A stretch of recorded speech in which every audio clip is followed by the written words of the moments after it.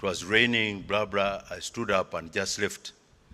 So when I got here, that's when I remembered that I had made some notes on what I'm going to read, to talk about this morning. So the notes are left at home, and I'm here. So that's what at times age does to you. Because this gentleman had a bit of memory lapse, he went to see a doctor. And so he sat down. The doctor said, sit down. He said, what's the problem? He says, I forget at times I'm trying to go to the toilet. I forget where I'm going. I forget keys. I forget, he said. So he kept on noting down. Then the doctor asked him, he said, when did this problem start?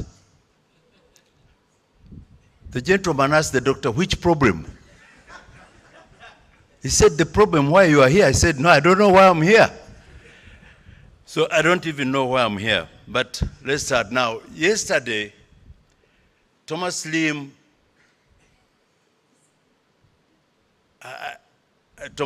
sorry, I mix him. Don't you see what I'm talking about, memory? Now, Thomas broke our hearts. We thought we were doing great as freight forwarders. We have trucks, we have computers. Now we have single customs territory. We have, and we thought we had really, really developed. When he started talking, I realized, So when they told me to talk, I had thought that I was going to go into what the future maybe has for us. But after Thomas's talk yesterday, I decided, no. Those who watch football, there are those who are in the Super League and those who are in League 2, League 3, but there is when you are not yet in the league at all. So I'm going to discuss what it used to be in the 50 years that I've been in the freight forwarding. Ladies and gentlemen, when I joined, I had no intention at all of being a clearing agent. In 1973, I had done export marketing at the Singh School of Economics. And when you do that, you must know what you need to, the documents you need to be able to export from country A to country B. And all that is documentation. What is in freight forwarding? It's documentation. So when I came back, I joined the freight forwarding company. After a president we had here called Amin had expelled the Asians who were dominating this industry. We had Europeans and Asians dominated. The Africans were not involved. So he gave them 90 days to leave. 90 days. And they left in 90 days. So you can imagine the vacuum left behind. So we had to try and see how to fill the vacuum. There was a government company called Transocean, which was doing now the freight forwarding, and I joined them as an exports manager. But before you could do anything, we had developed a training program. You had to go to Mombasa port, because we had offices in Mombasa, and train hands-on. There wasn't a single institution in the whole of East Africa that was teaching freight forwarding. Not one. So we had to go and do hands-on. So we went to Mombasa in 1973. I was in the port as a port clerk, finished that one, went the shipping line, look at from the time you book time to have space on a ship, the time the cargo comes, until you load it on, till the captain signs the delivery order, which becomes the mate's receipt. Then you carry that mate's receipt back to the office, now to type the bill of lading. To type on a typewriter the bill of lading.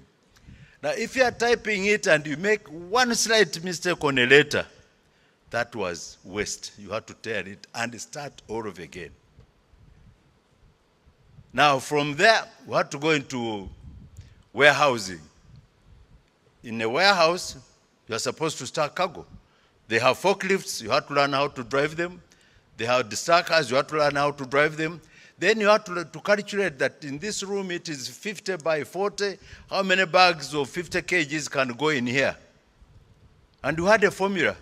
And you wouldn't be 5% out of the exact number of bags that would go in that warehouse. So all that was done hands-on. Then from there, we went to the insurance company to look at what happens when there are claims. So we had to do all that. Now you finish, you have the trucks. After the trucks, now we had to sit down and start the customs. Ladies and gentlemen, up to today, I don't use a calculator.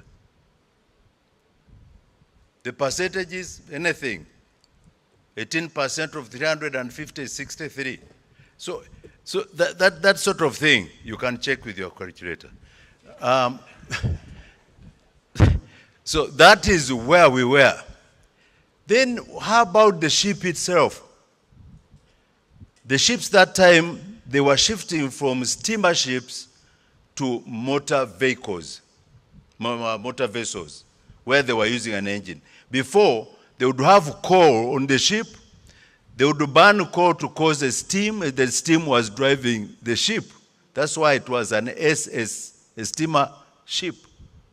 You can imagine that people physically burning coal to get a ship to move. Now, the ship also was made in such a way that it had hatches. The lower hatch, then they would cover it, second hatch, then they would cover it, until you came to the deck, and the deck, that's where you put the machinery, the vehicles, and everything. And all that was being done manually. So you can imagine how many people were in the port.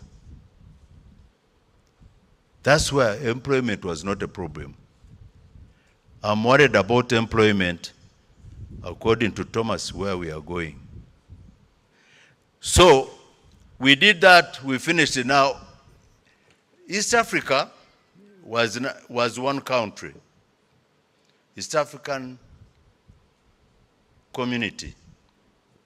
We had a common airline, East African Airways. We had the railways and harbors.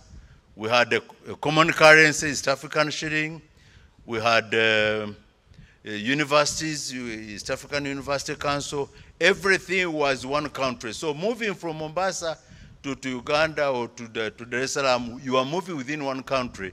So there was nothing like anybody asking you, who are you, where are you going, and where are you coming from. So moving cargo was much, much easier. A truck would come, we load it, it starts moving. No document at all.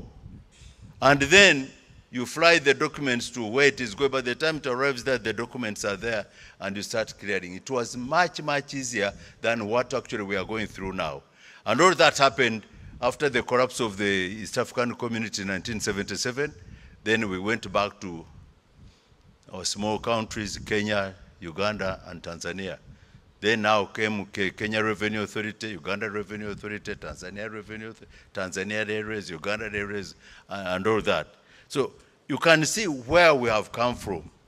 Now, we realized that as we started in that sort of situation where it was like an emergency, our freight forwarders were not professional. And when we formed our association, we said we need to professionalize. Madhenge talked about it yesterday, and that's when we formed the East African Federation of Freight Forwarders in 1999. So we said, how do we professionalize? As I said, there were no institutions teaching. The first one was Bandari, which was in 1978. That belonged to Mombasa Port, and it wasn't open to everybody to go in. So we had to get to convince the revenue authorities to sit with us so that we can develop a curriculum that can help our clearing and forwarding agents to be trained and become professional. So we did it with the revenue authorities. And by the way, when I was asked yesterday, the Commissioner of Customs, we had an examination. We sat, clearing agents and customs officers, and the clearing agents performed better than the customs officers. And you know what happens to you when you go to the customs officer? He says, I have decided. What have you decided? He doesn't know what he has decided. Seriously. And when you think about it, he's a customs officer from school, he joins URA. He has never been out of Uganda. And you tell him, I can get a pair of jeans in China for $3. He asks whether he's a fool.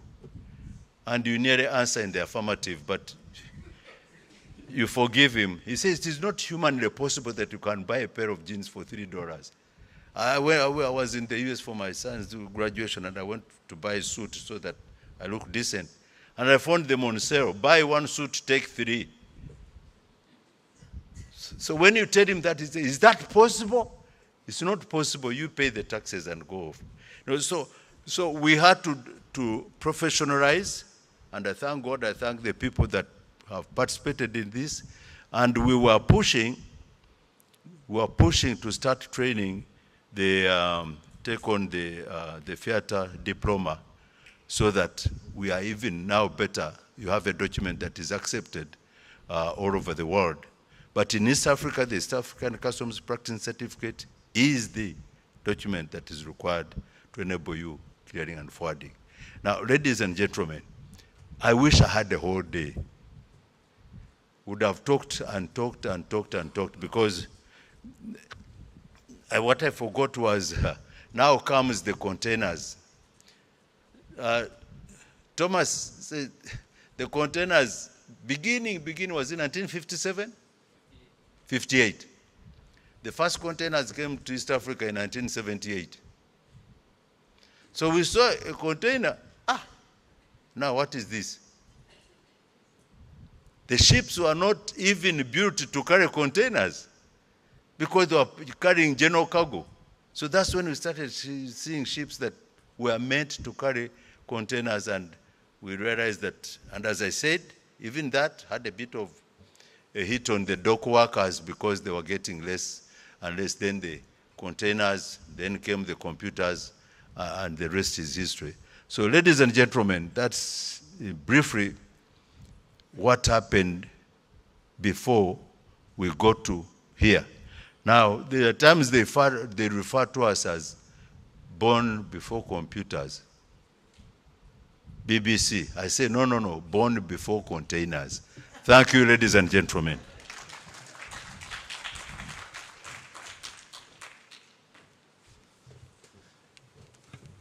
I think he deserves a bigger hand clap than that.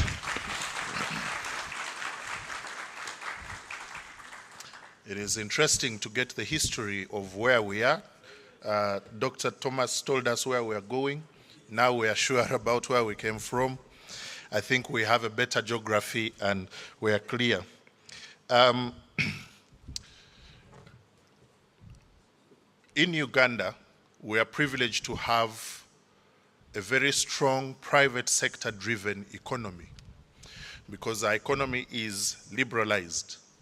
And the next speaker is the executive director of the Private Sector Foundation, the umbrella or the apex body that brings together private sector players all across all the sectors, whether it is logistics, transport, agriculture, name it. And so it is an honor and a privilege for us to invite to the stage Mr. Stephen Asimwe, the Executive Director of Private Sector Foundation Uganda, to make his remarks. You're very welcome, Mr. Asimwe. Let's give him a hand while he comes.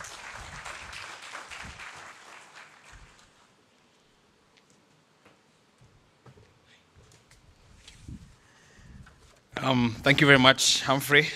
I and Humphrey share a son name. The Asimwe family. But I did some work in Ethiopia some years ago, and they gave me a name, Temesgen. So, Humphrey, we are Temesgens. Same meaning in Amharic. So good morning, ladies and gentlemen. Good morning. That's better.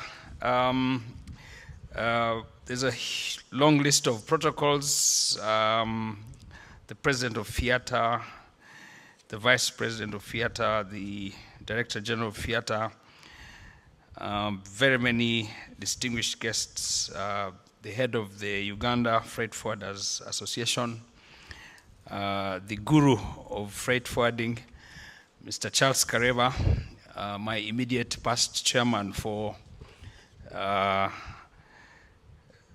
logistics and transport sector, the private sector foundation, distinguished guests, ladies and gentlemen. Humphrey gave a very good preview of Uganda as a country. We welcome you very, very warmly to this part of East Africa. About 3 or 4 kilometers down in the lake, you come across the zero line. That's the equator. My previous station was, I was CEO of the Uganda Tourism Board. So I was enjoying the script that he was going through about. But one of the things he probably missed out because of time is the friendliness and the hospitality that Ugandans have. Uncle Charles, we call him Uncle C, talked about going to see a doctor. So this is typical of Ugandans when they go to see doctors. So the Ugandan enters the room and the doctor asks him, "How are you?" And the lady or the gentleman says, "I am fine." And then he says, "How can I help you?" And the patient says, "I am about to die." Now, if you come across a Ugandan who tells you, "I am fine," it's a greeting. It may not be physically in that state. So it's because of the friendly nature of the Ugandans. So fine is what we do on a daily basis. But quickly, to thank you very much and to welcome you here. I represent the Private Sector Foundation of Uganda, which is the umbrella body that brings together the private sector in the country. We are a member-based organization, and we were established in 1995 to do one principal responsibility, that is to create an enabling environment for business to thrive in our country and to ensure that our business community can get the best out of the business opportunities that are available. Now, I was asked to give remarks in the context of the logistics sector.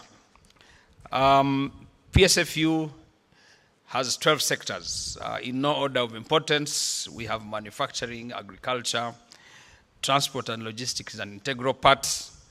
We have oil and gas, minerals and extractives, and you may wish to know that in the last 20 years, we've discovered large reserves of crude oil under our ground and lakes.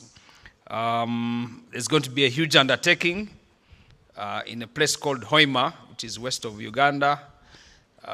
Between us and Tanzania, we're building a long 1,440 kilometer crude oil pipeline that's going to pump crude oil to the Indian Ocean and in the port of Tanga. The country is rich with minerals. We're a big agricultural country. Humphrey talked about rain. It rains in one part of the country every day from Jan 1st to December 31st. So there's quite a bit of logistical undertaking that takes place. But we are also part of an integral region called the East African Community. Uncle Charles, as we fondly call him, talked about 3 countries. We are now 7. There were additional 2 countries, Rwanda and Burundi, in the 90s. And then in the last couple of years, we were joined by South Sudan and recently the DRC. So we are essentially now the biggest regional grouping, and for the first time, we are connected between the Indian Ocean and the Atlantic. And so clearly, there's a lot of work to do for the people in this room, but also in many ways than one, the opportunities that are going to arise. Now, PSFU does 4 strategic interventions. The first and foremost is we are very strong on advocacy and policy support. So we try to create an enabling environment, both at the policy level, but also within the business community. In the last couple of years, or weeks or months, if you like, we have been battling with things like non-tariff barriers, NTBs.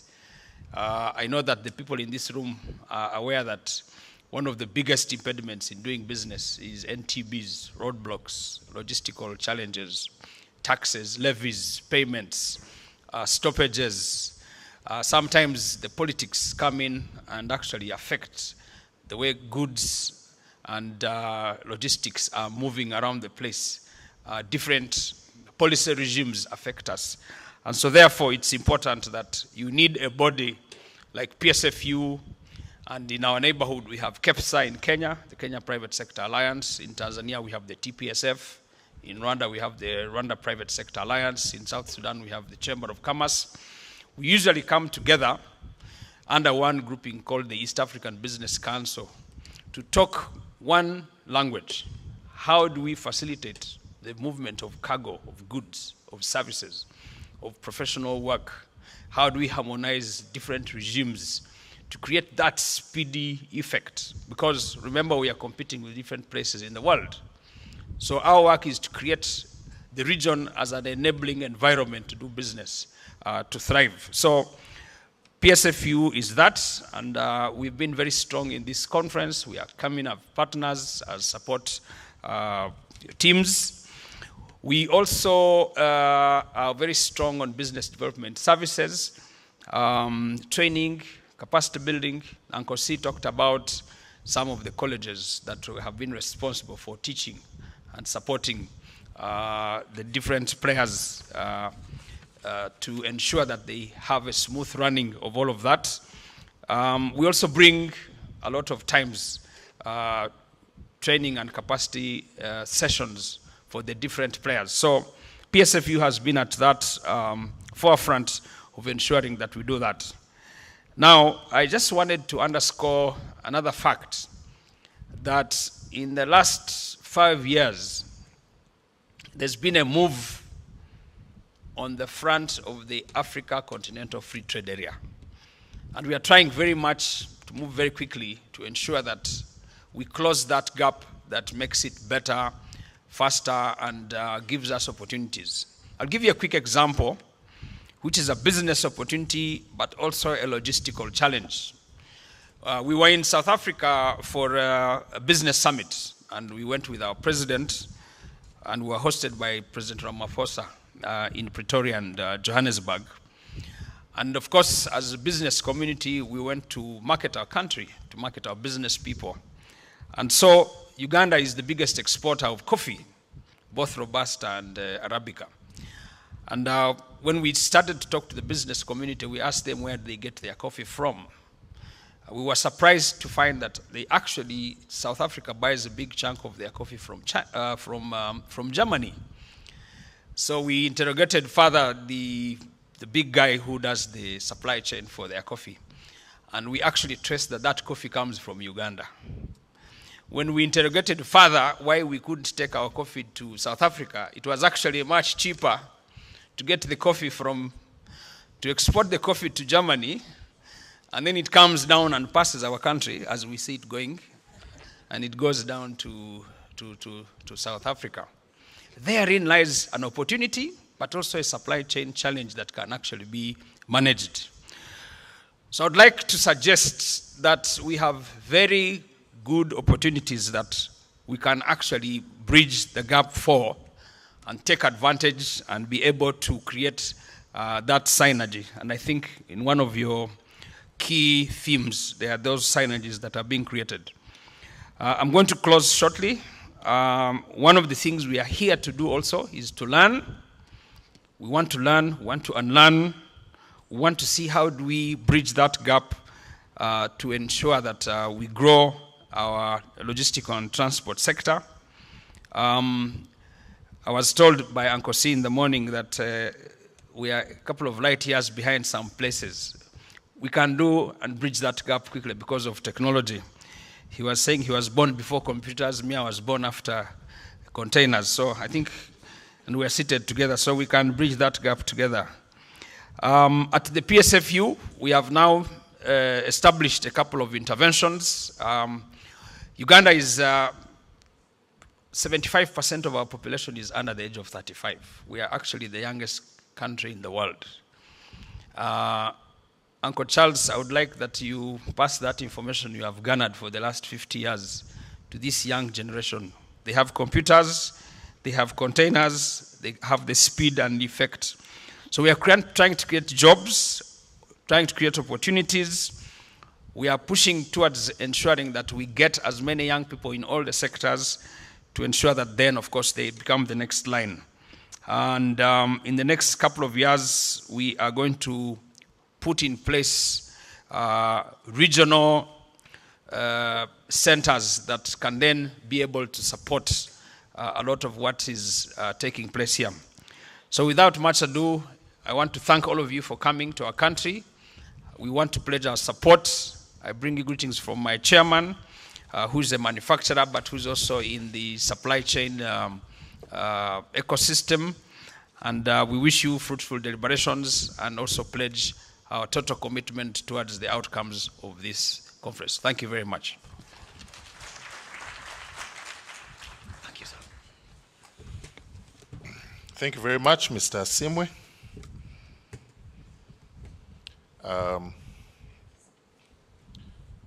Very interesting aspects raised, and I believe those are things that we are here to be able to find solutions to. Why should Ugandan coffee go to Germany and pass by on the way to South Africa? I mean, really, seriously, why? Okay, and I believe as we go, those are some of the things we should be able to find solutions for. I'm involved in the oil and gas industry. I'm the chief executive of Uganda Chamber of Mines and Petroleum. And we have people moving rigs for oil and gas. It is cheaper. It's actually 200,000 US dollars to move a rig from Cotonou to Uganda. And it is a third of that to move the very same rig from China to Uganda. Why? This is Africa, okay? We're talking the Africa Continental Free Trade Area. We're trying to be able to work out a way of doing business together. From Cotonou to Uganda is 3 times what it costs from China to Uganda. The same item. Why? Yesterday we were having a discussion with my brother from Ethiopia. I think he has stepped out. Why is it that if you're taking any cargo to Ethiopia, the Kenyans will tell you, when you get to Moyale border, your truck, your Kenyan registered truck, Ugandan registered truck, South Sudan stops there. You get the cargo off that truck and put it on an Ethiopian registered truck. For what reason? Why? We are all in Africa. Why would we do such things? Why is it easier for cargo to come from Durban to the Congo than from Mombasa by road to Congo? Okay? To the center of Congo. It is easier for you to track it from Durban north all the way to Congo than from Mombasa across westwards to Congo. For what reason? We're freight forwarders, and it is us to come up with the solutions to some of those things. Ladies and gentlemen, next we're going to hear from the President of the Federation of the East African Freight Forwarders Association. All the East African countries and their associations come under Fiata, the Federation of the East African Freight Forwarders Association, and it is being currently led by Mr. Philippe Ndikumana from Burundi. Put your hands together for Mr. Philippe.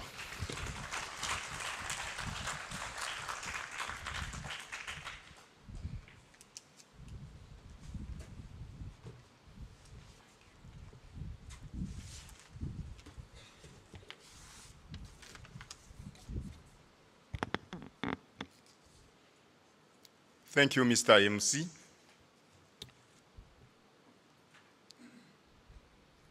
As I said, I'm Philip Ndikumana from Burundi, now leading Fiata.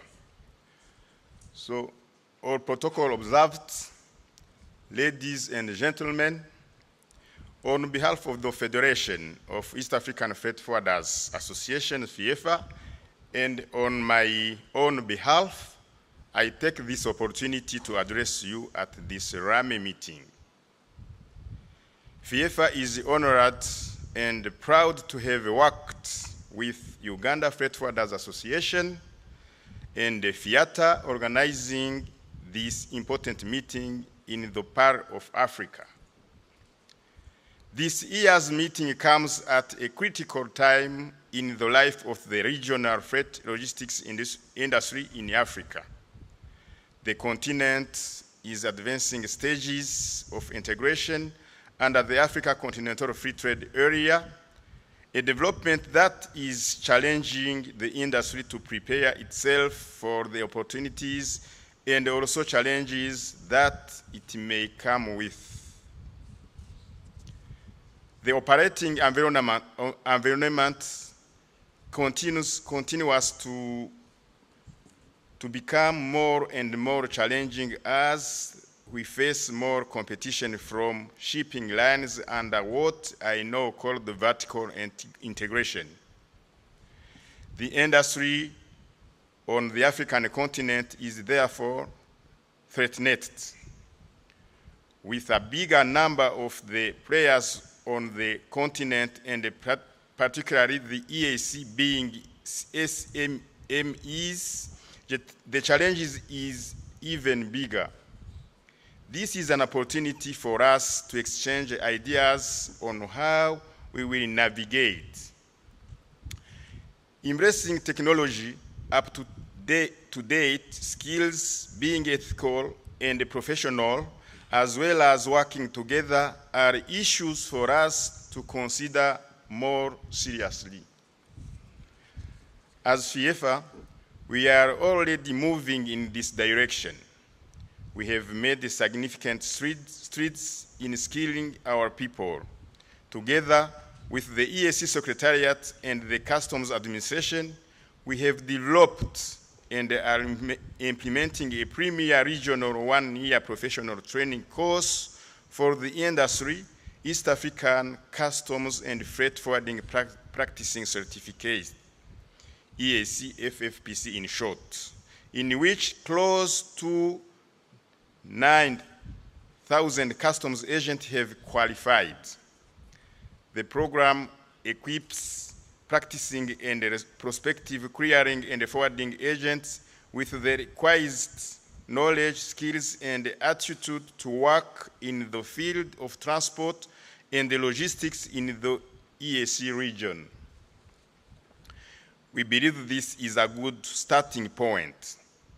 Soon, we will have a diploma program to address more aspects of the industry, and are also working with UFA to ensure the Fiata diploma is rolled. In addition, we are already working on the CPD program. What is required is how these programs to be made more effective to address the evolving industry demands. The EAC region is also working on self-regulation of the freight forwarding industry. As said before, the purpose is to set industry standards whose enforcement will be backed by the law. We believe the industry will also become more professional and therefore more reliable and trusted by stakeholders. Most EAC countries already have draft bills ready for consideration by governments. We need to work more closely to advocate for the enactment of these bills. On strengthening the position of the industry on the African continent, Fiata has agreed to work with other industry players on the African continent to come together and establish a continental forum to facilitate collective engagement with the African Union while maintaining collaboration with Fiata. To further promote exchange of ideas, best practice, foster innovation, and enhance industry knowledge, FIFA organizes an annual industry gathering of freight forwarders. I am glad to invite you all to this year's event in Nairobi, Kenya in November 2023 for the Global Logistics Convention hosted by the Kenya International Freight and Warehousing Association, KIFWA in short. It will be another opportunity for us to come together and reflect on the progress we have made as a region and also share experiences with our counterparts from the rest of the world. I appeal to you to book this very important event in your calendars.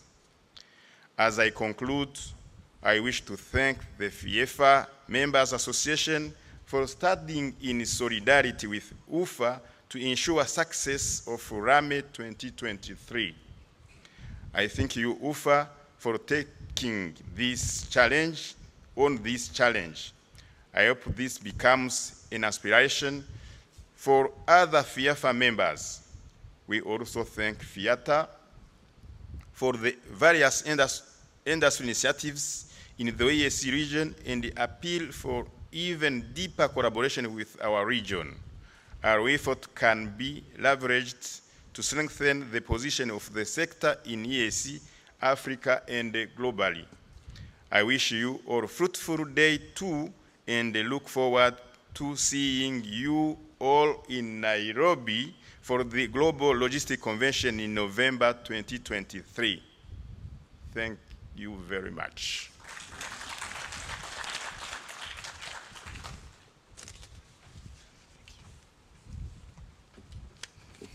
Great. Thank you very much, Mr. President.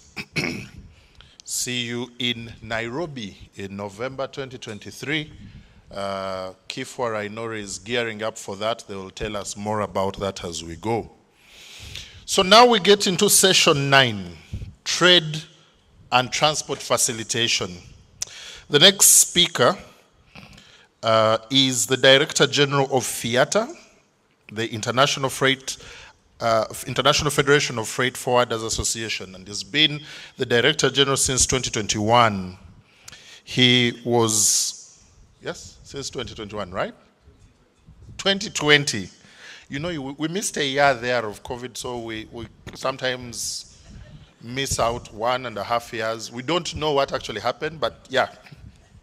Sorry, 2020. He obtained a PhD in business administration from the University of Geneva, served as vice president of the Swiss Research Institute on Commodities, and academic director of DAS in commodity trading.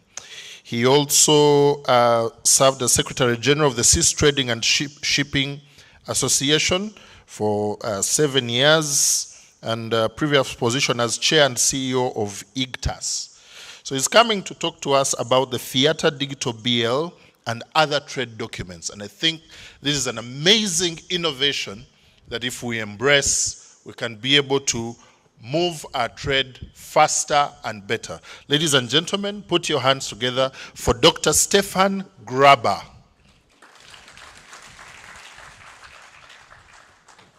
Thank you very much.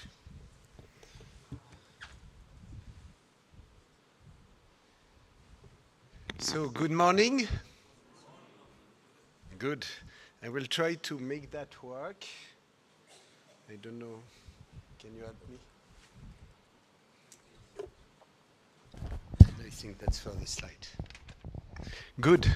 So yesterday, when we had the session, someone said it would be good to have a session and discuss more about the electronic FBL, Fiata Bill of Lading. So we will have some minutes now to go through it.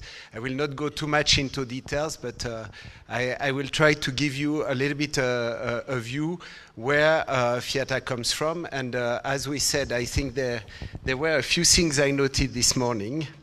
So before me, we had Thomas that was telling us where we are going. After that, we had Charles explaining us where we come from. And so now I will try to explain you how we can go there. So I will try my best. I also noted that we said yesterday that freight forwarding is about easier, quicker, less costly, so cheaper. So that's also what was driving our work on the electronic FBL. So first of all, the Fiata missions and values, because that's where we started the work in 2020 for the Fiata digital strategy. Our role is to unite, it's to bring standards, is to familiarize with the service that we render for the freight forwarders.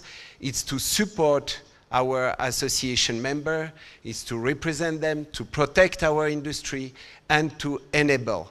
Enable the member by offering them a platform where they can exchange, where trust and protect the industry for the future. So that's where we started when we looked at this digital journey. So, Fiata added values. What do we have? What are the assets of Fiata? And that it belongs to all of you here. First, we have a trusted members directory. We have a directory that is up to date. We know who are our members. We know they belong to association members. We know if they are insured. We know that they are following trade conditions. So all our members represent today a network of trust. International reach. We have associations serving as local champion for Fiata initiative. Fiata is the reflect of its member. You are Fiata.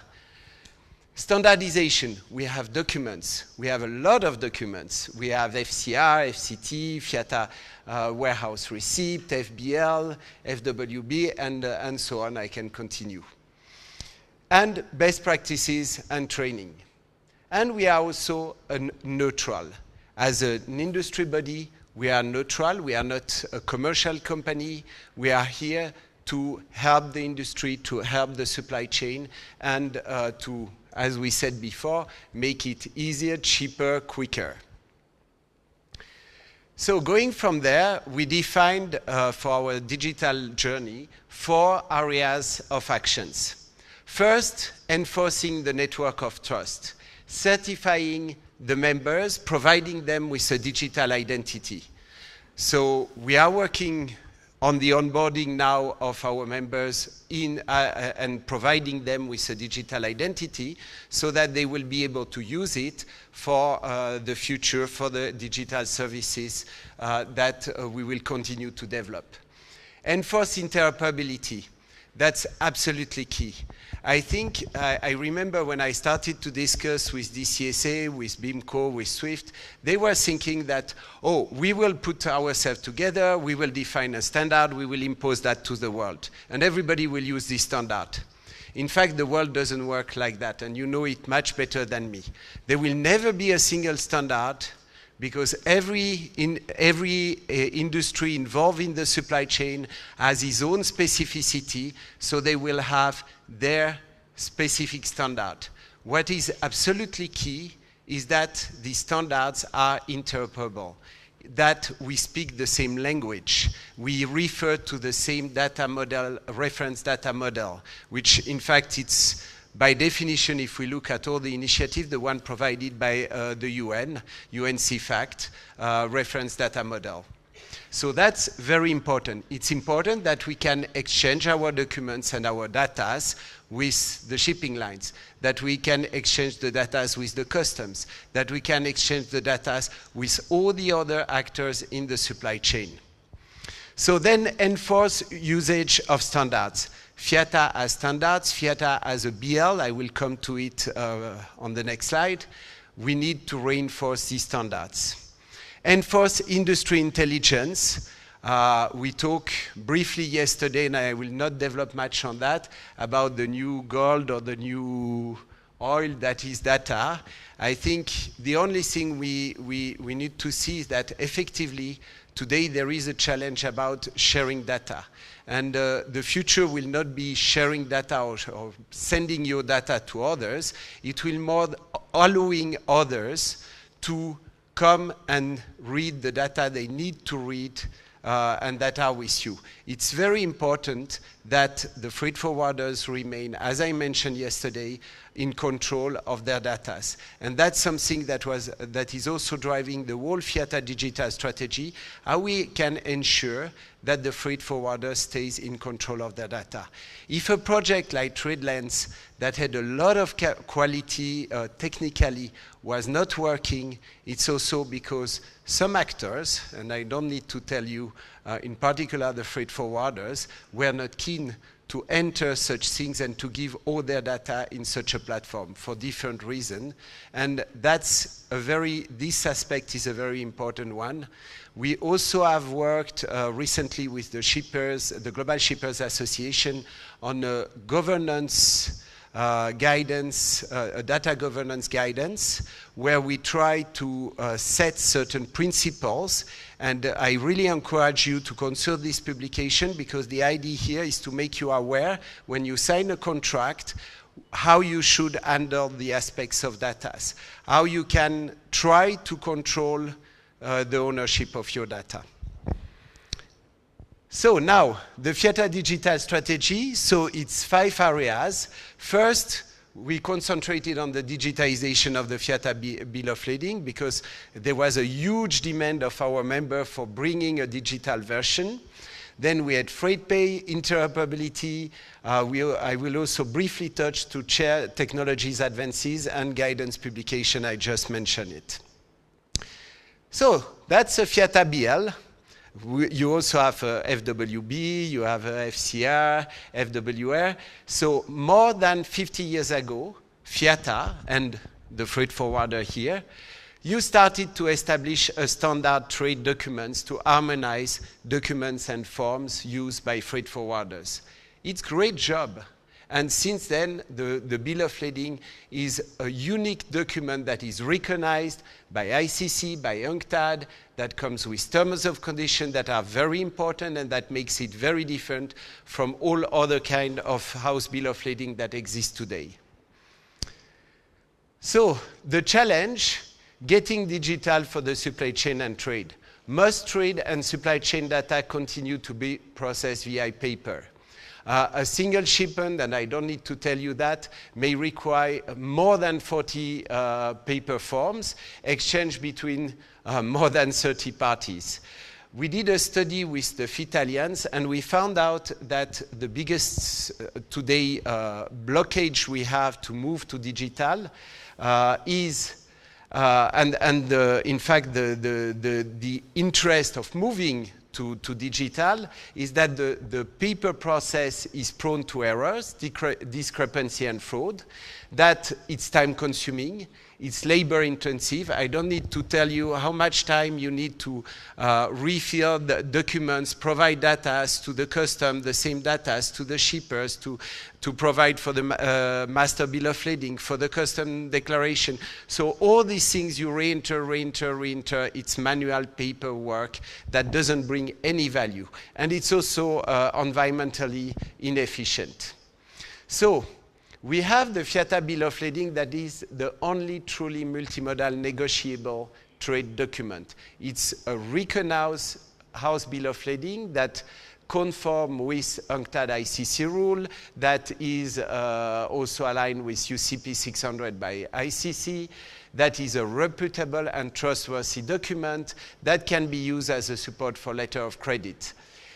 The new digital version of the FBL can be used, in fact, in different ways, because when we started this digital journey, we said, yeah, but this document, today, if we digitalize it, if we exchange data, the framework is not there in all countries. You will come to your customs, and your custom you say, oh, give us the paper. So in reality, you will not go anywhere if we provide you only a data version. So we wanted a document that is flexible, that helps you to go paperless, but can be used at any time as a paper, or can be also used by exchanges in PDF, because you are exchanging by email a lot of things. So it's good and useful for some of you to be able to exchange the PDF, and also that is ready to be exchanged as data. And that is possible. If you use certain transport managing system today, you can use the data of the BL and just exchange data. It's for all the platforms that are approved by AGPNI. There is about 5 or 6 now that has been approved that are major transport managing system. So, how does it work? First, you can use a transport managing system, the system that you work with. You can use your own system. Here also, we didn't want it to create another platform to force freight forwarders to go to a Fiata platform to create the document. It doesn't make sense. You are using systems. It's better that the Fiata BL is just available in your systems. So we thought that's the way the people work, so that's where we need to provide the Fiata BL. And you have here a certain number. There is today about 22 or 23 transport managing systems all around the world globally that are proposing the Fiata BL. Some of them are also platforms that deliver for free, because we also insisted that we want that people that cannot afford or don't use a transport managing system, because it can be quite expensive for some of them, can just create the document without having to be affiliated to or use the services of the transport managing system. So among these, there are also some that provide you the possibility just to create the document without any cost. Then, when you use your system, you can create the document. So you have a Fiata service that allows to create the document. So there will be, you will enter your data in your system. Then there will be a request to Fiata to see if you fulfill the conditions and the terms of conditions. We might, from time to time, have to go back to the association member to check if the insurance is correct, if everything is in order. When we have the information, it's in your digital identity, so it can be totally automatized. And then we allow, when we verify the criteria, we allow the creation of the document. And then the document is approved, so you can create the Fiata BL. And this document comes with, so as I said yesterday, it will be, so all the oops, no, I need to go back. Yes. All the data are stored on a blockchain, and you will be able to generate a PDF that comes with a QR code. So you can also print the document, and the QR code can give you access to all the information of the audit of the document. Who created it, when it was created, which association the company belongs to, so you have a full audit trail of the document. It allows you to check that the document is the authenticated one, is the one that has been entered by the freight forwarder at the source. So if anything is modified or altered, automatically it will be shown when you check it. And you can check it with a phone, You can check it by just drag and drop the document if you receive the PDF on the verificator. There is one for free accessible on the Fiata website. And generally what you will see, or you can enter simply the number, serial number of the BL in the, you have the window that is on our website, and you will access, in fact, the audit trail. So here you have the example of the audit trail where you see when it was registered, by who, what the company, the address, and certain other information.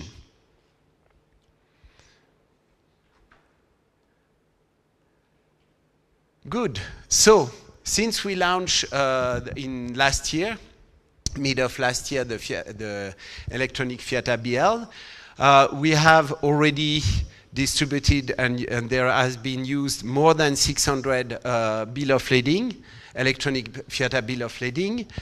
We have onboarded 26 Fiata association members, so we have quite a lot of work still to do because we have now today 110 association members, and we have it's a bit more now, it's 24 software providers that propose the document. The document can be also introduced in other, so that's something you can always contact Fiata.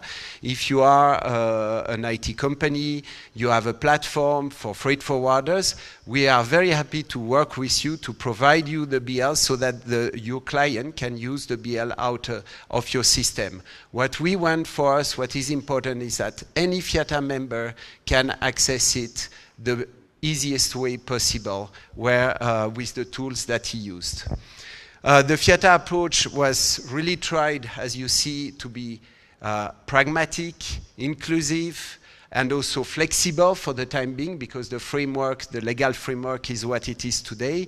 So we are not yet to a full digitalized industry. And then we have also several pilots. So the work we do now is really on the interoperability. So we are working currently with the World Customs Organization and certain custom authorities on the exchange of data and the access to the data that is necessary, because the BL has all the data that are of interest for the customs. We are doing the same with certain shipping lines. So for example, with MSC, we are trying to see how we can simply get rid of the master bill of lading and the EFBL in reality, because if you are in a digital world, it's the same data that you have in the master BL or you have in the house bill of lading, the Fiata house bill of lading. So being able to have only one set of data and sharing this set of data or given access to this set of data, that allows to make it simpler, cheaper, and quicker, and to reduce also the number of mistakes that happens when you re-enter the information when you do the booking with the shipping lines, or when you enter the information in the BL, or when you give it to the customs. The idea is that you have one set of data and you can use them with the different actors. And so that's the future of our industry, at least on these aspects. And we are also working with the ICC and the Digital Standard Initiative. I'm also working with the head of the Banking Commission at the ICC to see also how we can link it with the banks. So the banks are very interested because for them, a part of the compliance is done by Fiata. They know who is. They know that they can trust the people, that there are controls that are done by Fiata, and so for them it's a much bigger security to finance operations if they finance it with a Fiata BL. Customs is the same. 2 years ago we discussed quite a lot with the US Home Security Department. For them that was absolutely key, knowing that we know we are issuing the BL, we know the people, we have a tracking, and we securize also through blockchain all the information. For them, it's a lot of their work that is done. They don't have to care so much about this because here they know that it's under control and the risk is less when they work with someone that uses the Fiata BL.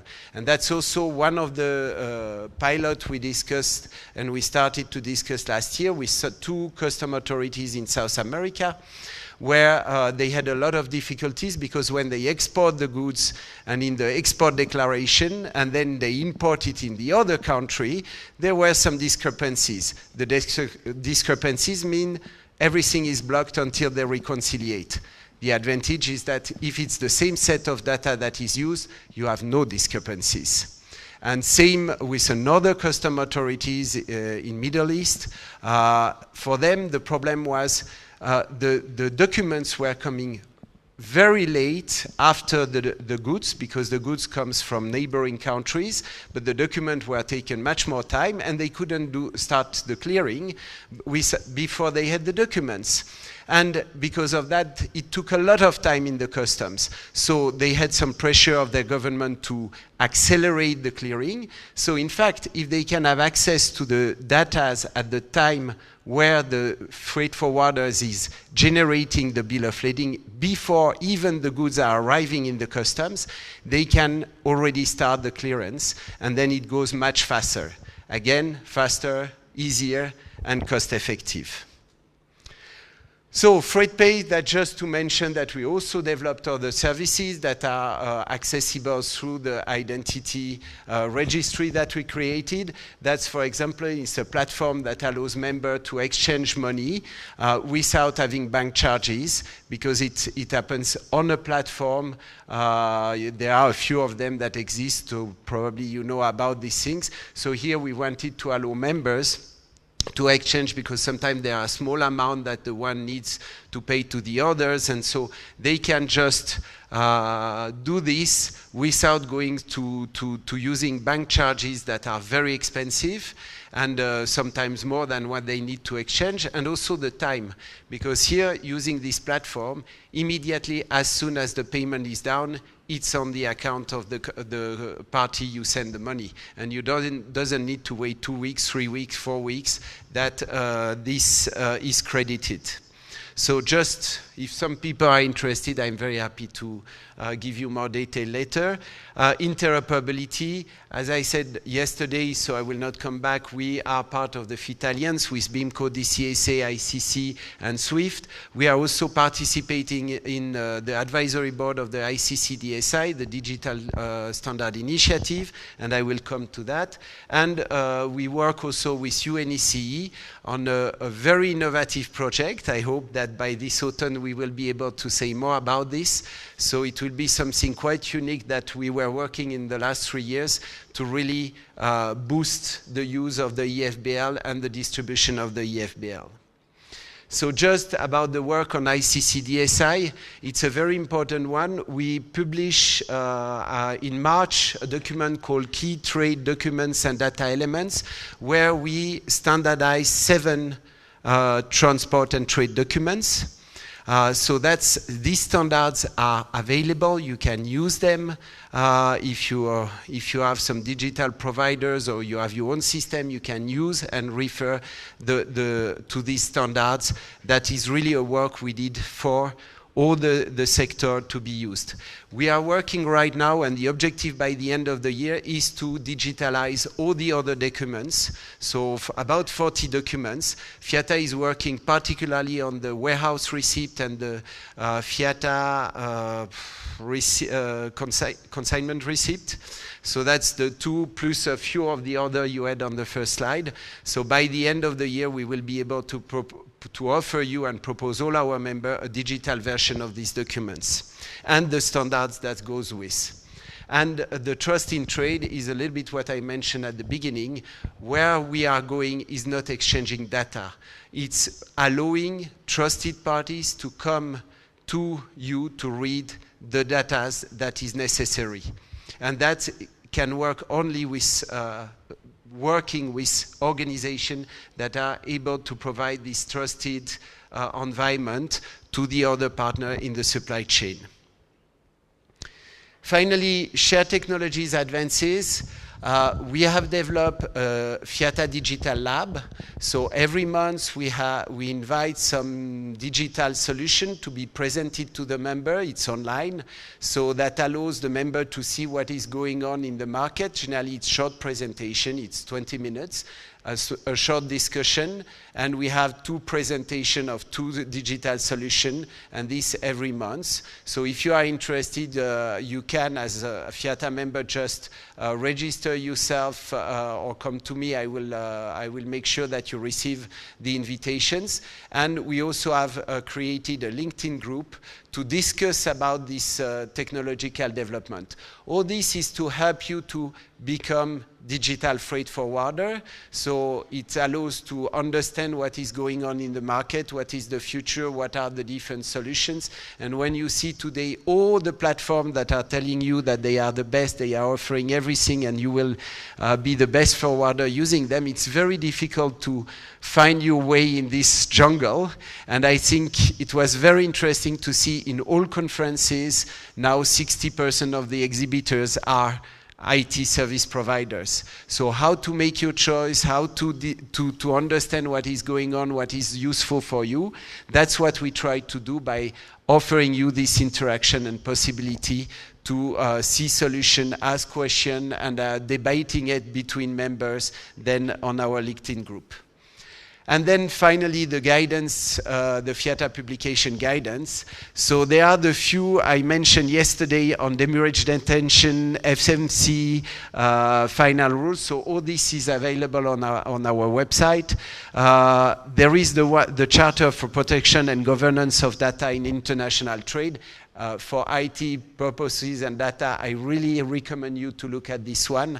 We really try to help you to see what are the best practices or what you need to be aware of when you are signing a contract, and the part about data. Because generally, and it's normal, it's not the first thing you look in a contract when you are signing a contract with a counterparty.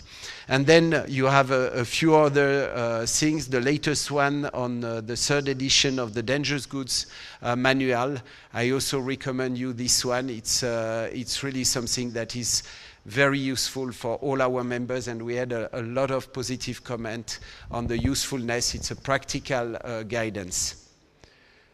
So, thank you very much. Here you have the website. We have a dedicated website for the electronic FBL.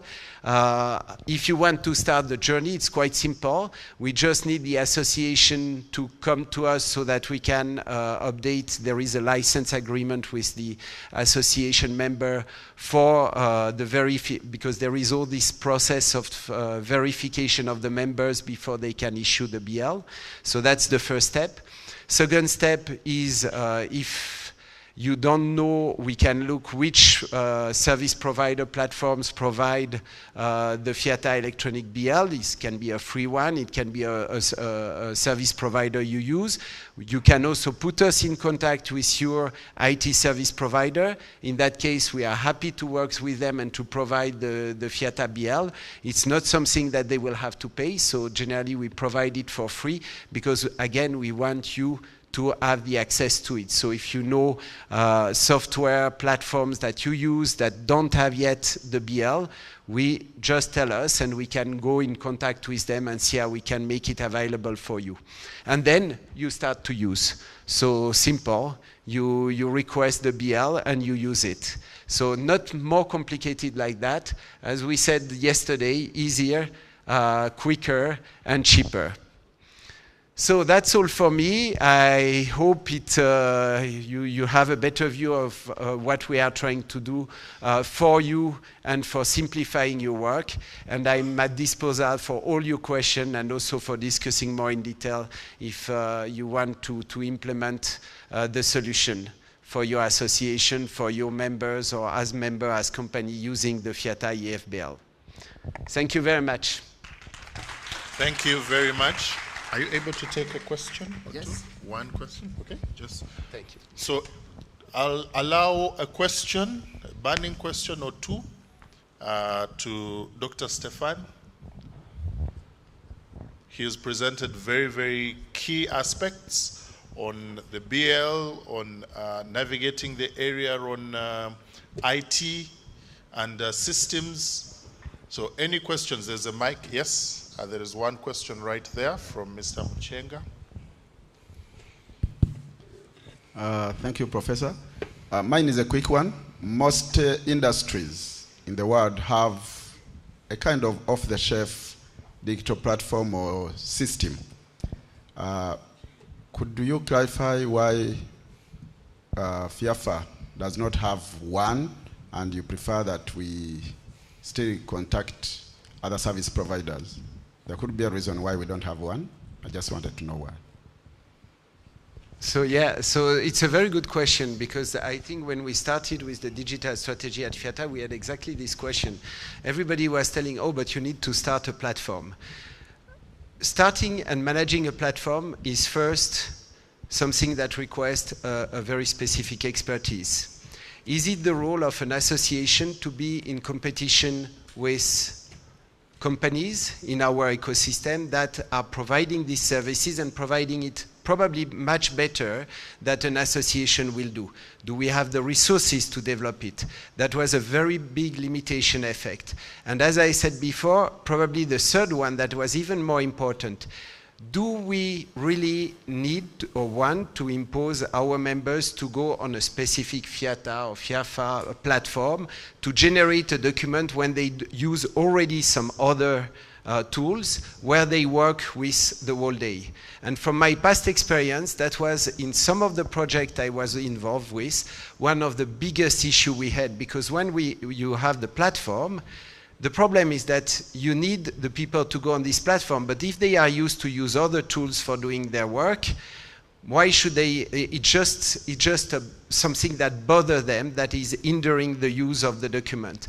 So it's, at the end, the conclusion was really, let's work with all this industry that is part of our ecosystem, that is their job, they have the expertise, they do that in reality for free for us, they are happy to contribute, and in that way we allow a quick access to all our members to the document. If we would have started a platform, I think we would still be trying to put that in place, implement that, and then we have all the problem of promotion. So I would not be here telling you that we have already 600 FBL in reality, the project was rolled out in less than 3 years, that are available for the members. So that's the main reason.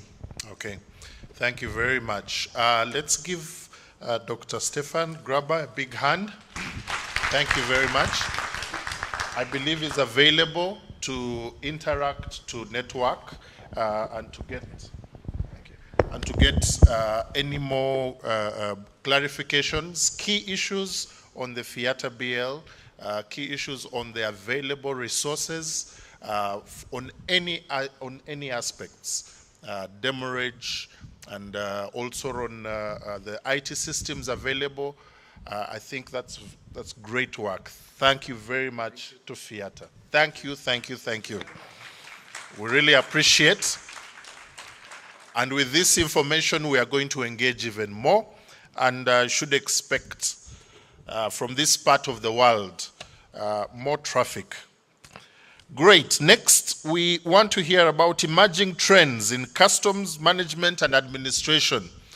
We have some customs officers and customs agents in the room, but next we're going to hear from Dr. Joanita Marie, the CEO of South African Association of Freight Forwarders. You're very welcome, Dr. Joanita Marie. Give her a hand while she comes.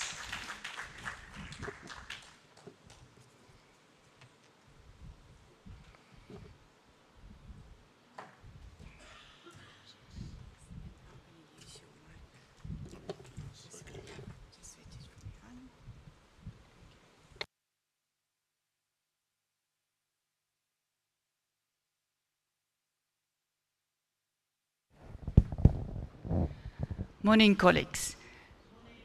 Maybe you didn't know, but we're drinking the coffee that you sent from Uganda. So I would say, Bebali. Thank you.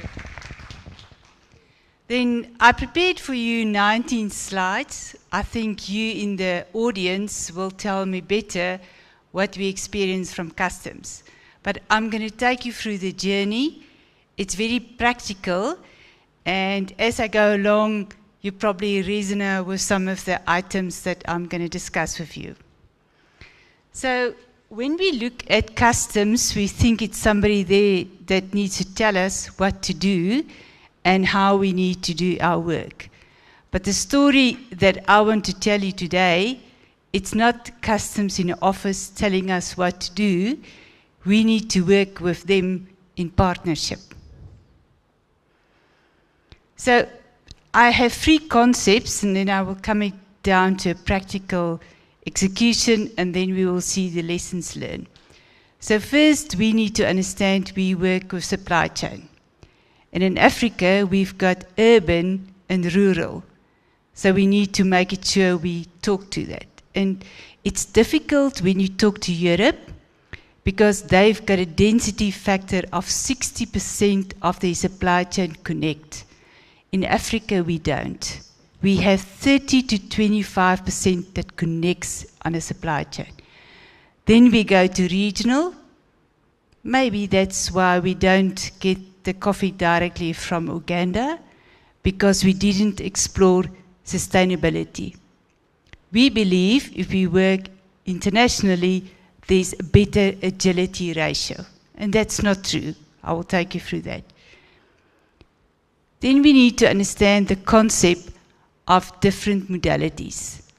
And it's not one modality above another one. It's not ocean freight above road freight or air freight above ocean freight. Those modalities work in different. You've got speed, reliability, and the load factor. Now, when you look at those modalities, it needs to work in tandem. And in Africa, it doesn't. It brings us then non-tariff barriers. And we have 82% non-tariff barriers that's operational. We can fix them. We can. I don't know why we don't, but we can. And the scary part, 80% of all our cargo in Africa move by road. So you can see, 82% non-tariff barriers, 80% by road. Why don't we fix them? We've got in supply chain, you see, it's credibility, sustainability, it needs to work. We understand the risk, and that's where customs like to work. They want to make sure it's compliant, it's safe, secure. We have the enablers. What is the enablers? It's very simple. We've got the authorized economic operator. We can harmonize our agreements. We can share the data. But for some reason, something stopped us. We don't do that. And I want to take you now to a practical case. You all know you have the country of exports. Then you've got gate in, gate out. You've got a juxtaposed model. Then you go to Mozambique or to Zimbabwe. They've got gate in, gate out, and it moves. They have a common control zone where they look and see if this cargo is high risk, medium risk, low risk. We know our border post, we all advocate, it must be worked 24/7, it must be simplified, it must be harmonized. But for some reason, there's a disconnect. When we look at the customs authorities, they look at high-risk cargo, medium, low-risk cargo. They like the common control zone. They want to make sure that they treat the cargo correctly. And they are all government. They work with other government agencies. But we in private sector don't understand it. We understand time. We understand cost. And we understand you don't trust me. That's what we understand. So we're not on the same page. What happens? And that's what we experience daily. We've got inefficiency, delays, revenue collection, and we are battling each day with these challenges. And sometimes we think we win them, and sometimes we actually lose them. We think, and I like what Dr. Thomas was showing us yesterday, digitalization. But we in Africa need to be clear on our current environment. We don't do advanced cargo information. We sort. We've got 54 countries in Africa, and I think there's only 5 countries in Africa that do advanced cargo information. We come to that we can look at the entity, we can look at the transaction, we can match them, but we don't do it. We have single window, and my colleague from Mozambique likes single window a lot. When we had the AGM in FASA a week ago, he took all the countries and he plotted them. What is single window? Do we transfer information? Do we trust the information? Do we have other government informations in the platform? And I think out of the 21 countries, Desi, you must help me. I think there was 2 countries. 2 countries. 3 countries that match.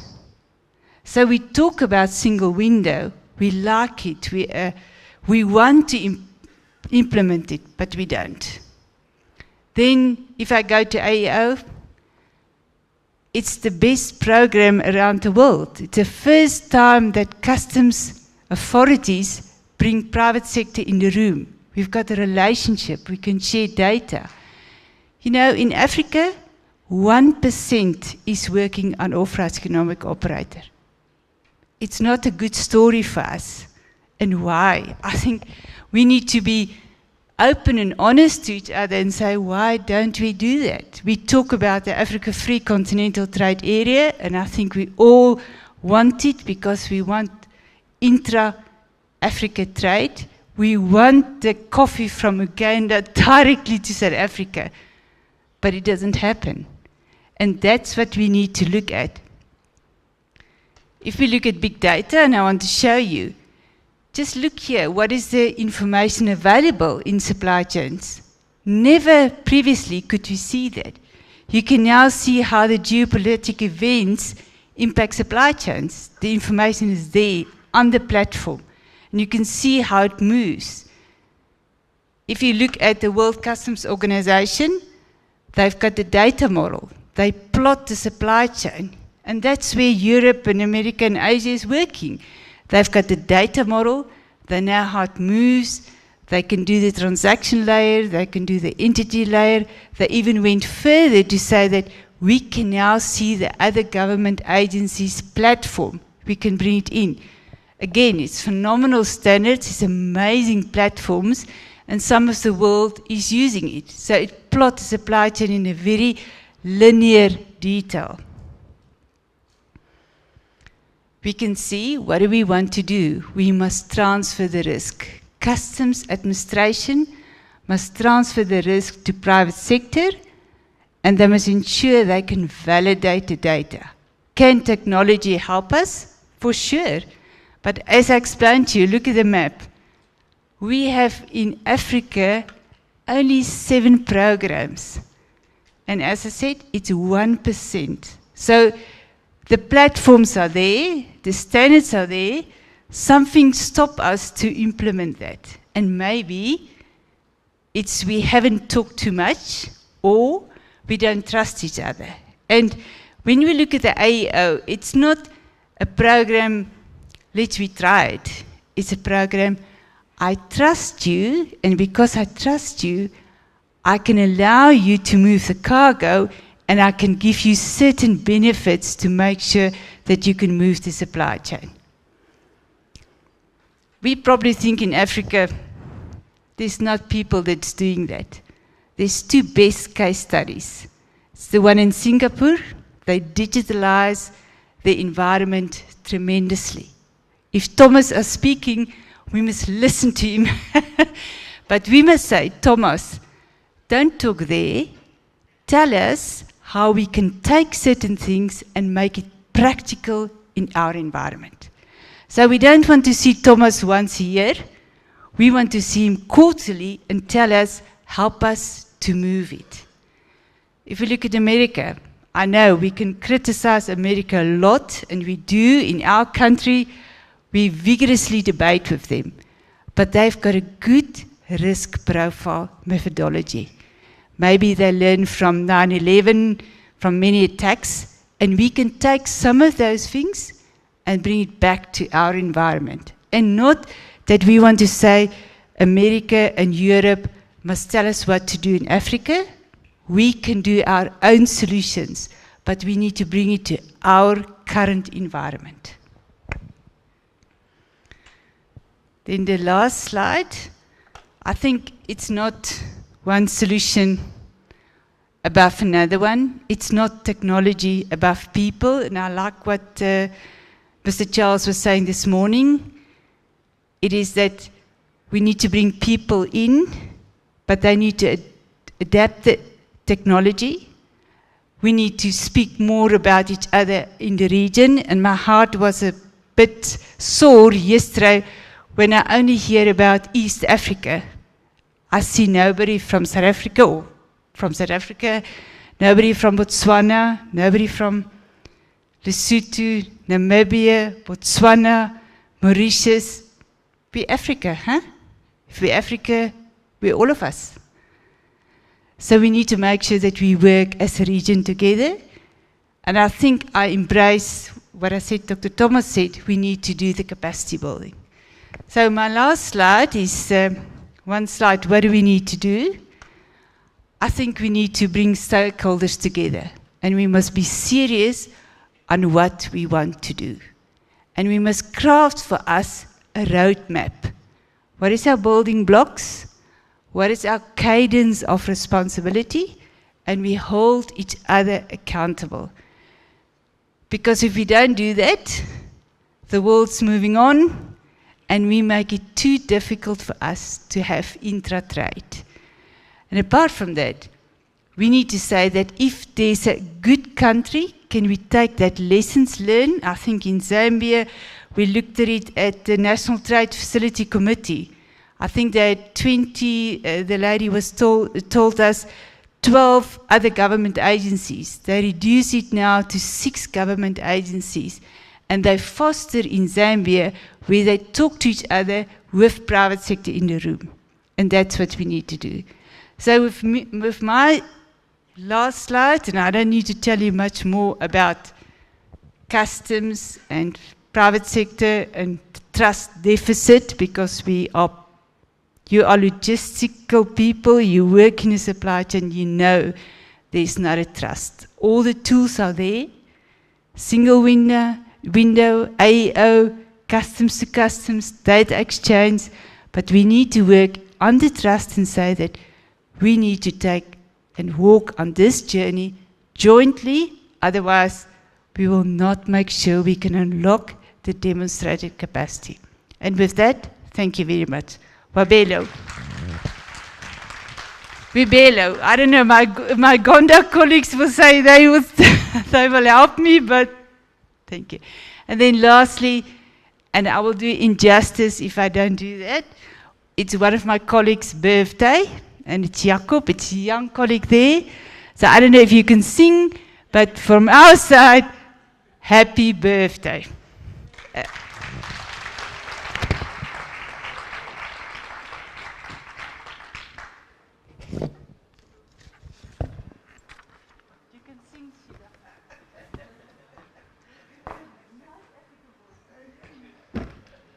Great. Thank you very much. Let's give her another big hand. Yeah.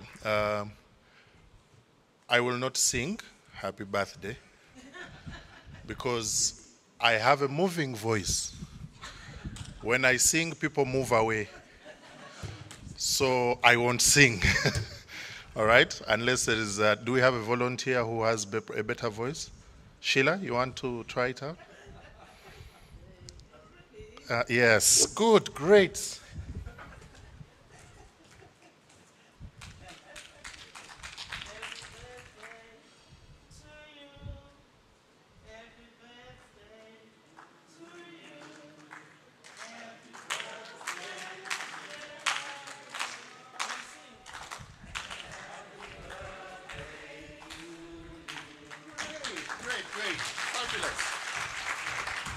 Wow. I told you, we have talent. Facilitating trade and transit in developing countries, making sure that actually the goods are able to move. We want to hear from Mr. Paul Hansen, the Chief Trade Facilitation Section, from the Chief of Trade Facilitation Section and UNCTAD. And he's going to come to us online. Media team, is here online? I am online. Great. At least sound was seen. Ah, fabulous. There you are. Over to you, sir. You're very welcome. Thank you very much, Jambo. How are you all, and how was your night? That's the first thing I've learned from this meeting. And I hope that you are doing all well in Kampala. As was said, my name is Paul Hansen. I'm Chief of the UNCTAD Trade Facilitation Section, and our work on trade facilitation. UNCTAD is the United Nations Conference on Trade and Development. Many of you will know us from the ASECUDA system, which is the customs management system that is used in many African countries. I'm going to talk a little bit about trade facilitation implementation, national trade facilitation committees. And I'm sorry I'm not able to be with you in person, but I hope that you can both hear and see me and will be able to see my presentation, so which I will share now. Actually, I would not really need to do my presentation, I think, because what Juanita just said is largely what I am going to say as well, at least on the elements about collaboration, coordination. That is what I will focus on. But let me start just talking a little bit about where we are on trade facilitation on the continent and globally. So when we are talking about trade facilitation, I mean, you know better than I, although I have a background as a freight forwarder, we are talking about the supply chain and the from the seller to the buyer. And there are a number of elements there that when we talk about supply chain approaches and trade facilitation approaches, we are looking at, namely transparency and predictability. It was mentioned, the simplification of procedures, the standardization of procedures, and the harmonization of procedures, either in country or between countries. And that's done through a number of elements. It can be modernization, so digitalization, automating things, as we, for instance, help countries to do through ASECUDA, and also collaboration and coordination, mainly between the public and the private sector. In the area of trade facilitation, there are some general developments that we are seeing. First of all, there is the WTO Trade Facilitation Agreement that was entered into force in 2017, and that many countries are now implementing. And in Africa specifically, there is the African Continental Free Trade Agreement, and there Annexes 4 on trade facilitation and Annex 8 on transit are, I think, those that are most relevant when we talk about trade facilitation. So how are these being implemented? One particularity, of course, about African trade facilitation implementation is that it is not one size fits all, because AFCFTA is based on a number of sub-regional agreements that already exist. Many African countries are part of more than one of these, and that creates some complexity for the countries when implementing. So there's both looking at implementing AFCFTA, and there's looking at implementing the regional elements of trade facilitation.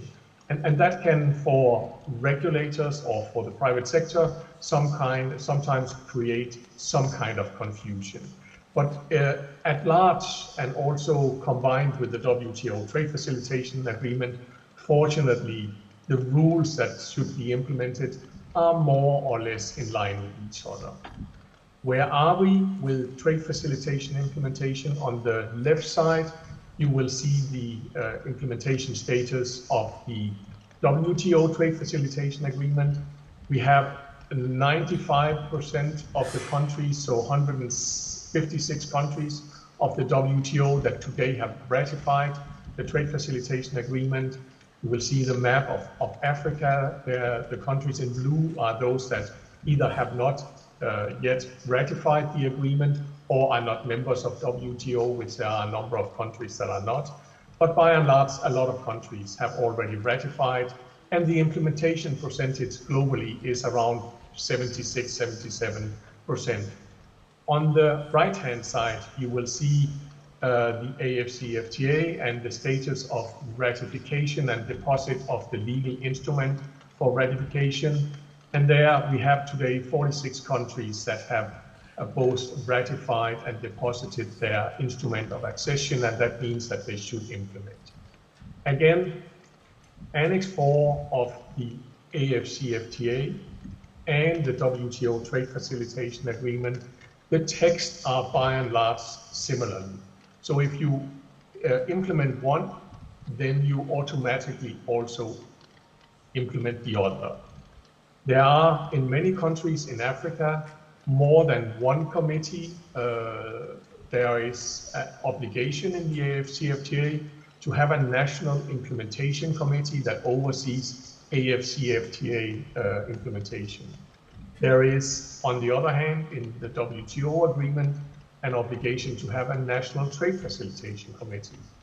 It is important to combine the implementation on trade facilitation of those two agreements so that you don't have two committees at national level that work on different issues, but you do this under one agreement. And I will talk more about this agreement later. What is the progress on implementation? The top bar is the global progress. We are today around 77% of implementation. That means that there is more or less 23% globally of the commitments of implementing the trade facilitation agreement that still have to be implemented. For Africa, the second bar, the implementation rate today is 52%. So we still have 48% that needs to be implemented. And of those 48%, about 40% are those obligations that countries have said we need assistance, whether it's technical assistance or financial assistance. And that assistance comes from bilateral donors, from international organizations like UNCTAD, World Bank, World Customs Organizations, and others. So 40% still to be implemented with assistance in African countries. And that's based on the self-evaluation by African countries. And this will be then implemented over the next 5, 10, 15 years as countries in Africa have themselves designed their implementation schedule. So there is quite a lot of work still to do. Now, how best to do this? As I said, both the WTO Trade Facilitation Agreement and the African Free Trade Agreement have enshrined in it the obligation to establish a national trade facilitation committee. And these committees are there to facilitate domestic coordination and implementation of the provisions of either the TFA or the AFCFTA. This doesn't mean that the committee is implemented. The implementation happens by individual agencies, largely by customs authorities, but by basically all border agencies. But the committee is there to oversee this, to monitor, to help, to coordinate, and also to report in the national system to the decision makers, and also to report to WTO on implementation.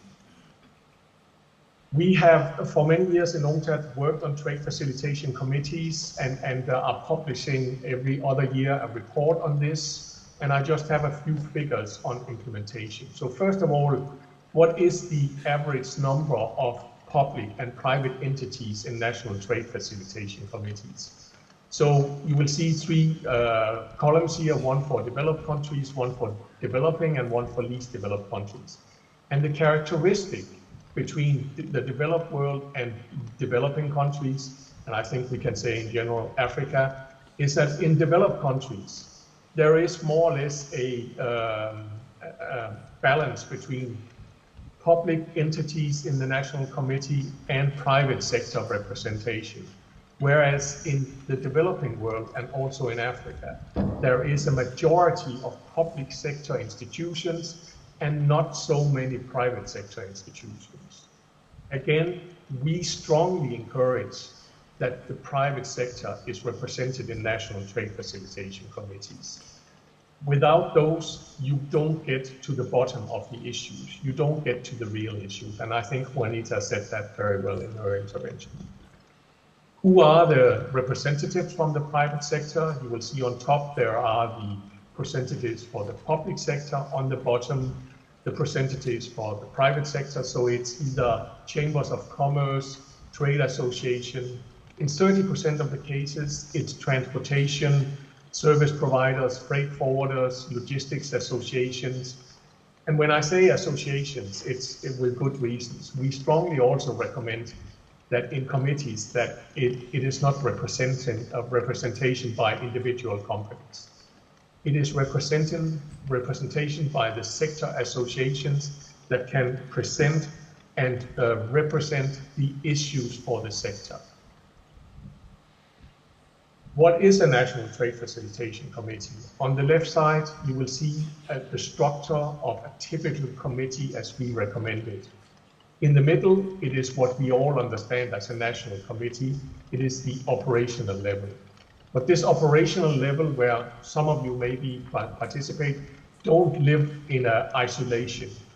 There are reporting structures, and these committees report to and recommend to, in most cases, a more strategic level, which can either be a trade policy committee in the government or to a cabinet in the government, and get instructions either from these more strategic bodies.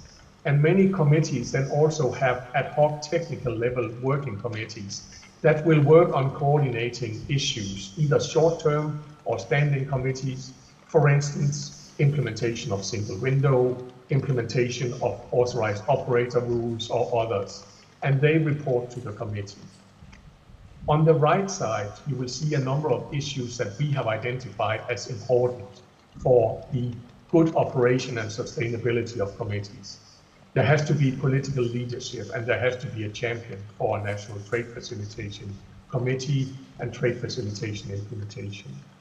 Chairpersonship is important, and this quite often can be joint chairpersonship, either between, for instance, the customs authorities and the Ministry of Trade, or even better, from a public authority and the private sector representation. There needs to be a structure in place and a committee alignment with other national committees. I mentioned the AFCFTA Implementation Committee. It's important that the National Trade Facilitation Committee is not, or is the one that's leading trade facilitation implementation. There should not be several committees that are dealing with this, but committees, of course, can report to each other and collaborate. We strongly recommend that there is a secretariat that leads this work. We see where there is no secretariat, there is no progress in a lot of cases on trade facilitation implementation. We strongly recommend that there is private sector involvement, and the private sector contributes and commits at all levels to the NTFC. It really depends on the national structure. In some countries, private sector is not in the national committee itself, but there is maybe a consultation mechanism. In all cases, there needs to be consultation with the private sector. Without that, a national committee is worth nothing. Committees have to be result-oriented, and that means there has to be work plan, key performance indicators, and there has to be consultation and validation. We have done some studies. Here are 12 trends for national trade facilitation committees. I will not go through them here, but you can read more on the link that is on the bottom of the page. Now, for the logistics sector, for the freight forwarding sector, would you like to influence the implementation of trade facilitation? Is a national committee and is trade facilitation important for you? I would indicate yes, and just the selected issues that are listed here: publication, opportunity to comment, pre-arrival processing, electronic payment, authorized operators, expedited shipment, border agency cooperation, single window. All of these are obligations under the trade facilitation agreement of the WTO and the AFCFTA to be implemented in countries. It makes only sense that the private sector sits around the table and participates and contributes to this implementation. And there are upcoming issues that should be discussed in the national trade facilitation committees. Some committees are very narrow and only look at the WTO trade facilitation committees. Other committees we have seen are wider ranging and are looking at a number of issues that are coming up. Stefan mentioned e-bill of ladings. Many committees are also dealing with that, dealing with e-commerce issues as it relates to trade facilitation. This makes sense. But I would dare to say that as freight forwarding associations, you are interested in these issues. You should sit around the table. And one thing Juanita mentioned that is of course true. In a lot of African countries, there is maybe not implementation of some of these issues yet, or full implementation. But according to the implementation schedules of most African countries, it is also not expected that these issues are fully implemented yet. This happens over the next 5-10 years. We should be ambitious, but we should also be realistic to implement this. And that's why also the private sector must participate in this work. There are maybe some low-hanging fruits that can be implemented together, focus on those, and then focus also on the long-term implementation. So the logistics industry, I dare say, must engage in shaping trade facilitation reforms in order to shape their own future. Now, how does the private sector engage in NTFCs? I have tried here to list a number of issues, and I will go through them very quickly because my 10 minutes are already over. So one, speak with a unified voice of industry. If you have 10 different issues or 10 different voices from the private sector, it is less likely that you are getting heard by the government decision makers. Focus on the policy and process issues. Don't focus on individual cases. Be ambitious, but be realistic. You have to understand what the government can do realistically and work also within that framework. Put up a ambitious agenda and ambitious wishes, but do not be over ambitious in the sense of what the government can do. When you argue for issues or when you argue on problems, provide facts, provide data. Don't only provide hearsay because you will not further your case. Select respected, assertive, collaborative, and knowledgeable representatives.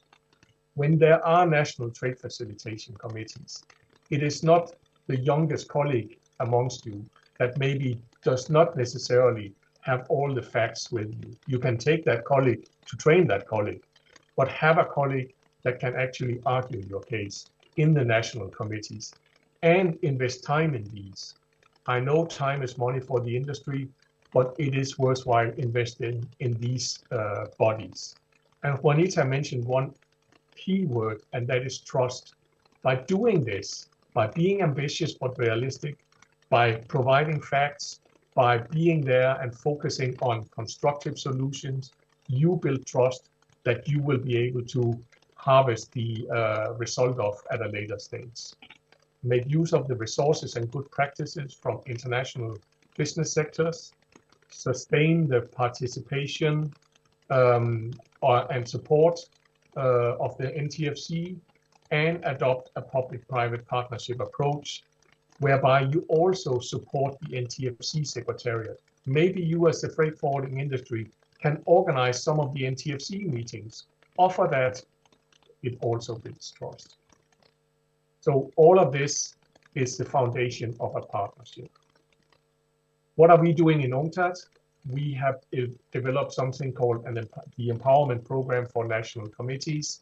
We have a number of programs where we help countries advance trade facilitation, advance their work on the Trade Facilitation Committee.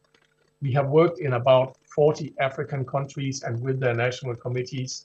Presently are in about 30 countries working with committees, and I would presume that some of you in the room, we have worked together with you and you are part of the committees, whether it's from training, e-learning, rolling out our reform tracker, which is a monitoring and collaboration tool. So if there are any of you that are interested, you can contact us and we can see how we can collaborate with your NTFC. We have a database on national trade facilitation committees around the world, where you maybe can learn more on national committees. Each country has a page like this. You're also welcome to visit this and see if your own country is represented with the correct data. So thank you very much for this. I strongly encourage national freight forwarding associations to participate in the work around trade facilitation implementation. It is your chance to shape this, and it is your chance to have an opportunity to be engaged in trade facilitation advancement in your country. Thank you very much, and I'm of course available for your questions. Thank you very much. Thank you very much, Mr. Paul Hansen. I think the challenge is clear and the way forward is clear, that national associations should be part of and, if necessary, lead the way in setting up trade facilitation committees in the countries and be available to work with the public sector, the private sector and the public sector, to work together to achieve trade facilitation. The slides will be available, and also he has also indicated a number of resources that are available in the event that you want to go this journey of trade facilitation, which is very, very important. Ladies and gentlemen, it is 11:30. We are not doing so well on time today, but I want to assure you that we shall catch up. And in order to get us a little bit focused, I want to let us know about what is happening this evening. So this evening, we are going to be having a cocktail. And the cocktail will not be here, but will be at another location called the Lake Victoria Serena Hotel. So we shall be taking us by bus from here at about 5:30 in the evening, over to Lake Victoria Serena, which is not very far away from here, where it has already been set up. And the reason is so that you get to experience as many places as possible. Why the monotony? Been here 2 days, let's go over to the Serena and enjoy the evening. So if we want to make sure that we get there on time, we're going to make sure that we manage the rest of the day in a timely way. Right now, what we are going to do is this, that we'll continue with the presentations and make sure that we catch up on the time that we have to. I'll let you know that tea is available in the event that you require some tea. And we may not be breaking as yet for tea, but it is available. Where? Right, at the exhibition tent, in the exhibition tent, okay? Or maybe, allow me, would you want we break for tea now and then come back and continue? That's, all right, okay, fine. Democracy. Yeah, but is it the best for this part of the world? We don't know. We prefer other systems. So this is what we do. Yeah, we get things going somehow. I'll get in trouble for this. This is what we do. Let's go and have a tea break for 15 minutes, right? At 11:45, trust me, I'll be there to make sure that you're here so that we can continue with the brilliant sessions we have. We have to talk about the Regional Container Guarantee Program, shipping and maritime connectivity, We need to talk about that, and then we get into session 10 and session 11 and 12 before lunch.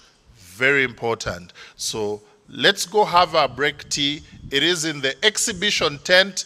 While there for those 15 minutes, feel free to look at the exhibitions. Feel free to connect with anyone you need to connect to, because these conferences exist for networking. We need to network. 15 minutes. Tea break.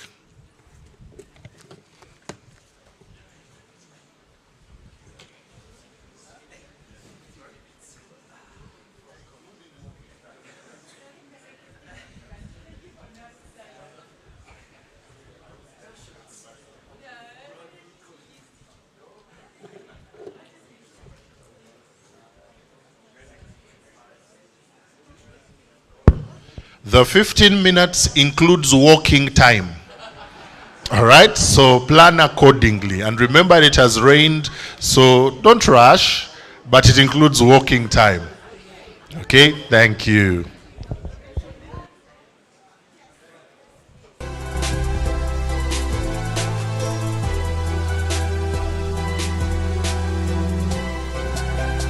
International company that invests in developing and providing digital and trade finance solutions for the logistics sector, targeting mainly the fast-growing economies. And this is why being in Africa, East Africa, and the rest of the developing world is where we belong. And around 2016, we were engaging with the stakeholders of the freight logistics industry in East Africa. And they shared with the company about the challenges that they were facing with the container deposit. And this is one of the issues that had actually been flagged out as one of the most outstanding and pressing non-tariff barriers. Because when you imagine the amount of capital that is idled in container deposit, money that is not running our businesses, it had a monumental impact on our business, and it's something that really needed to be addressed. So, in line with our mandate, which is to innovate, provide solutions that can address the challenges that the industry faces, we developed a solution. And what we did in this process is to look at what were the gaps. There are many other solutions and efforts that have been made in the past to try and develop a solution. But most of those solutions never worked. They were not sustainable. And so we thought that we needed to talk to the stakeholders from both the freight forwarding, shipping, regulators, all of them, so that we have a 360-degree understanding of what are the challenges and how can we address this problem. And this is how we ended up coming up with our solution, which we call Container Guarantee. And we say that our solution addresses all the commercial needs of all the stakeholders. Most of the solutions that were tried there before had issues. Of course, it could work for one stakeholder, but another stakeholder would be saying that I have a problem with this. And as we are talking, we've already deployed 100% this solution now, and we are in the process of expanding to the rest of the African market. And we are hoping by 2026 we will be covering almost the entire of the African continent, providing this solution. Now, when you look at container deposit, in East Africa alone, we were just doing simple numbers. And when you look at the number of containers that are passing through our ports, this problem, and I'm giving a very conservative figure, it's been estimated to idle close to $1 billion. I was in another meeting, and another regulator in one of the countries made a presentation, and he was talking about 1.5. And that tells you the magnitude of amount of capital, amount of financial resources that are tied in container deposit. And that's adds to the cost of doing business. Yet, even when you look at that deposit, it does not necessarily address the risks or the issues that allow the issue of safeguarding that container. Of course, we appreciate that the owner of that container as a transport unit need to safeguard, because it's a business unit that need to be safeguarded, that need to be kept in circulation. But nonetheless, you need to be able to provide the solutions that do not undermine the capacity of the other actors in the transport, logistics sector, and even in the shipping community and importers and exporters from doing business, because this was the biggest problem. And that's why we say that the solution that we are going to provide was one that facilitates trade, and it is anchored on trade facilitation. It's anchored on professionalism. It's anchored on commercial compliance. And it's anchored on ensuring that we as the private sector in the logistics sector can be able to engage business sustainably in a way that we help one another. And while I say that those of us who are in the clearing and forwarding sector, sometimes, the discussion we had yesterday about shipping lines. But I liked one of the comments that came through, that we are partners in business. I need you, you need me. That means we need to operate sustainably. You need to understand the way I'm doing my business and ensure that you don't push too much cost on me. And equally, I also need to support you so that we can continue doing business together.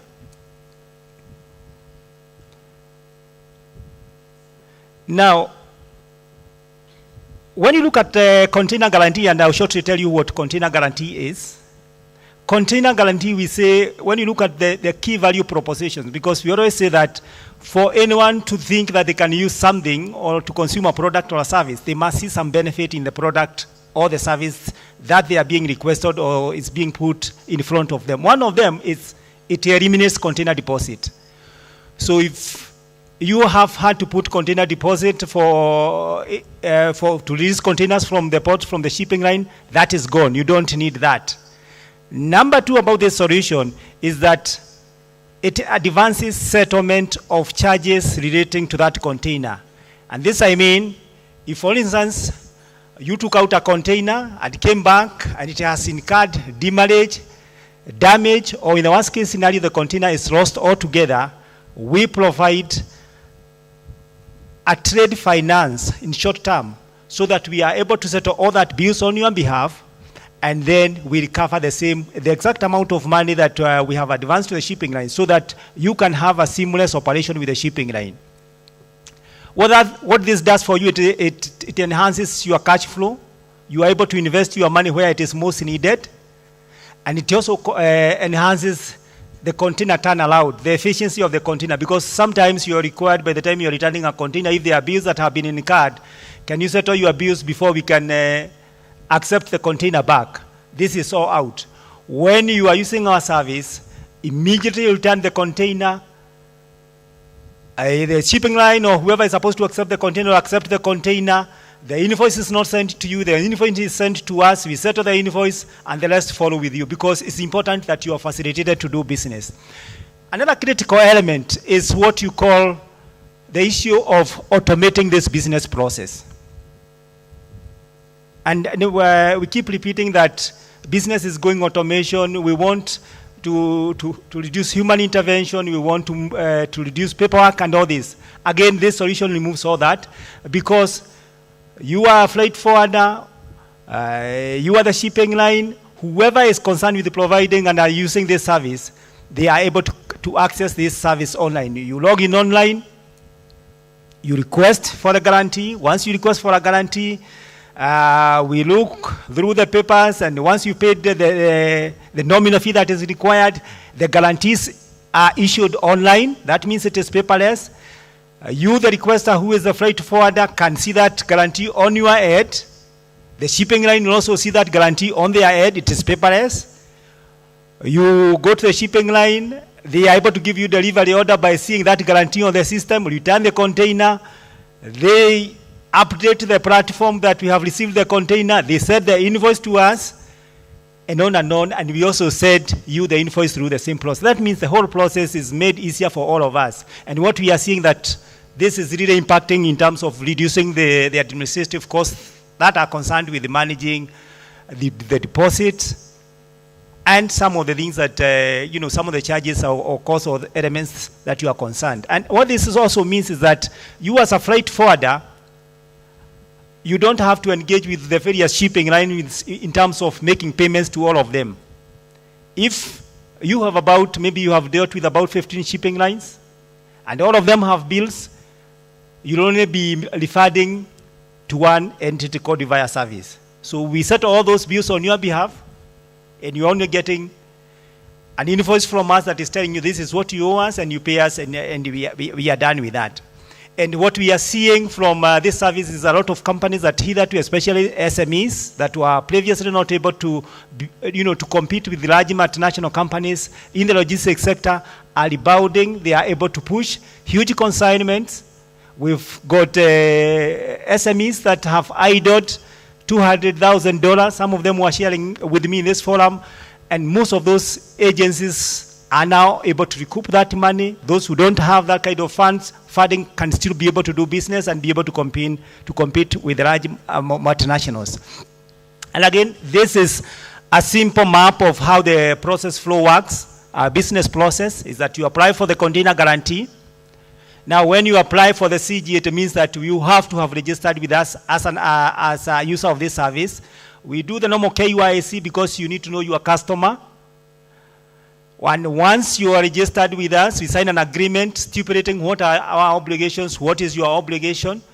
We create an online account for you which will operate as a secure account online, and that the next process speaks of. You apply for our guarantee, the guarantee is issued, the container is released, container return charges are settled by us, and then you reimburse. The most important thing is that you don't put up any security with us. It is the question of professionalism and building trust. That if I'm going to pay your bills, you are going to settle them.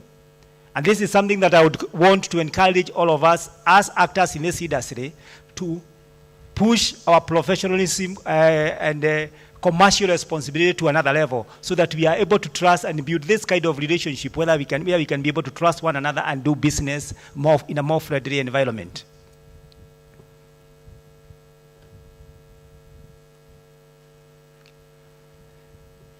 In the interest of saving time, I will skip the slide that I just skipped. This is our current footprint with this service. We started this service, we did the trial in 2019, 2020.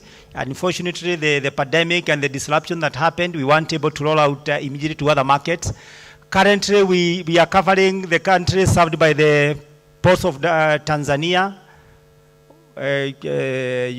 part of Uganda, part of Kenya, Rwanda, Burundi, DRC, Malawi, Zambia, and I've even seen some shipment going all the way down to Zimbabwe.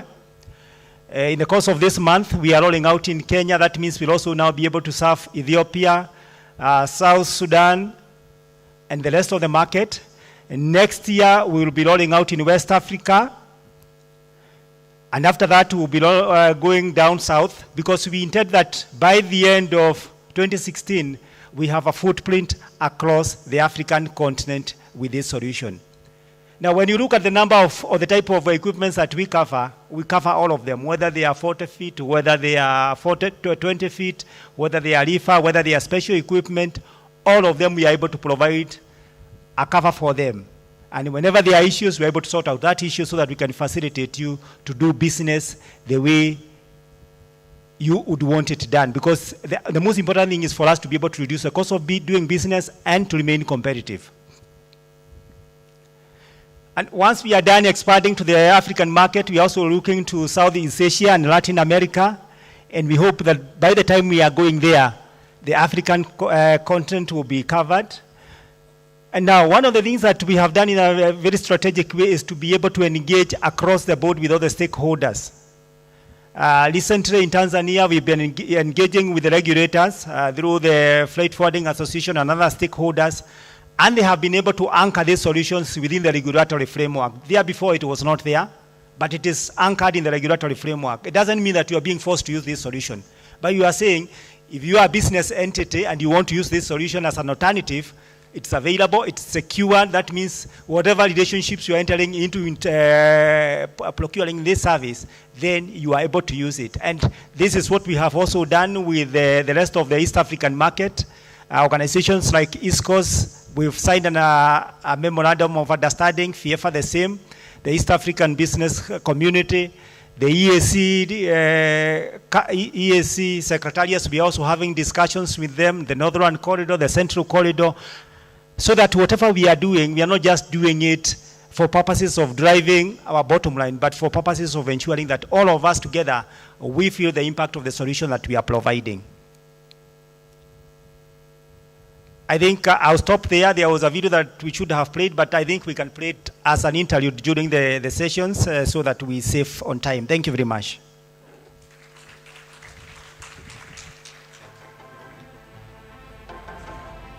Thank you very much, Mr. John Mathenge. Over land, we want to appreciate that and getting to know this. Freight forwarders and shippers need to deposit heaps of cash with the shipping line as a security.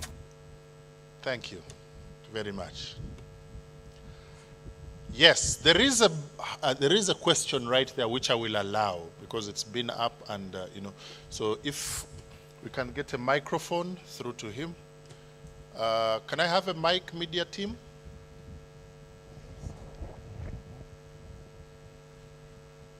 Mr. Mathenge, it's yours.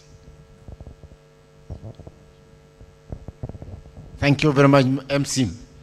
Mr. John Mathenge, thank you very much for bringing this idea to us. You know, we are landlocked.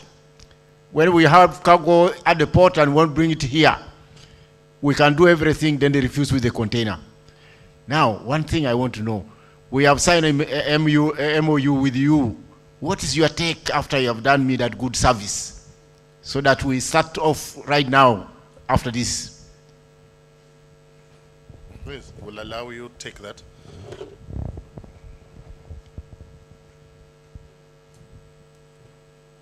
Thank you so much for that question. As I said, it's as simple as that. We are now deploying on the Northern Corridor to serve all the countries that are using the ports of Kenya. And as soon as you are able to sign up, there is nothing that you require. The signing of that account or opening of that account or agreement does not cost you anything. It's free of charge. So once you sign up, the next time you have a container that you want to request, you just go on the platform, click request, set the documentation, fill up, we get moving. It's as simple as that. It's as simple as that and no gimmicks. Madam Jennifer. This is very interesting that I had held myself not to talk, but first and foremost, Mr. Mathenge, we appreciate. You've been part of us and so you know our pains. And so I believe that this is definitely a solution.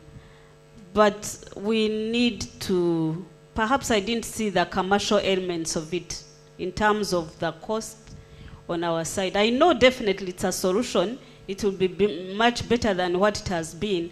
But I think that drives our quick decision in as far as understanding the magnitude of the financial obligation. Okay, thank you very much.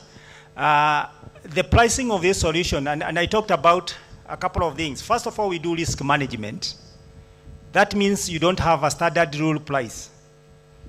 If you are a customer, say like we are advancing payments for you, you are settling them promptly within the agreed time frame, and your risk profiling is very low, what that means is that your rate may necessarily could even be half what another person is paying. The reason why we are doing that, we want to encourage compliance. Because the cheaper it is for me to provide that service, the more I can be able to pass that benefit to you. So I can tell you, for instance, there are people who are paying even $40 for a container, but there's another one who could even be paying $80. So what we are saying as we move forward is that let us be commercially responsible, let us be professional, and let us do what we need to do as businesses so that when I come to you, I want to look at the bottom line. What is the cost of providing that service to you? What cost are you bringing to me? And if there is nothing that you are not bringing any cost to me, why should I be making a lot of money? In any case, the bottom line is we want to facilitate rate. And you as a consumer, you'll always be looking at the bottom line. The option of putting that, idling that money, all using this service. And of course, you make the right commercial decision, which is where you are saving money. I hope I've answered that question.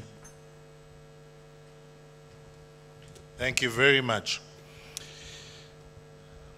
Next, we want to listen to Mr. Daniel Mwanza Kiange, the Secretary General, Intergovernmental Committee on Shipping, ISCOS. Mr. Kiange, if you're in the room. Very good. Kindly give him a hand while he comes.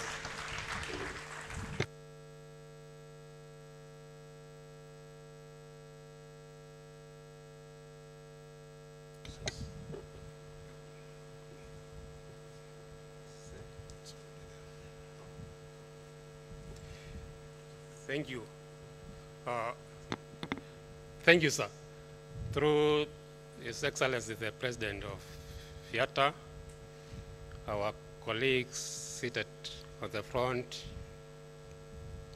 row, my fellow participants, in the interest of time, I want to write on the existing protocols and take you through what I intended to discuss with you. As you have heard, my name is Daniel Mwanza Kiange. I'm the Secretary General of Intergovernmental Standing Committee on Shipping. In trade logistics, I think I come next to my brother, elder brother, Charles Kareba. I've done 28 years now, the industry, starting my career way back in the port to the single window system, and now I'm in East Coast. So having said who I am, I want to briefly say who we are.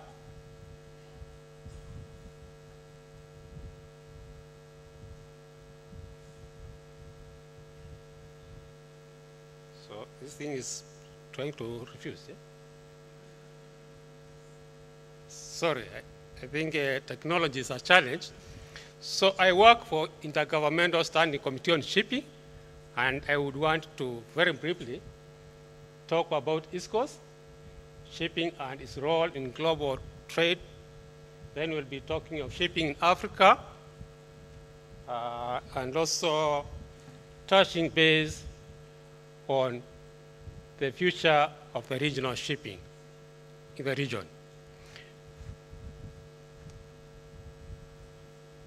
Hi, I'm going back. So do I go forward?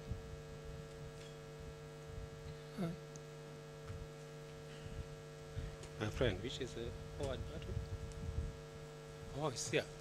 Oh, okay. Fine, thank you. Now, ISCO stands for Intergovernmental Standing Committee on Shipping.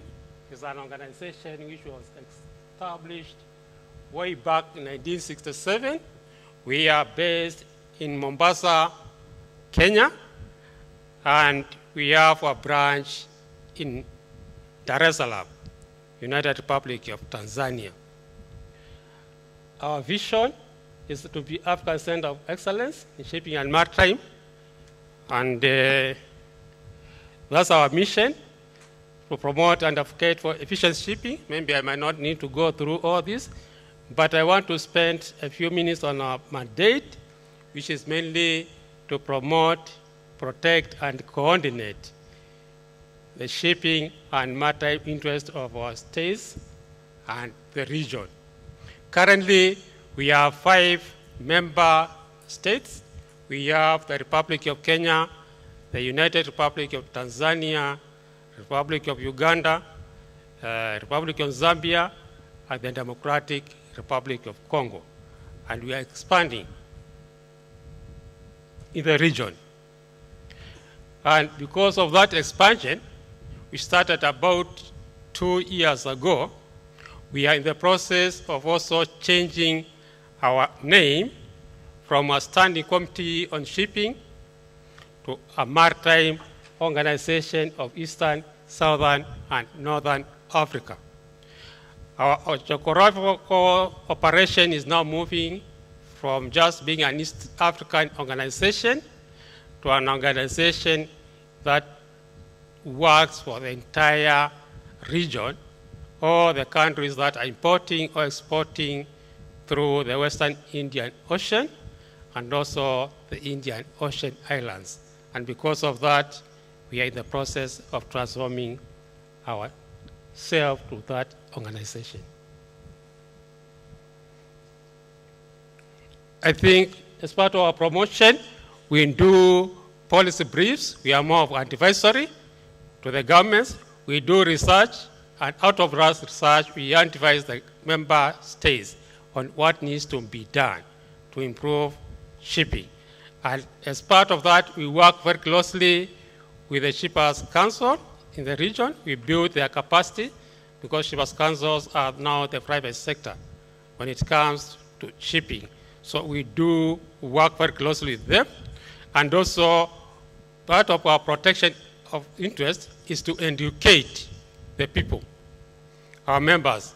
I think knowledge is power. And therefore, as an organization, we take a lot of interest in educating our people on unfavorable pricing conditions. And just like the rest of us, we are interested on what creates non-tariff barriers. So anybody in the industry is part of our stakeholders. And as a way of coordination, then we work with everybody, both the private sector and the government sector, to identify issues of interest in the region. And out of those, we advise the governments on the policy directions, on what needs to be done to make sure that we don't have very high cost when it comes to shipping and logistics.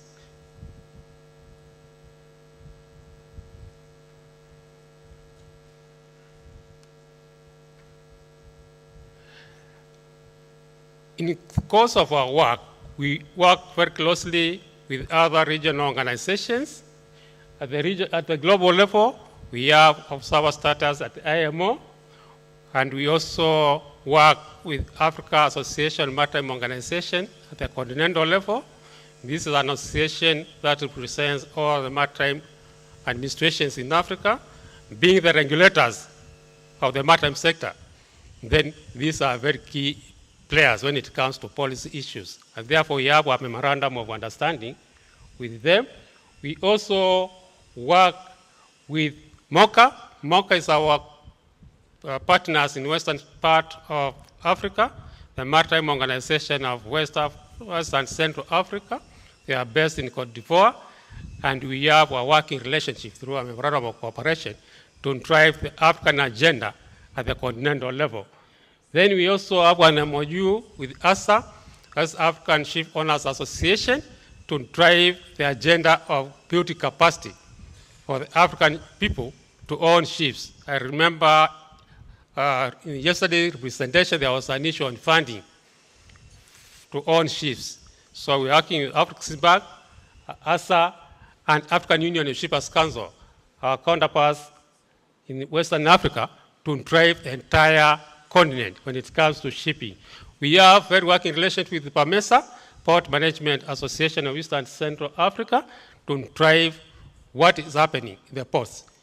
KPA, TPA, TASAC, Kenya Maritime are part of our key stakeholders, and we embrace them.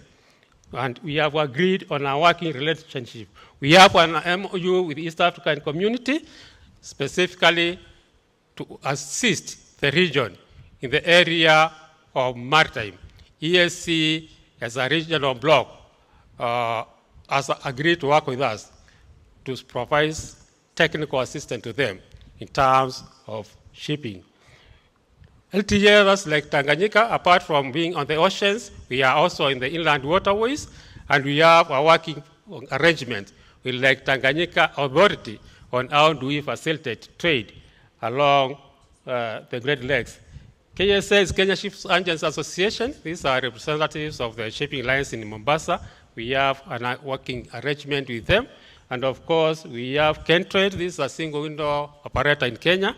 They provide us with a lot of statistics, which forms part of our advisories. And I think my brother Mathenge has mentioned that we are having a working relationship with them to provide the container guarantee solution, because we believe it's a solution that will reduce the cost of doing business in this region.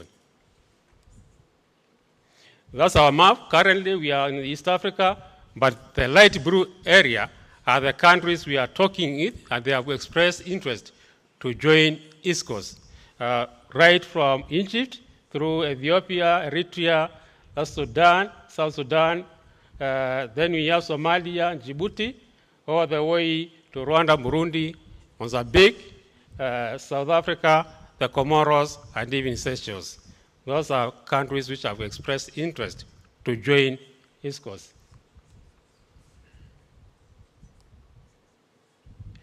As part of our trade facilitation initiative, we have a platform known as the ShipLink, and this is actually a web-based platform which is free of charge for use. If you are in a business and you have a problem that you want to report to any of the government agencies, then you can get in touch with us through this platform, and as the shipping facilitation agency, then we are able to connect you to the right people who can sort out your issues. We also have a platform for e-learning. This is mainly an electronic platform that provides basic information when it comes to trade logistics. So if you want to venture in shipping and logistics and you don't have the necessary money to get a diploma in clearing and the rest, then you can go to this website, you can learn the basics, and it can be of use to you to start off your processes in shipping and logistics.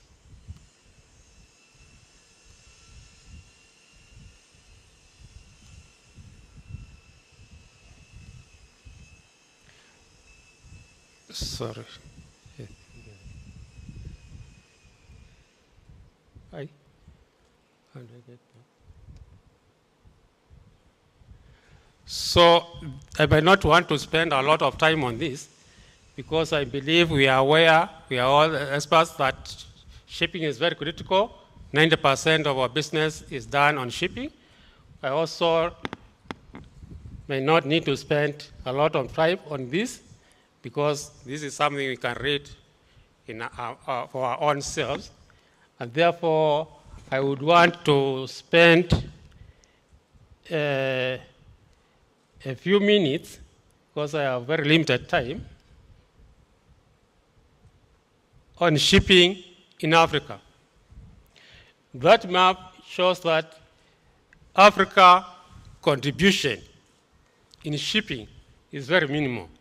I think it was mentioned yesterday that we have less than 1% per capita in terms of contribution to shipping. And this means that Africa and the region at large has some work to do. There is some work that we need to do.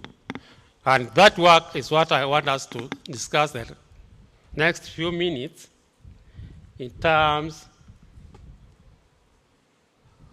of my presentation. I don't know why it's behaving like this.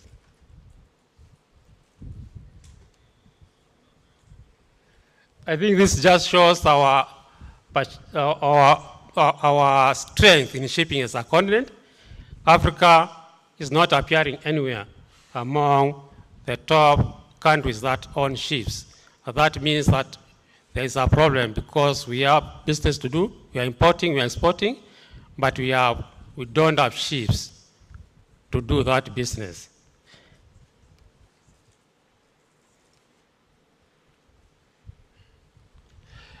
Among the leading flagger ships, we have Liberia as part of the countries having a good number of tonnages in terms of registration. But the bottom line is, what is the influence of the African continent when it comes to carrying cargo along or in those ships registered in Liberia? Our friend this morning was mentioning that it is more expensive to get a ring from West Africa to East Africa than to import it from China. So that means, although Liberia is having a number of flagged ships, we still don't have the power to decide our business and trade costs as a continent.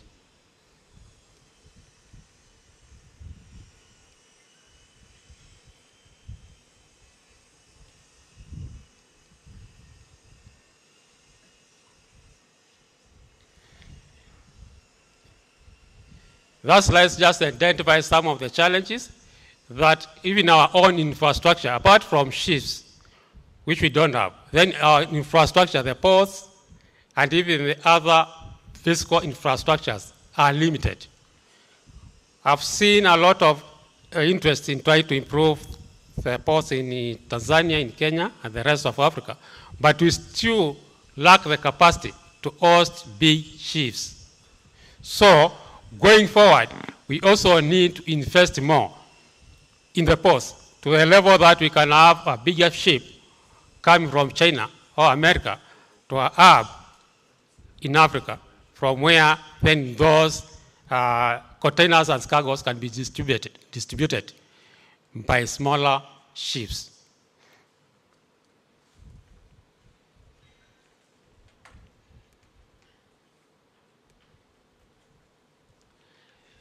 This is something I might also not want to spend a lot, because I know you guys are experts.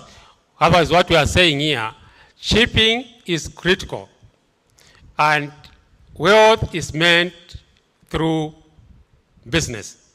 If we are not in business, we are not able to achieve the SDGs as a continent. And therefore, Africa, as a continent, needs to invest in the maritime sector if we want to achieve these SDGs. SDG 1, 2, 3, 8, 9, 10, and 14 require us to have that muscle to drive the agenda of business. And that needs our involvement in the shipping industry.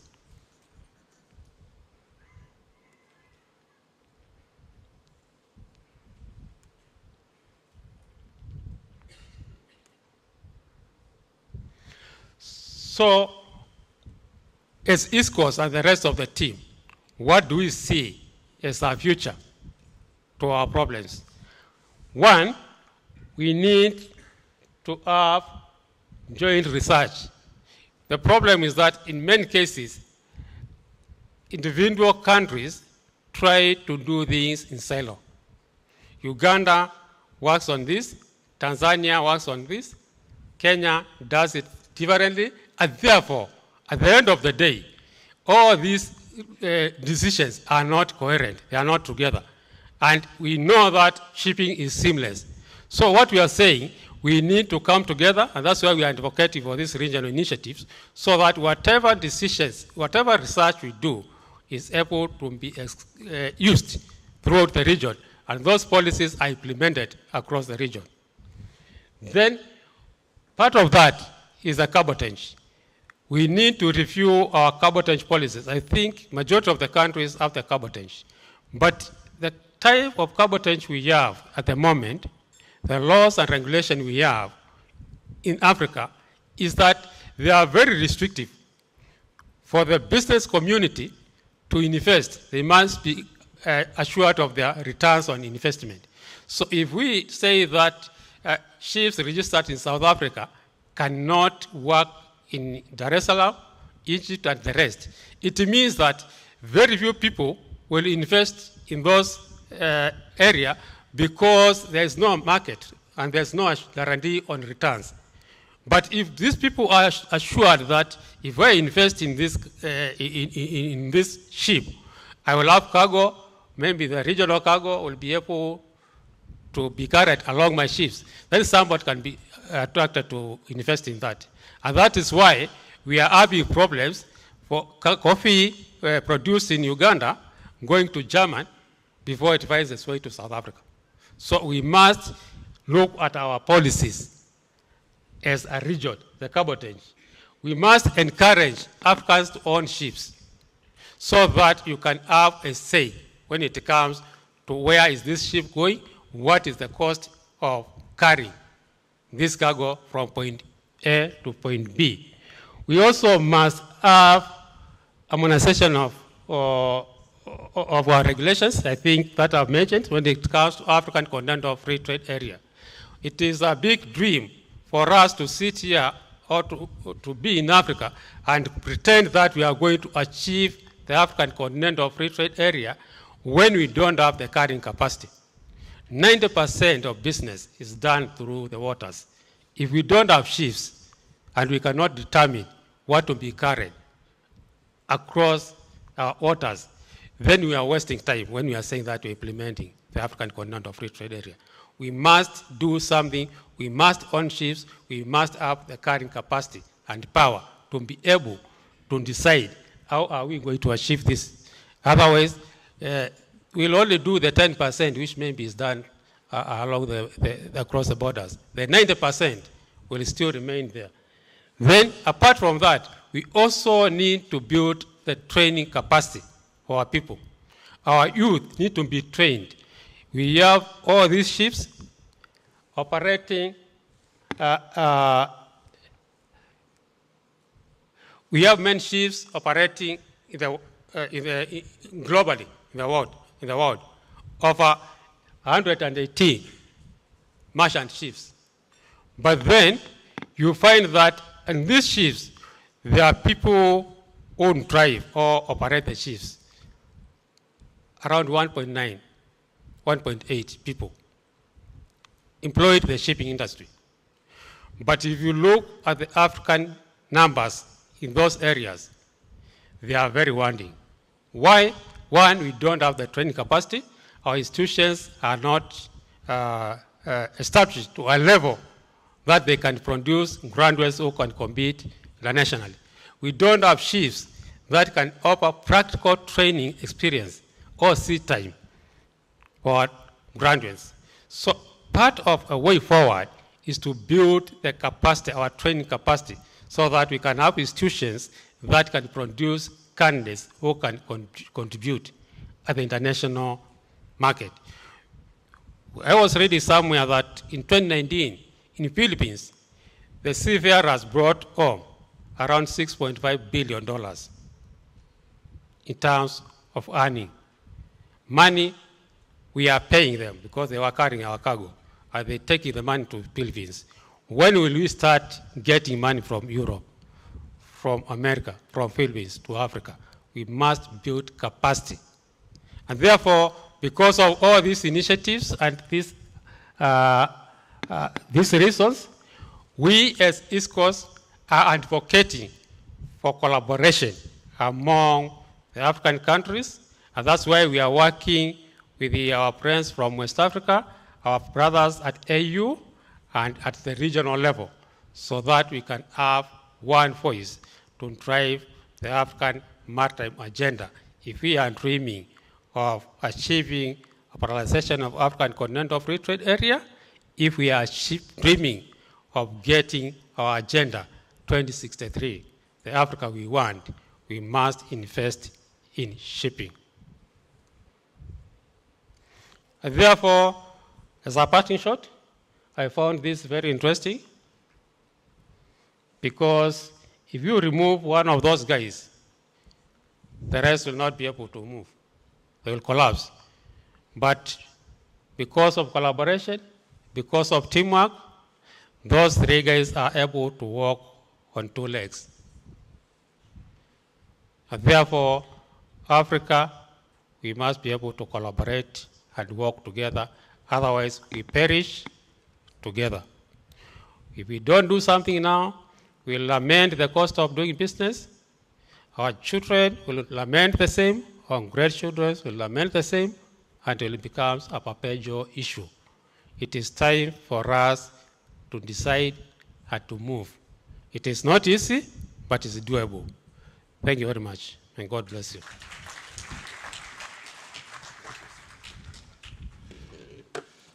Wow, thank you very much. Very interesting imagery there.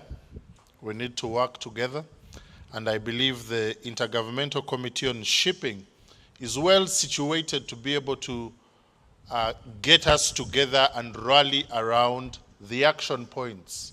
If we are to move forward, we've got to work together, we've got to be able to do all this together. And so thank you very much for that. So, any questions during the break time? I was saying that the questions will be during the break time. Please contact him and talk to him. In the interest of time, you'll forgive me, allow me move on. You want to add, not to take away. Fine, I'll indulge you on that. Can I have a mic rushed over there? And then we'll move on to our next item.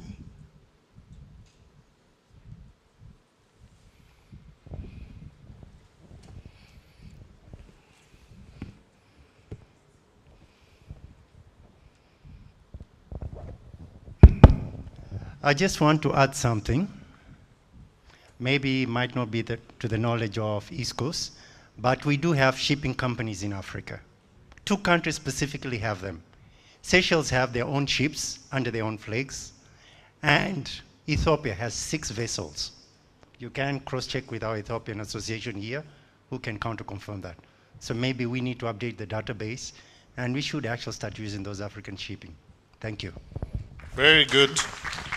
It's good to know that, and we hope that they are serving the African continent and doing a lot more on that.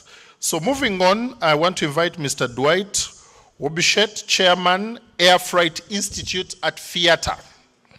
The Air Freight Forwarding Outlook. Mr. Wobichet is from Ethiopia and is here to tell us more about the air freight story.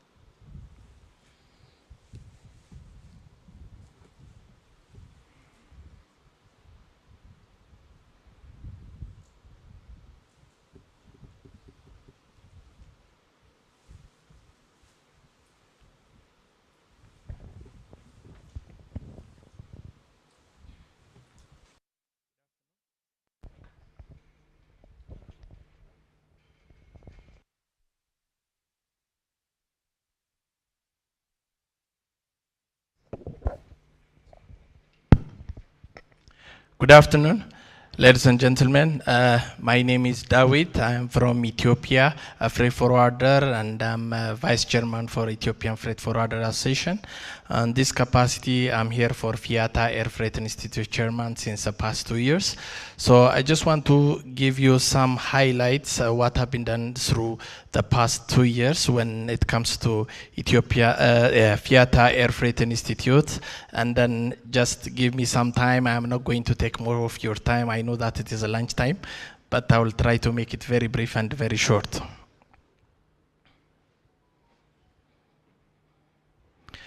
So what we have been done is facilitating efficient and effective cargo air movement so what we are doing is, first of all, what we do since we received this position, the first thing what have been done was, restructuring the Air Freight Institute colleagues. So we have been working very hard to get everything from every directions, and we have been also getting all very influential people who have been very much into information and airline experiences all over the world. So we want to make from each of the continents, and we are having a very strong and a very cooperative team. So I thank all of them. I think 2 of them are here. Kishav is here and Rashid as well. So I thank them all. And the first thing what we had to do is the ICS2. I think most of you, if you have any information about this ICS2, this is a kind of import control systems, which is in Europe, actually. There are also some other kind of controlling system mechanisms in America, like EMS. There are also some other informations also have been done through other countries. So this ICS2 is the version of ICS1, which have been done so long before, and then now the ICS2 is an import controlling system which you have to refill the shipment which have been shipped before. So we have to fill up all the necessary requirements in order to ship any shipment to Europe. So it is a kind of an advanced documentation. So for this, we were working very actively under the multi-stakeholders approach to deliver the guidance and the best practices and provide input to the regulators to the industry needs. So what we are doing is, we are creating a kind of a task forces, and on this task force there are big freight forwarders, industry leaders, and then some other people who are having a very good knowledge and consultants, which together we are trying to do and summarizing all the kind of documents, because this document is more than 200 pages. So referring this 200 pages is not going to be very easy for all kind of freight forwarders. So we want to simplify that one and then giving a very brief information and introductory to all freight forwarders all over the world in order to do this import clearance in advance. So we are doing that, engaging with shippers and interest, facilitating awareness building on the data requirement and the gautality, because at the end of the day, nowadays is digitalization period. So without doing anything in a quality, transferable data, it's going to be a kind of a barrier which is going to be affecting us for clearing and getting our goods in a very good manner. So the next thing what we are doing is strengthening effective and alignment of an air cargo process. So what we do is AFI, Safety, Security, and Task Force review the IATA cargo handling manuals. So this thing have been done almost 4 or 5 months before. We have been in contact with IATA bodies, and then this IATA, they are having also a manual, what they are, all of us, we are using on the air freight. So in this manual, there is a freight forwarding columns. So these freight forwarding columns having so many issues where how to handle a shipment from A to Z. So in order to have this kind of document to make it very harmonized and then also handling manual. So we have been working very well and then trying to make it simpler to our freight forwarders, and then we have been a chance to do this by the Fiata people, the IATA people, and we start doing that, and then in the near future this manual is going to be amended, or otherwise we'll put some kind of advice on that which they are going to correct it and then try to make it a very useful document for all of us to use. So the next one is Fiata is a kind of voice for us, a voice for freight forwarders, and we have been a seat in Cargo IQ, which Mr. Stefan, our Director General, is one of the board there, who's going to work very hard together with them just to quality standard practices for the global air cargo industry. So, defending the protecting freight forwarders in IATA Cargo Agency program, we have been since some of you, there are some kind of representative on the regional level, which is in Canada, there is in America and South America, and also in Europe. So currently what we don't have any kind of representation on this kind of global is from Africa and Asia. So we are working very hard on this side. So these regional representatives from the other part are very dynamic and then working very closely in order to present this kind of all issues about the freight forwarders. But when it comes to these two areas, which we are very weak, and then we need something to be done on that level.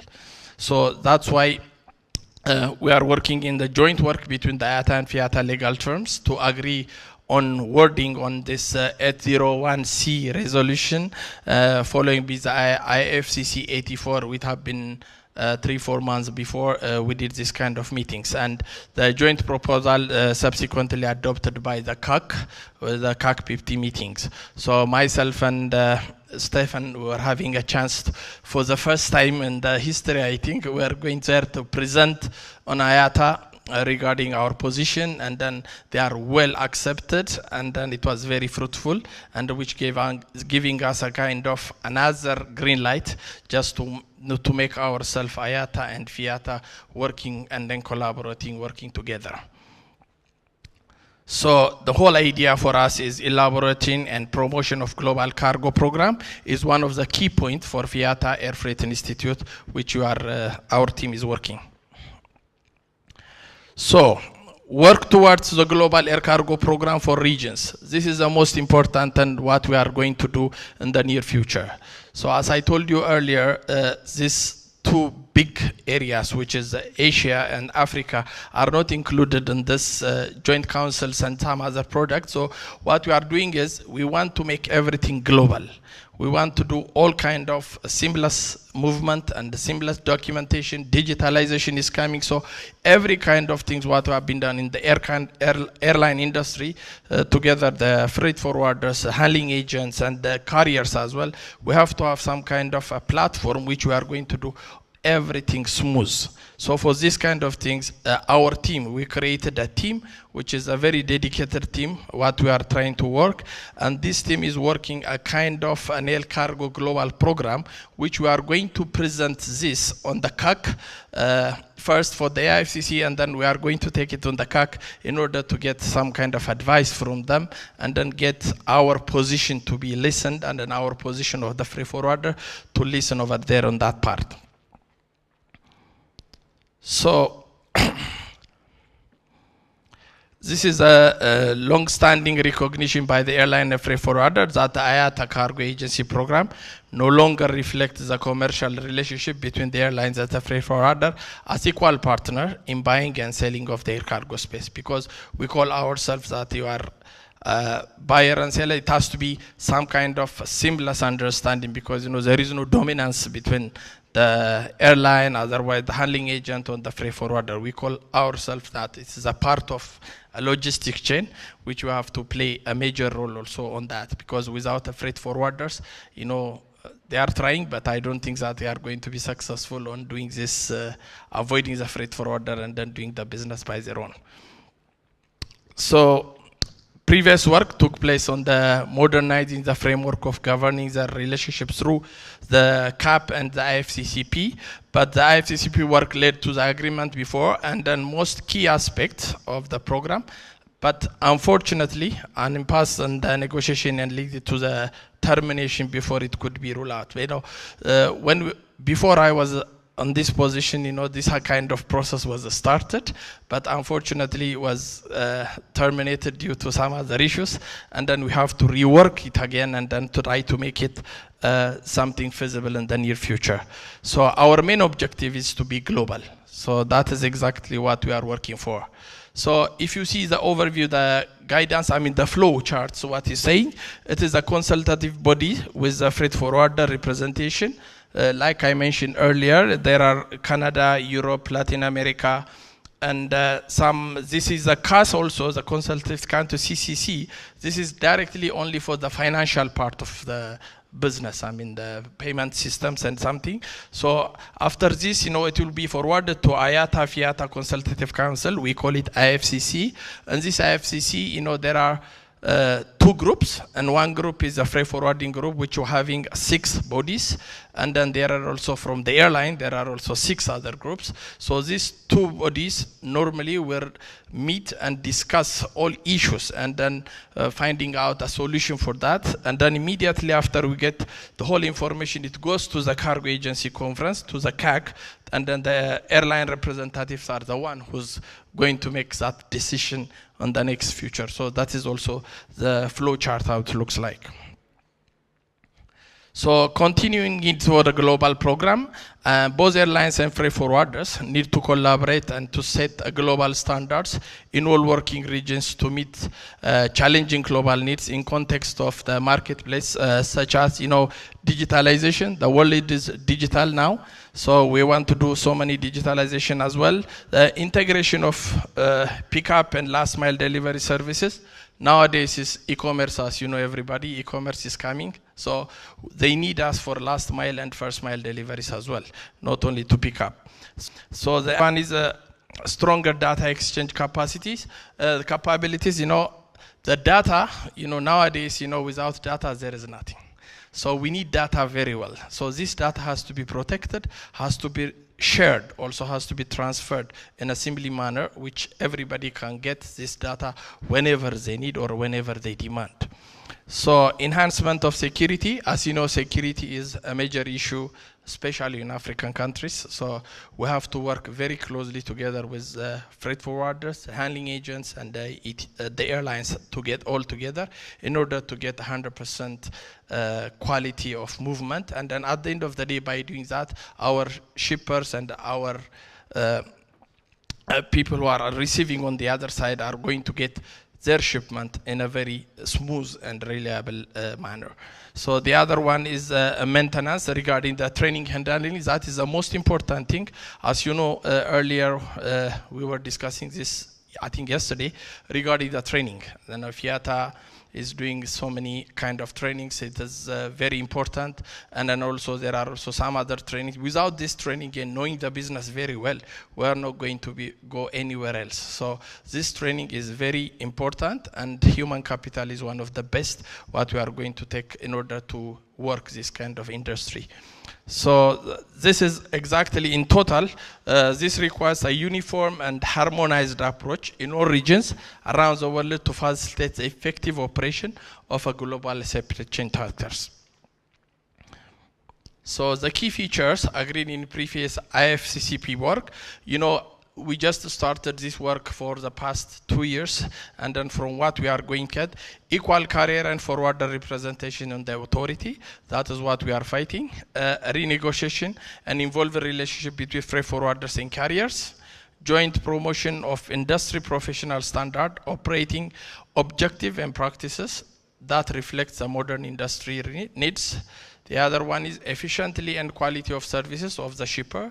And at the end of the day, it is a global applicable standard that apply harmoniously as appropriate in all regions worldwide. This is what we call it global. So what are the key topics to cover? So once we are going to do this, the global program, just for your information, last week, we have been gathered, very big officials of the industry have been gathered in Ethiopia for the first time in Africa. And this global program was started in Ethiopia. The kickoff meeting happened for 2 days. And myself, Mr. Kishav, Richard, Stefan are here, but some of them are going back because of their busy schedule. So these are the three things what we are going to work. Liability of the direct aerobiles. It is a little technical, but just this direct aerobiles, it has some issues with us when we are doing it as a direct labor and a shipper responsibility, a freight forwarder responsibility. What are the responsibilities to be taken? Because there is some kind of small gap between IATA and Fiata on this regards. So this is one of the issue what we are trying to solve, or to give them some kind of options what we are going to do to solve the issues between us. And the other one is ensuring the level of playing field to the to companies on all sizes, because all these companies, there are small companies, medium companies, and the big players. All of us on that field, we have to play accordingly, and then we have to get whatever we want to get from them. And the third one is globally acceptable standards that apply harmoniously as appropriate in the region worldwide. So this is what we are always calling global. So all these kind of systems and working procedures and principles has to be done accordingly to all over, to all globally, to all every freight forwarders to use this. And finally, in the global program to be put on, once we finish everything, we will put each and every document, and then we will present to the next CAC meeting, which we are getting, hopefully we are getting a positive reply. And then with that, in March 2024, we'll try to make their decisions, and then we'll present our document. We'll see what's going to happen, but hopefully the margin what we are having is very small, and then we are going to shorten, and then we have to align ourselves between IATA and Fiata for the next phase. So with that, I don't want to take you more of your time. If you need any kind of information on this regards, please just copy this one and then send us an email, legal@iatafiata.org, and all kind of your comments, all kind of questions, and anything can be answered closely. So I thank you very much for listening me. Thank you. Thank you very much. I think it is really heartwarming to see Yeah, to see Fiata and IATA coming to the table to make this innovation so that we are on the same page. Those who are involved in air freight are very well aware that the freight forwarder competes with the airline for the same cargo. That definitely cannot favor the freight forwarder, because the airline will give a preferential rate. The only difference is, so to be able to come up with this, we really, really appreciate. We look forward to getting the resolutions from the March 2024 meeting so that we can see how we can move forward. Now, I will indulge just one burning question on this, just one burning question. Any? Yes, none. Good, fabulous. We shall do that during the lunch break. Sold. Next, we want to get into some panel discussions. I hope you're fine, and I hope your neighbor is still well. You've checked on them. Just to relax a little bit, I want to remind you this evening we are going for a cocktail. The cocktail will be at the Lake Victoria Serena Hotel. There will be transport available, buses available here at about 5:30 in the evening to bus us there and then also bring us back at the end of the cocktail. We want you to get to experience another part of this city. It's not very far from here. So we're looking forward to that. And the only way to get in is make sure you have your tag. If you don't have your tag, unfortunately, you may not be able to get through, but it would be a good thing for you to be there. For our international delegates, and also for the locals, for the national delegates, there is an opportunity for you to visit Uganda, right? Yes, even the nationals, isn't it? There are some nationals who have never seen the mountain gorillas, or some nationals who have never done a guided tour of Kampala city. Guided tour of Kampala city. So that is available. There is also a trip to the real source of the Nile in Jinja. The real source. Okay, thank you. And so please make sure you sign up at the reception. At the hosts will be able to give you more details and what time those tours will start. We want to turn to insurance and risk. Our business has risk. We take on the risk, sometimes as the forwarder by law of agency, and we've got to be able to manage properly. I want to invite the following people to the stage. I want to invite Mr. Bayo Folayan, the Managing Director of National Insurance Corporation here in Uganda. Are you around? Kindly come. You are very welcome. Okay, right. We want to invite Madame Barbara Walugembe, the Senior Legal Officer of Insurance Regulatory Authority. Okay, those are our insurance regulators. Madame Barbara, are you here? Are you here? Great. You're coming. Very good.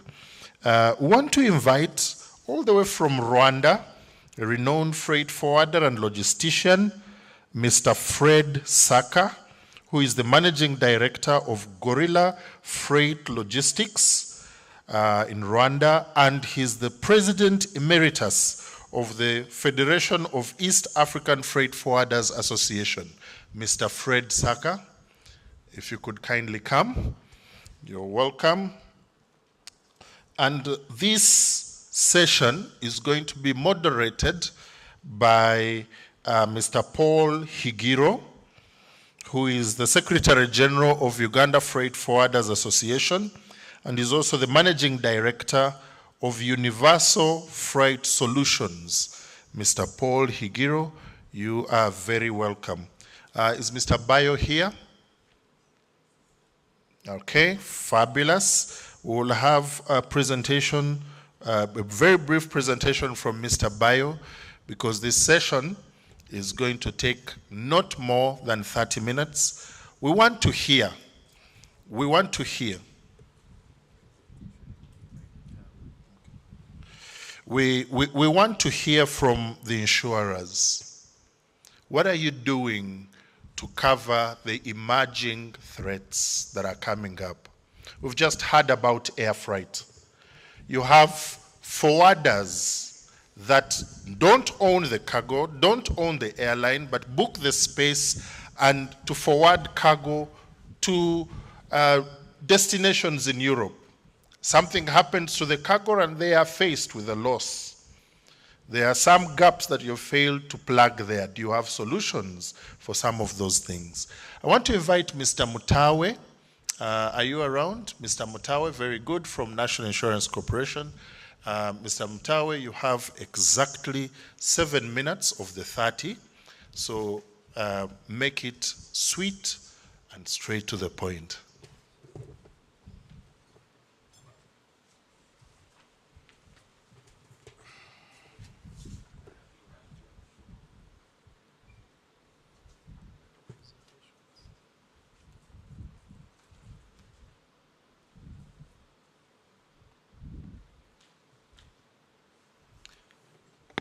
All protocols observed. May I ask the IT to relay the presentation?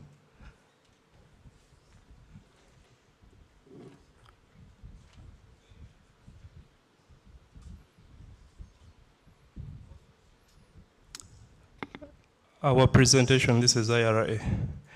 Nick, General Insurance presentation, please.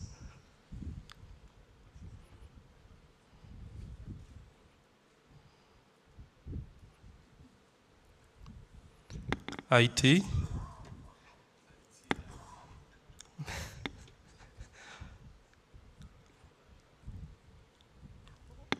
All right, as we are waiting for the presentation to be relayed, my name is Andrew Mutawe from Nick General Insurance, and here with me, my Managing Director, Mr. Bayo Falayan.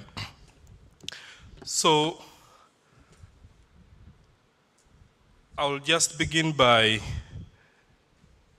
taking through the audience the most critical insurance cover in the global supply chain. And this is marine insurance.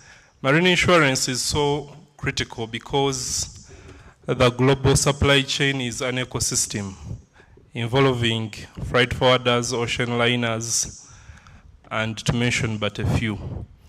Why is marine insurance so critical to the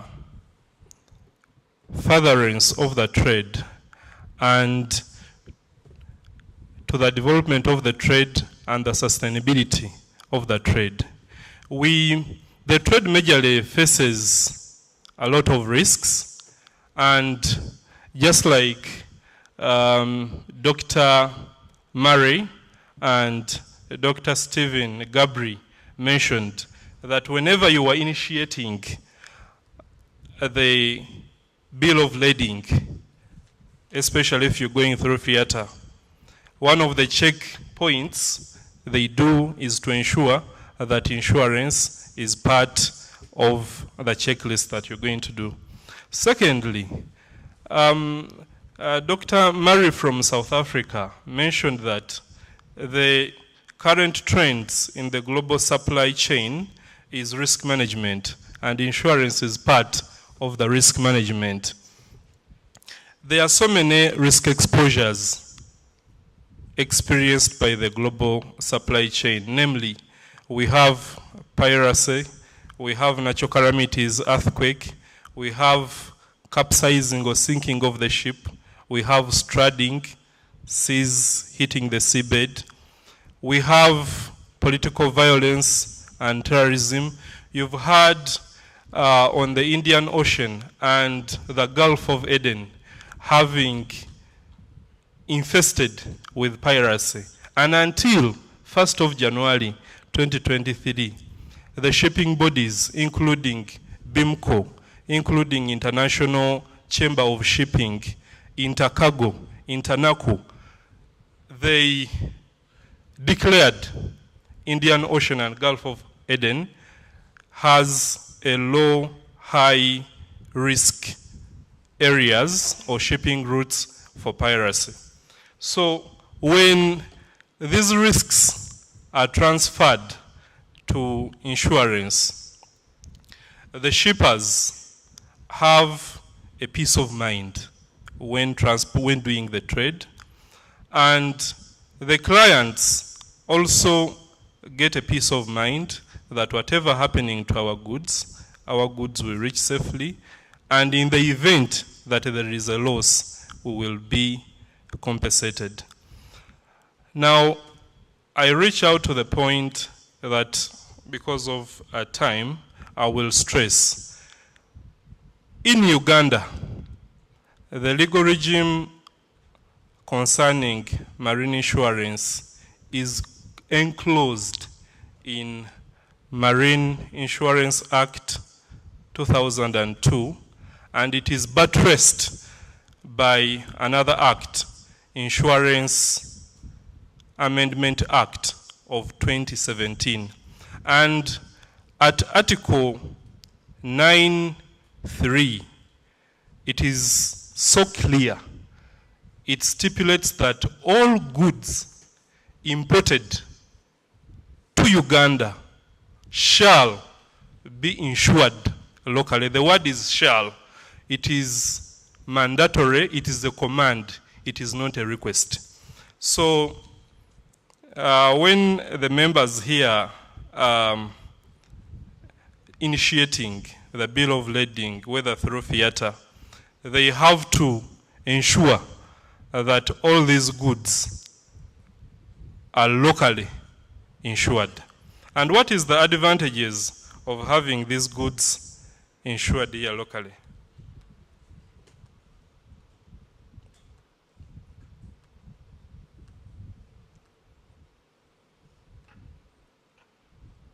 So these are some of the risk exposures that you can mention, which I mentioned previously. So we have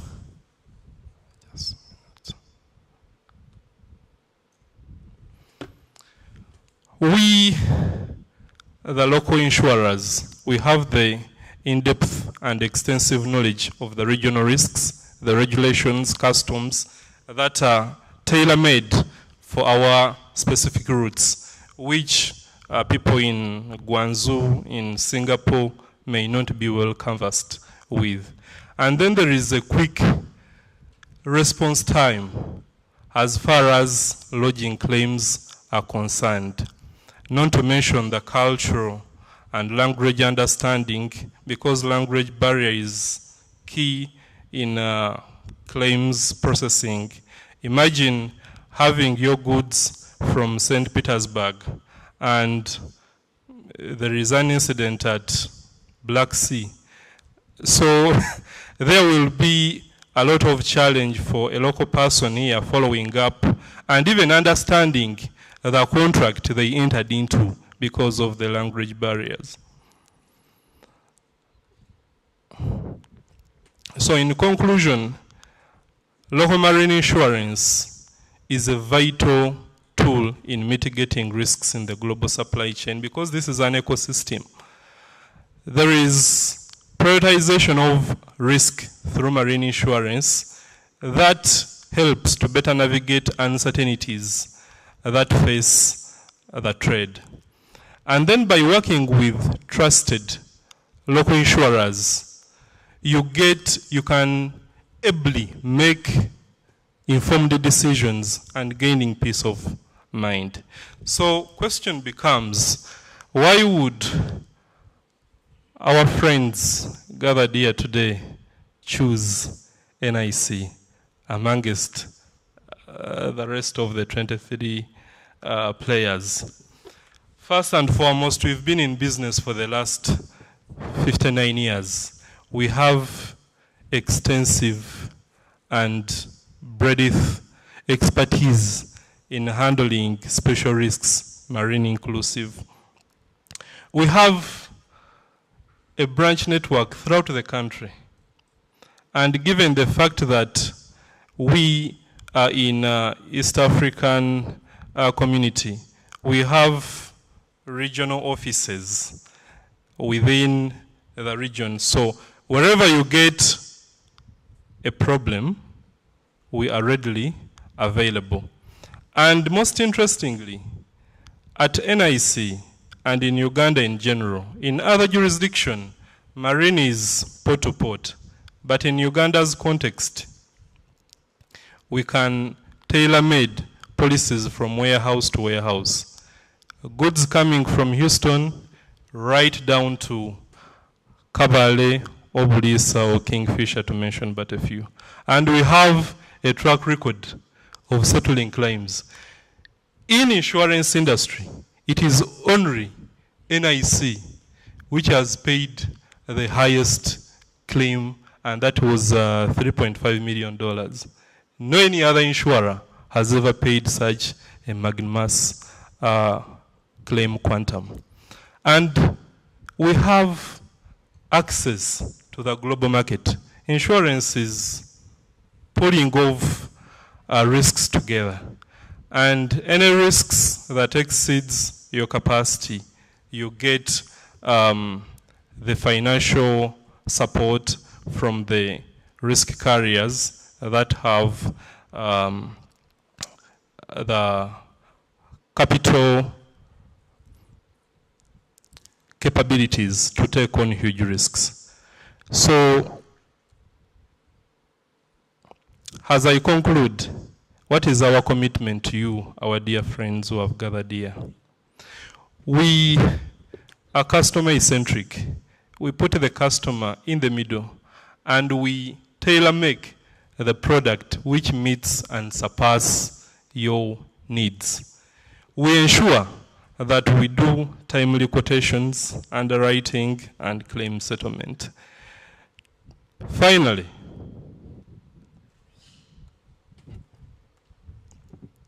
we are committed to our promise, and our promise is settling claims. Because for insurance to make a meaning, the client only gets to know the relevance of it when they are insured calamities or insured perils that have materialized. For this, I will now hand over the discussions to the panelists. Thank you for listening to me.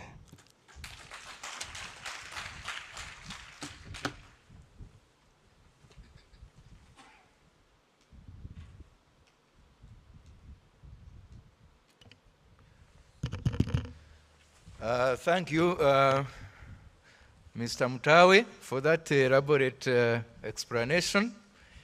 Given the short time given to you, this is a subject which concerns freight forwarders, because I think freight forwarders suffer from ulcers because from the point of loading up to the point of delivery, you are like a lady who is on labor until the goods have been delivered.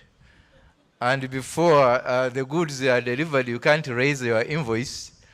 So this is very important discussion. It's only unfortunate that we can't give it enough time and give it the importance that it deserves.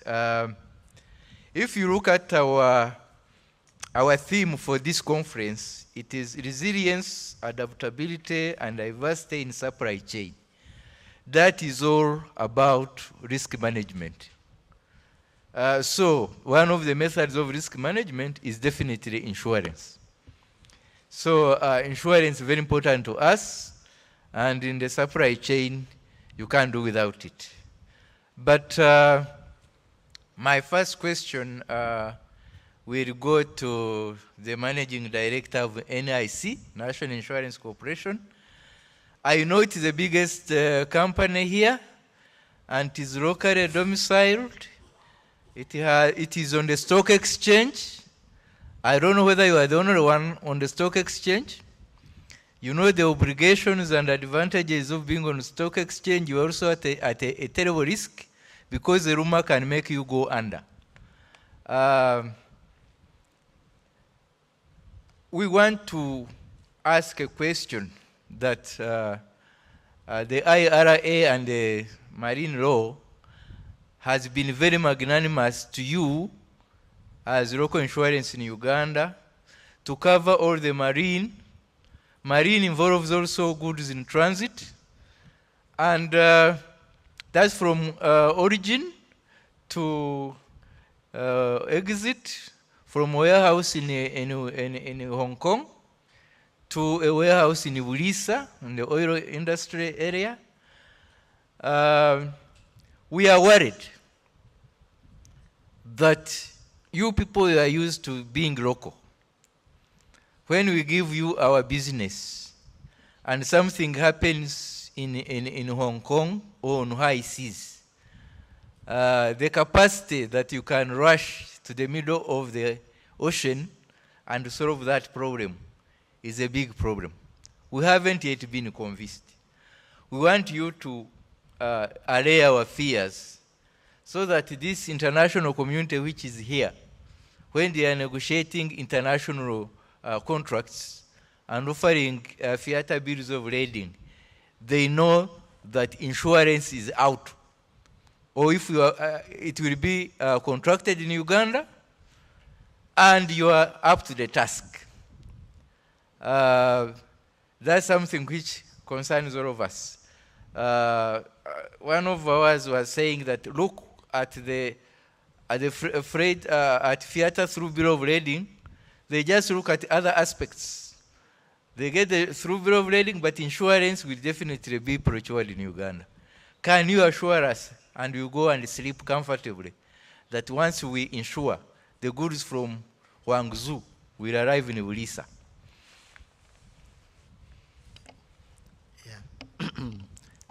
Thank you very much, and distinguished participants. Yes, maybe let me first clarify the first question you raised. Yes, we are the only insurance company quoted on the exchange, which is the Uganda Securities Exchange. There are two which are cross-listed, other two which are cross-listed. That's from Nairobi. But we're the only one, which is the local insurance company. We've been on the exchange since 2010. We're not new to what it takes to be on the exchange in terms of the regulatory requirements, in terms of the confidence level, and in terms of what is expected for a publicly quoted company. So we have the strength and the ability, like you have said. Now to come to your other question, marine, or let me say, yeah, marine insurance is an international business. Just like freight forwarding is international, just like shipping is international, just like finance is international. There are principles, there are practices that guide the trade, the profession. And what marine insurance as a profession is in Uganda is not different from what marine insurance is in other parts of the world. Which means whatever it is that is covered out there, in terms of the principles, in terms of the practice, is also covered here in Uganda. Now to talk of the capability, I said insurance is international. Insurance is about creating capacity. Insurance is about spreading the risk. That's what insurance is all about. Whatever the risk that is taken here can still be spread. Whatever the risk that's taken outside are still spread here. And once that capacity is there, it means that even the risk that is insured here is able, we are able to insure it. And because we operate in an international market, it means that you have what is the capacity that is backing you in terms of your ability to pay claim when there's when there's a claim.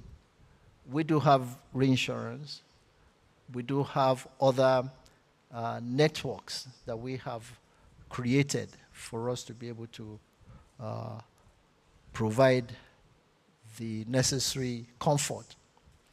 Now you're talking of if on the seas, international trade involves quite many participants. Even while on the seas, there are providers.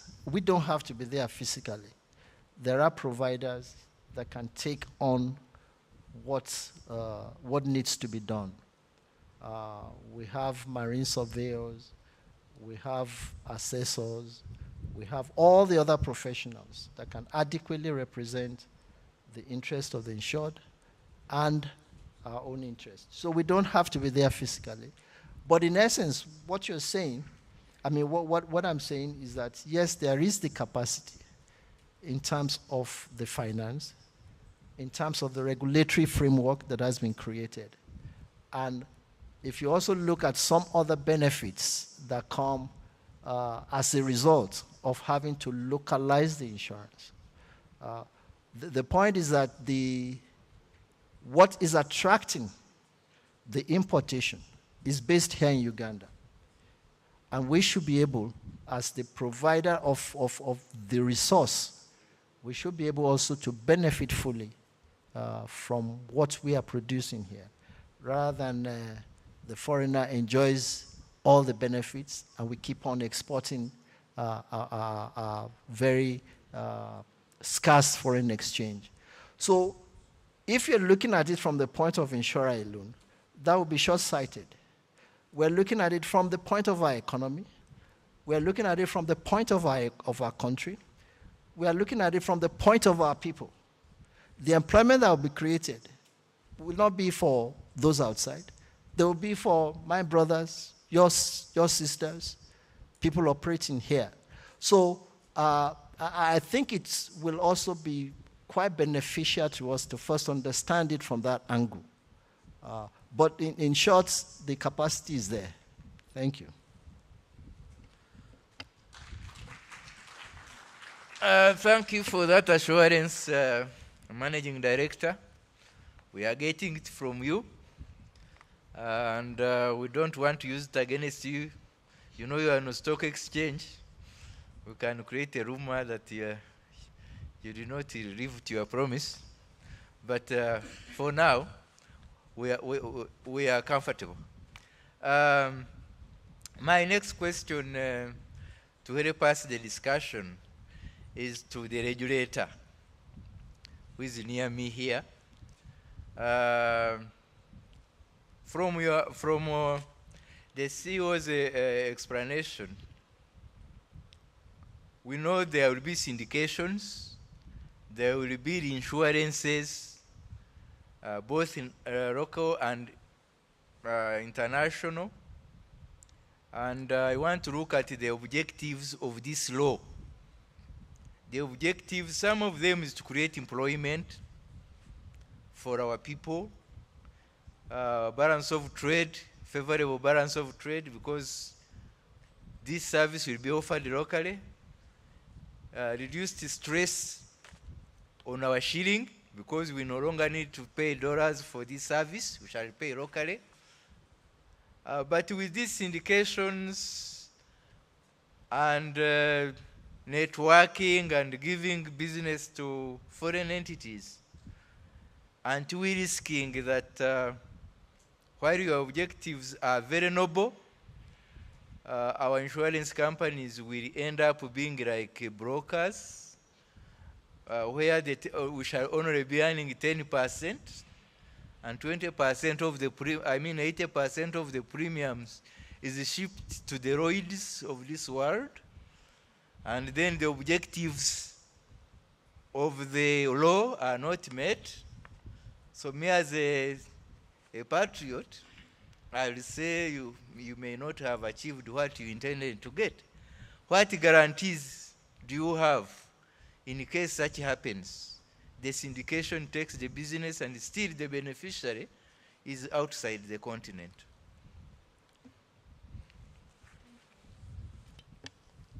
Thank you very much. Once again, my name is Barbara Walugembe. I work with the Insurance Regulatory Authority of Uganda.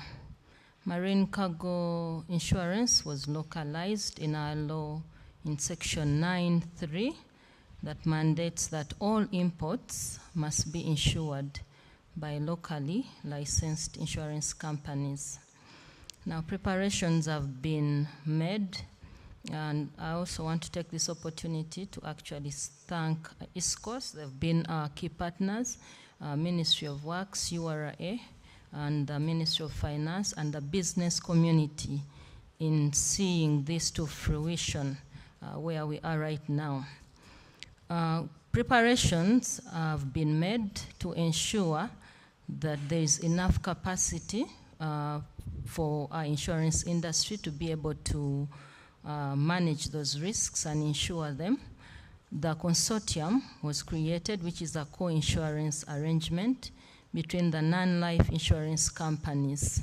Just like Mr. Bayo has mentioned, there is spreading of the risk. Our law provides that before any risk is taken outside of the country, it must, the capacity locally must be fulfilled to the full capacity. So after having created that co-insurance arrangement between all those non-life insurance companies in Uganda, we have the full capacity. All their balance sheets in their full capacity are behind this non-life marine cargo insurance scheme that we are pushing forward. So the risk that you're looking at that will only insure 10% is not likely to happen because our insurance companies have built their capacity. We've increased the minimum capital requirements, so their minimum requirements have increased according to the law, and also in risk-based supervision that we are carrying on, we are looking at their capacity through inspections to ensure that they have that capacity to handle those huge claims when they come in. So locally, we've already set up, through the Uganda Insurers Association, we've already set up the strategies and the mechanisms to ensure that we are not only retaining the 10% that you're talking of, but we retain the maximum extent possible before anything is ceded outside through reinsurance. Yes, we're already also doing that through oil and gas. Oil and gas is already moving on well, and so marine cargo insurance will also be able to do actually well. And also, I would like to also bring it to the attention of the members here that they already insure us. Just like Nick has mentioned, they're already insuring big risks in marine. We have other insurance companies that already have big clients and they're insuring those big risks. So this is something that is already happening in Uganda, but we want to ensure that our revenue is not being taken outside, to be able to build the economy, to be able to fulfill our SDGs, reducing poverty, creating employment, and building Africa as a whole. So this is the strategy that was put in place, and the capacity is in place. There is also a marine insurance portal, a portal that has been already created. It is in the final stages to be able to streamline those processes. Even if you're from Kenya or whichever nation you may be in, you can still be able to access this portal and assist your client in in the clearance and forwarding through the system and payment of for insurance, local insurance through this system. Thank you. Thank you, Regulator. Thank you for that brief and comforting statements that the objectives will be met. There's no island of knowledge. My next question will be to my brother Fred Seka from the Republic of Rwanda. He's a freight forwarder.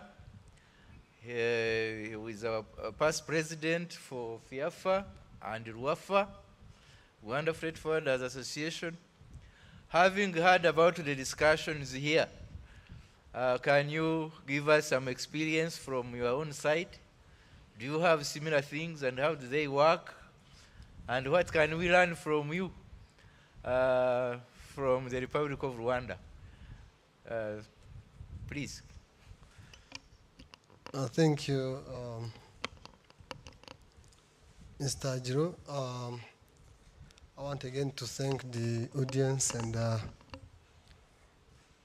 organizer of this conference for giving us also this opportunity to talk about this topic we are talking about it.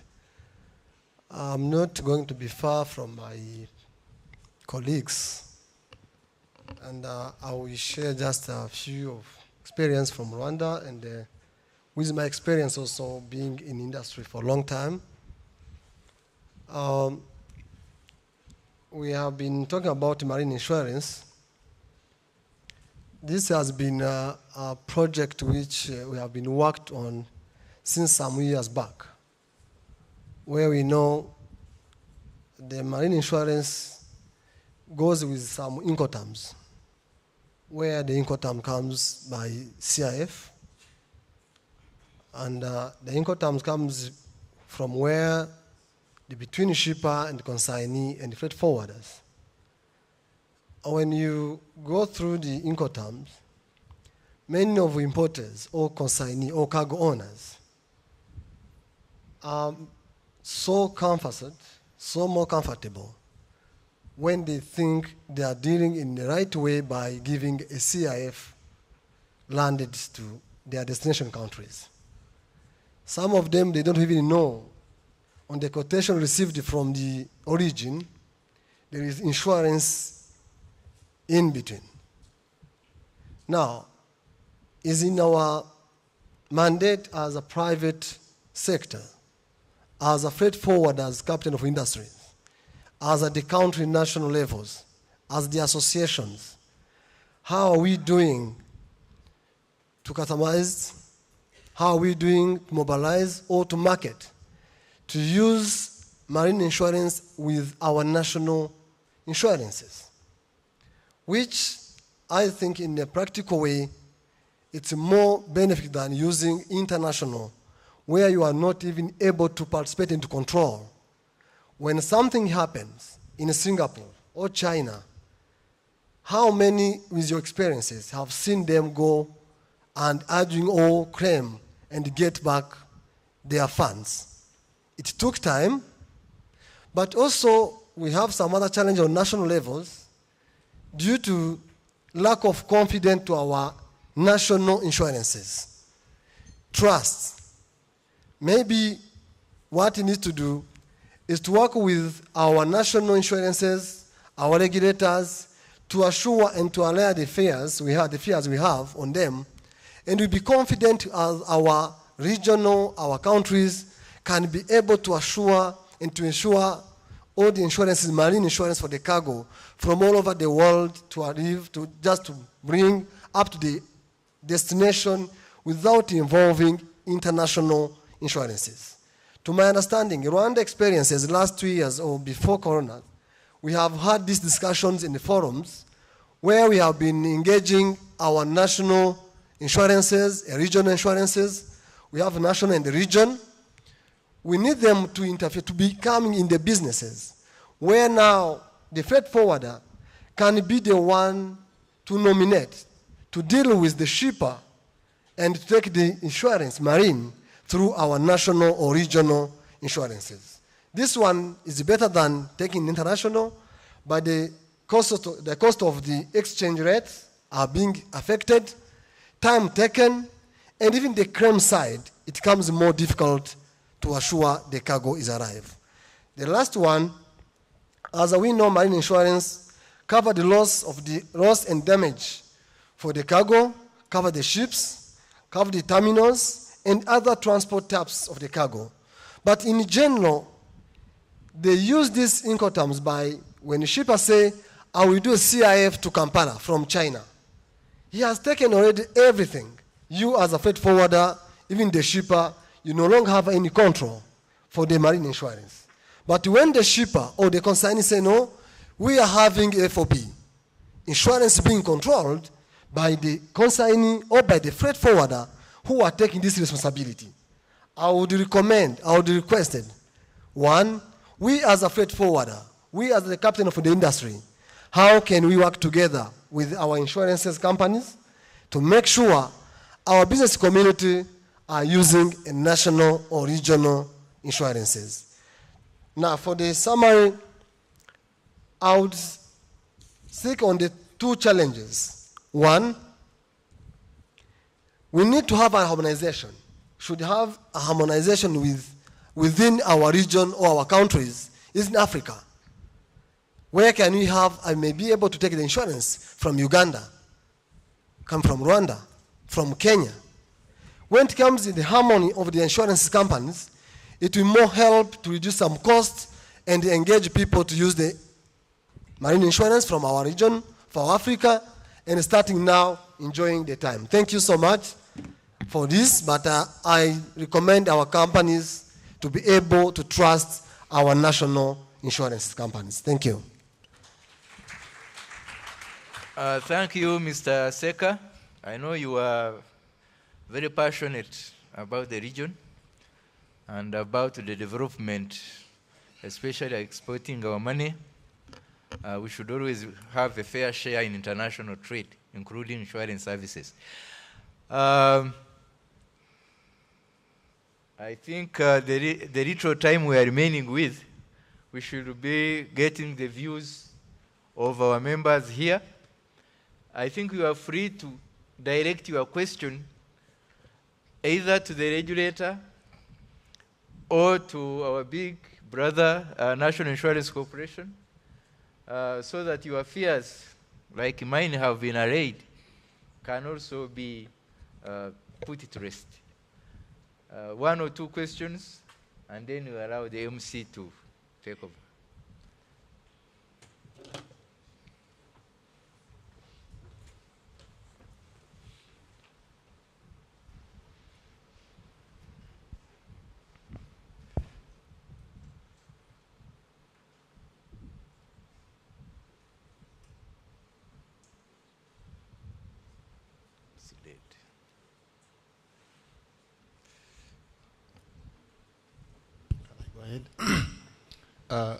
My name is David Rujema. I'm the chairperson for Rwanda Freight Forwarders Association.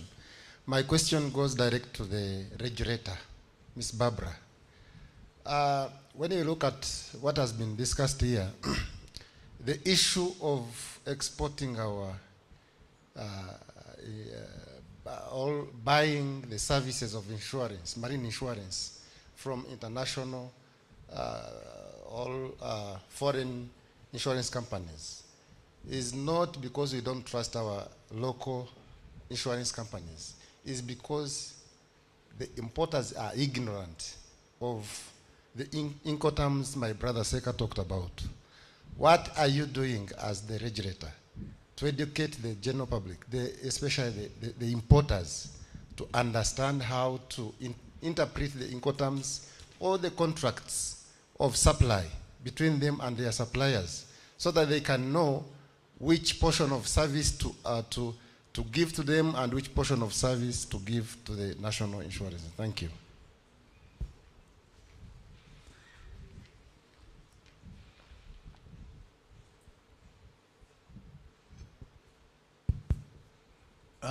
Maybe let me give a bit of history here to help us understand how all this came about.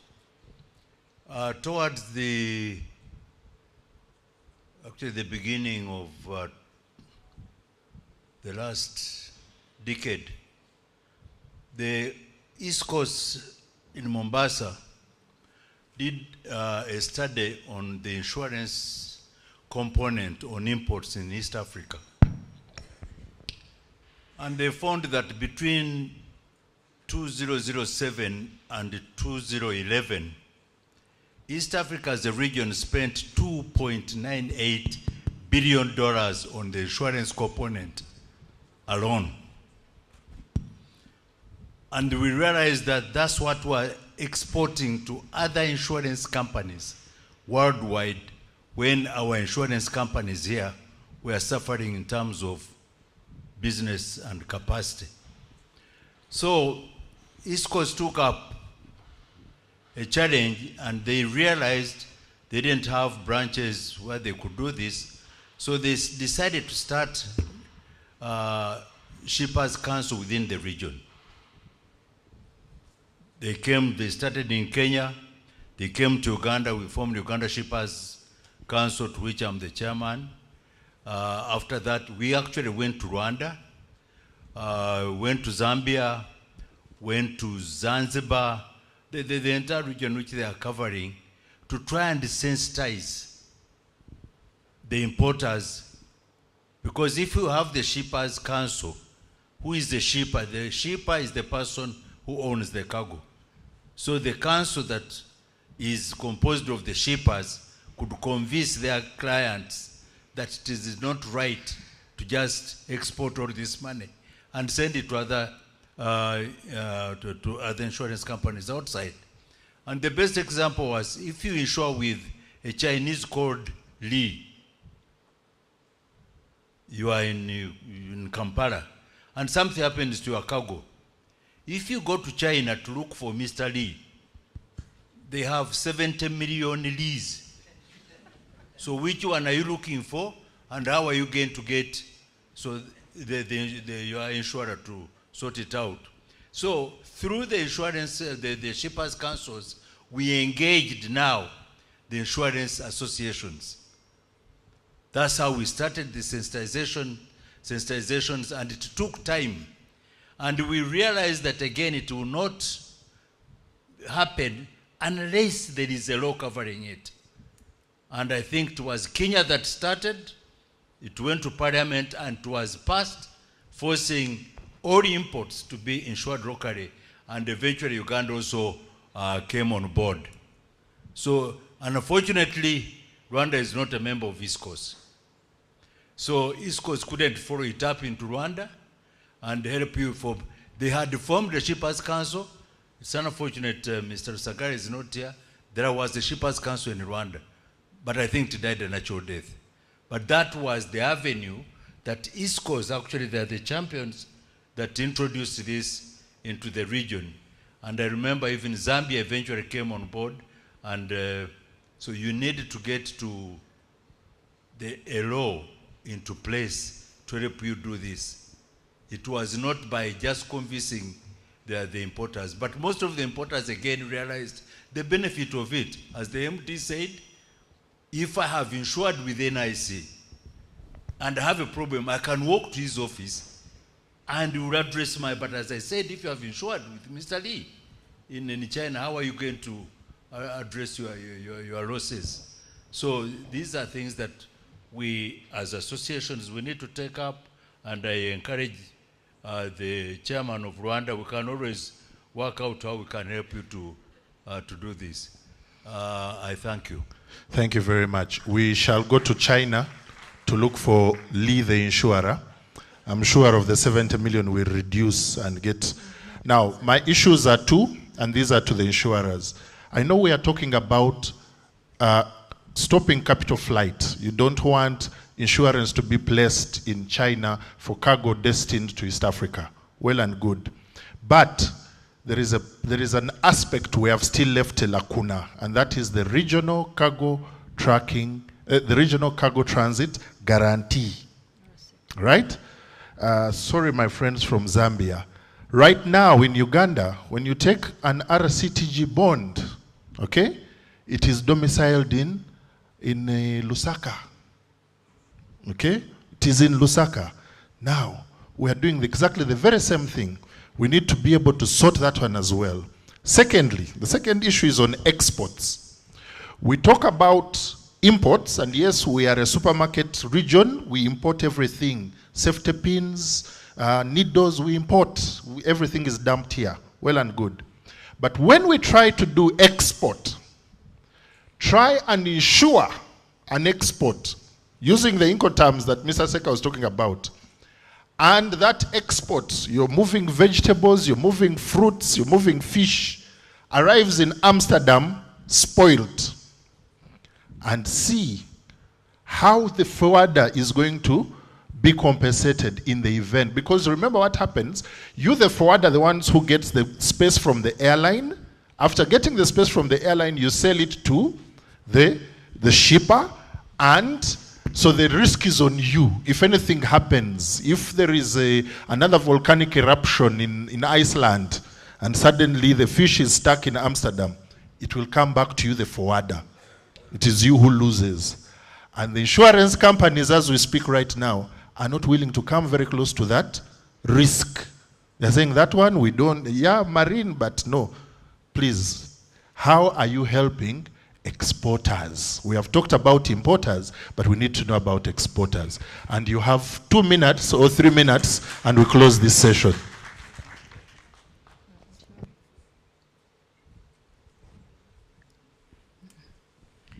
Thank you. I think I'll respond to the issue from my brother there, from Rwanda, respect to what the regulator is doing to sensitize or to make the public aware of the benefits or the good things they can really reap from this marine cargo insurance. What I can state is that we've had collaborations with the member associations in Uganda, like CASITA, like USIFA, ISCOS, and many others, to bring their members together. We've had collaborations with the Uganda Insurers Association, and we've moved in every region. We've moved to the different member associations and explained the benefits of this local marine cargo insurance. I think it has really been underscored already by the different speakers, the benefits that will really come out of insuring locally when it comes to claim settlement, when it comes to language barriers and things like that, locating your insurer and knowing the exclusions, what is covered and what is not covered. So this is being done through the member associations. And this is still ongoing. We are also using the mass media. So I think this is something that we've done and is already ongoing. Then there is also URA, the collaboration with URA, to also, we've entered an MOU with URA, so that on their side, even as they are clearing these goods, they are able to sensitize. We've also placed some members from IRA who are knowledgeable about this marine cargo at the different ports to ensure that if any clearance is required and there is knowledge gap in respect to this and how to use the system, there's already someone there who can be able to assist the importers in this area. Then when we go to the issue that has been raised on the RCTG bond, I think we need to look at the purpose or the objectives for these the marine cargo as well as RCTG. What was the purpose for the RCTG bond? Because it's a regional bond that is intended to facilitate trade or movement of goods within the region. And then when you look at marine cargo, the purpose is for a reduction of capital flight because of the different issues that have arisen when importers procure foreign insurance and from foreign insurers, when claims arise, when issues arise, there is no way they can be helped. But when you look at the RCTG, movement of goods and clearance of these goods, this bond facilitates it so that there is no delay, so that goods are cleared as fast as possible with this bond that is issued. So I feel that we need to look at the objectives of these two different projects and know that the purpose for marine cargo localization, we cannot now move to RCTG. I've heard of discussions that have been made to create the ESC customs bond, but those have also now reached a kind of stalemate because now people are looking at regionalization. We are looking at Africa. So now if we are creating those small bonds, ESC bond, and now we'll create Ugandan bond, I think bond, we will not be able to achieve the objective for regionalization. Thank you. Yeah. Maybe some clarification. Thank you for that question, because to a large extent, it reflects some of the challenges that the freight forwarders, logistics people are facing. And as was said, there's the aspect of the marine, there's the aspect of trade facilitation and the payment assurance that taxes will be paid, particularly on those goods that are crossing through different countries and to the final destination. But along the line, a lot has been done. Maybe the mistake that is being made is because COMESA is located in Lusaka, and it was a COMESA initiated venture, but it's not domiciled in Lusaka. Each country issues its own RCTG, and each country administers it. But they have a central body which more or less oversees, and which made it very, very possible. For about 12, 13 years, the thing was moribund. Until I think it was in 2012, they came in and held the meeting here in Kampala, and we spearheaded it. For about 6 years, NIC was the chairman of the RCTG Council, of which I was representing. And we were able to make a lot of progress. And up till now, I think a lot has been done to use the RCTG to facilitate the movement of goods. So what just needs to be done is to continue to just find a way to get it going. One thing, as she was saying, there is the initiative to have the East African bond, but the COMESA one, the RCTG, is working perfectly now, and we're having very good reviews from even coming from some of your colleagues in the industry. So, and then the question of the export, I think it's something that we as a company we're looking into very critically. There's no reason why there shouldn't be insurance of exports going, I mean, goods going out of Uganda to other countries. The same way that we can insure the imports is the same way that the exports can be. It's just that there has to be some streamlining along the line, so that as the goods are being delivered there, we're able to oversee the process. But it's something we're looking into very, very, very critically. If we just for 1 minute, with experience in two things. One on the RCTG, because I've been using the RCTG also, and the negotiations also we have made with a federation. When it is the RCTG, as she said, the purpose and objectives for assuring the transit of cargo. The issue was when let me say like in East African blocks, when they adopted for this under single customs territory, We are looking which one can cover both countries to move the cargo. They agreed on this certificate from the COMESA certificate. But when you look at on the rates, it's one of the area we as a freight forwarders, we should take time and think and negotiate it. Because as we have been working across the countries, we have been reducing more higher risk, whereby we are now navigating between 0.3 to 1.5% on the RCTG bond.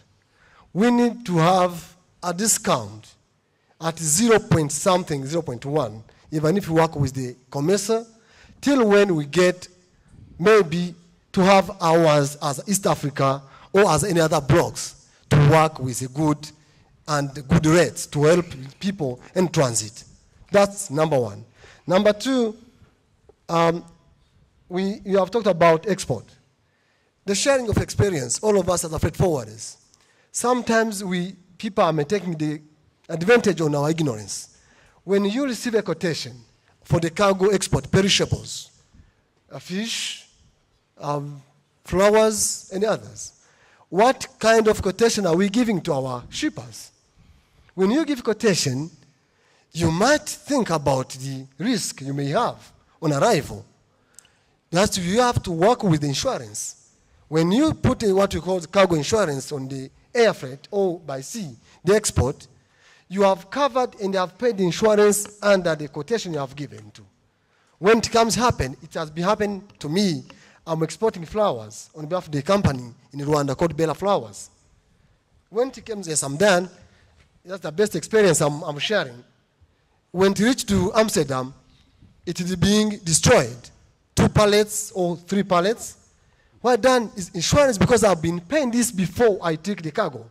I being paid and then I pay the client. Then I've been covered with the security of the cargo. Thank you. Thank you very much. Ladies and gentlemen, in the interest of time, kindly give our panel a very, very, very big hand. I saw a number of hands shooting up. I know these issues cannot end here. So we purpose to move the conversation to the exhibition booths. Let's go there. Let's have a deeper conversations on some of these issues so that we can be able to facilitate trade. Now, this is what we are going to do. We are meant to have a panel before lunch, but we are going to rework our program just slightly and go for lunch now. We have 45 minutes for lunch, and at 3 we should be back here to continue with 2 sessions, 2 or 3 sessions, including the closing. I need us to be aware that this afternoon we are going to have a Rame meeting. We will evolve this into a Rame meeting, which will be a Rame field meeting or an AGM of sorts, if you want to call it that. And the Rame chair will take on at that point. We have a number of things that are going to be discussed, including presentation of bids to host Rame field meeting of 2024. So if you're interested in that, get yourself prepared. You know what you need to do. If you need more information, please approach so that we can be able to give you that information. And that is part and parcel of this afternoon. Please remember, if you're interested in the field, explore the Pearl of Africa trips tomorrow. Kindly go to the registration table, register yourself. There is a catalog of the different trips that you can be able to do. Make sure that you sign up and sign up today. This evening, when we are done with our sessions here and the closing, the official closing, we shall be relocating to the Lake Victoria Serena Hotel, where we'll have our Experience Uganda cocktail. Make sure you are there. We will have all drinks, all eats, and we will showcase a little bit of how we can dance here in Uganda and how good we are at many, many other things. Make sure you do not miss that. So thank you very much. The meal coupons or the lunch coupons shall be given to you as you enter the lunch tent. The tent that we had lunch in yesterday is the same for today. You go through the exhibition booths up to the tent next to it. Thank you very much. Have a good afternoon. 45 minutes for lunch, including walking time. Including walking time.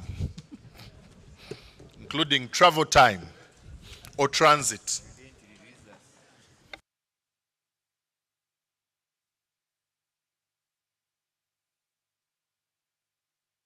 Industry, we want to take some time to look at the issue of finance. Everything we are talking about requires finance. The absence of well-designed, well-crafted financing solutions causes a problem in the whole system, clogs the whole system. But when we have finance well-aligned, are made available and accessible, then the freight logistics industry can grow, can move forward. So this is what we're going to do. This afternoon, we're going to have a panel discussion for the next 30 minutes on financing solutions for the freight logistics industry. We have the following people that we are inviting to this distinguished panel. Mr. Desirendo Fernandez, President of Federation of Clearing and Forwarding Associations of Southern Africa, I think. Mr. Moses Nahabwe, the Relationship Manager of Equity Bank. If you're here, kindly make your way to the podium. Ms. Eva Mpalampa, Head of Oil and Gas and Business Commercial Banking in Stanbic Bank, Uganda. Kindly come. Mrs. Jennifer Mwijuche, Managing Director, Unified Cargo Handling Services. And this session is going to be moderated by Mr. Ronald Kanyerezi, the Chief Executive of Bemuga Group, a logistics and forwarding company in this region. And the issues we want to be able to discuss around financing. We'll have a presentation from Madame Eva Mpalampa, if that can be queued.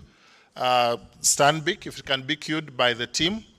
And then after her presentation, which should take not more than 7 minutes, you should be able to delve into the issues, prepare your questions. We'll have a Q&A at the end of it all. Yes, so over to the team. Madame Eva, over to you.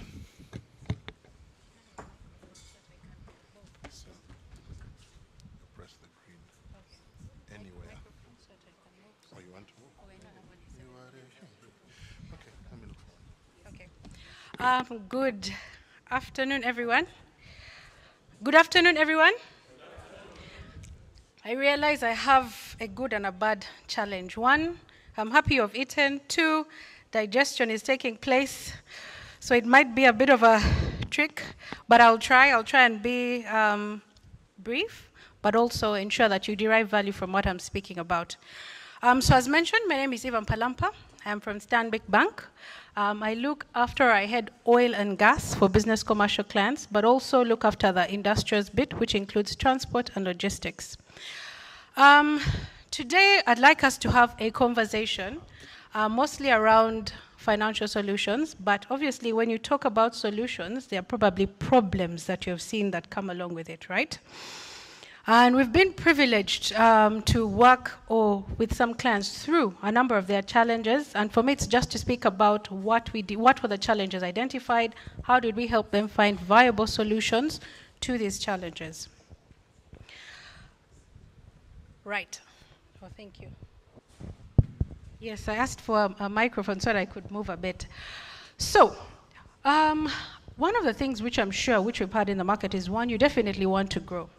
And for you to grow, you're looking at getting a contract.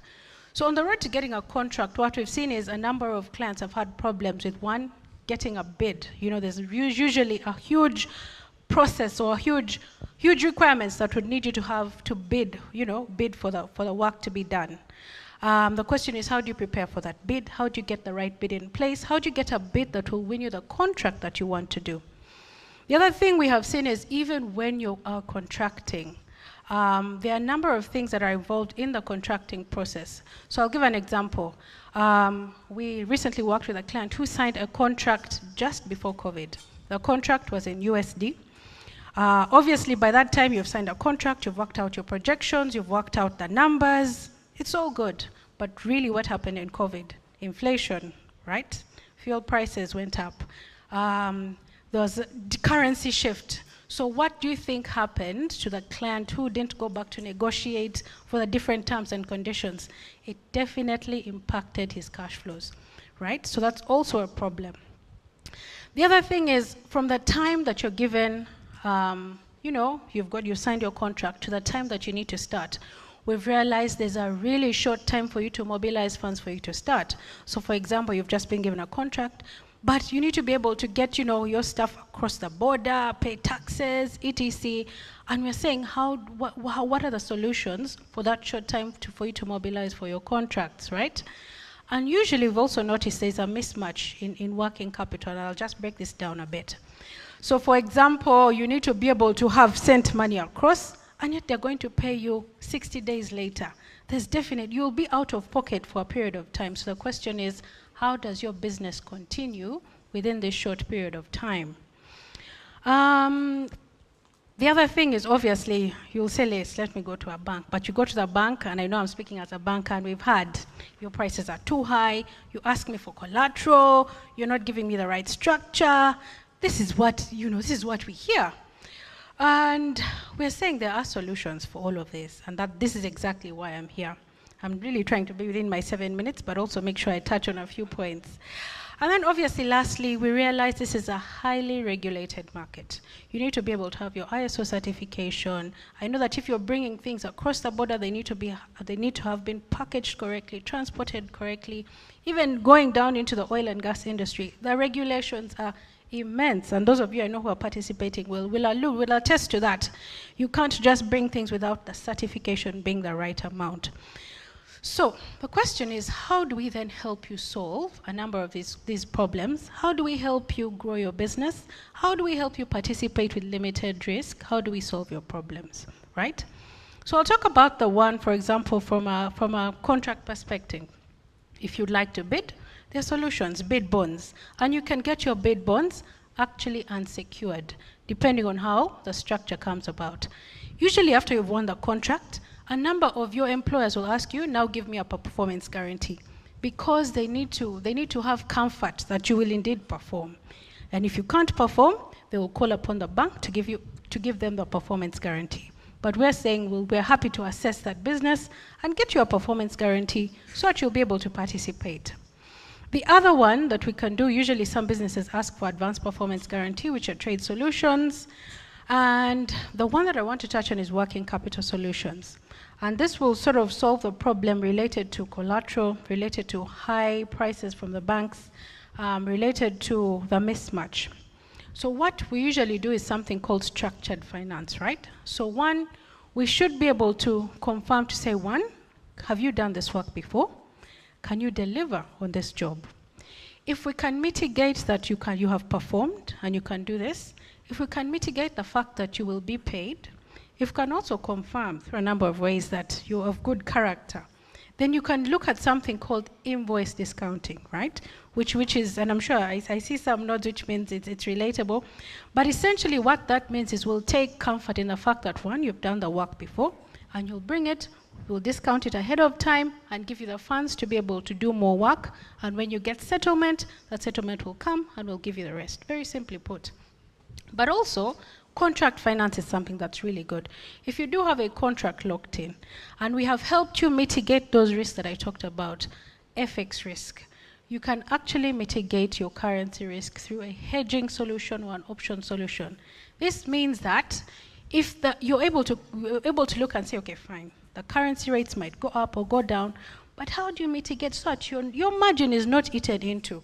We are aware that, when you've entered a contract, you want to have some meat at the end of that contract. How can we help you give you back more meat? Hedging, foreign currency hedging. And I'm happy to have a detailed conversation on that. But if you're to go away with something, hedging. And I'll tell you why this is important. Even if your contract is in dollars, you will have a specific spend in UGX, For example, are you going to purchase fuel in the country for your trucks in dollars? No. How will you pay your, at least the local laborers, in UGX? So that's you, at least you will know a specific amount of money will be spent locally. How do we help you? Hedge a bit of that money. And then on the bit of collateral, if we do structured financing, then in some cases there's no need for you to have collateral, right? Because we will have looked at the transaction end to end, and at least that can give you some flesh, because we know that you need all your capital back in the business working for you. And that is one of the ways in which we can help you with. The others are things which are your normal vanilla things, vehicle and asset finance, and I know that I think I'm supposed to have another colleague from Equity on the floor. But those are usual things that we can help you with to grow your business. And then lastly, we can also give you payment and collection solutions, which means from a click of a button, you can be able to pay your taxes. We know that paying taxes is extremely important. 2, if you're able to have your working capital sorted, we've given you a finance line, etc., you're able to pay. And make sure you don't get those penalties which are incorporated, demurrage, fines, etc. That is then how we can sort you out. Then we also have personalized banking solutions for your staff, whether they want to be able to do extra insurance for their children, extra saving solutions. You also want the people that you work with to walk away with something for themselves and you'll have enhanced their lifestyle. Happy people give you good results as your employees. I will stop there, because I know we're pressed for time, but I am available to talk about more of these solutions, and I hope that at least I've touched on something, and at least I've highlighted, some value for you. Thank you.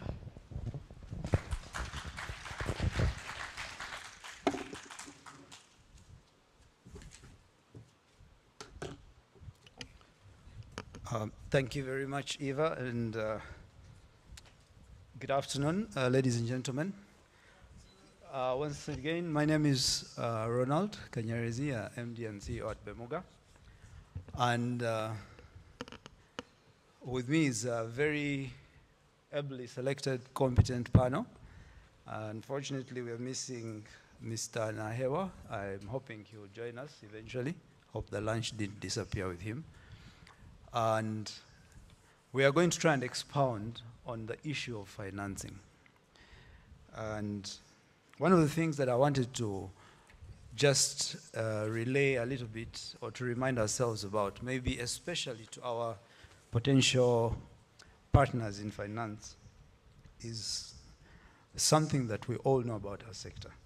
One of the things we know about our sector, it's probably one of the most versatile and the most spread or multi-sector impacting sector of our business cycle industry. Logistics is in everything. So this is something we all know. So it means we impact everybody.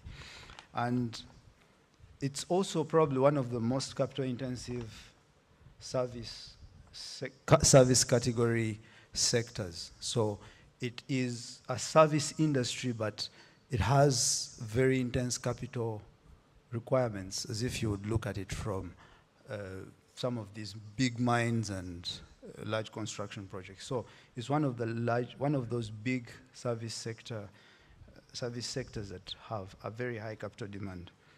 One of the things that has been mentioned variously again is that it's one of those sectors that is heavily operated on credit.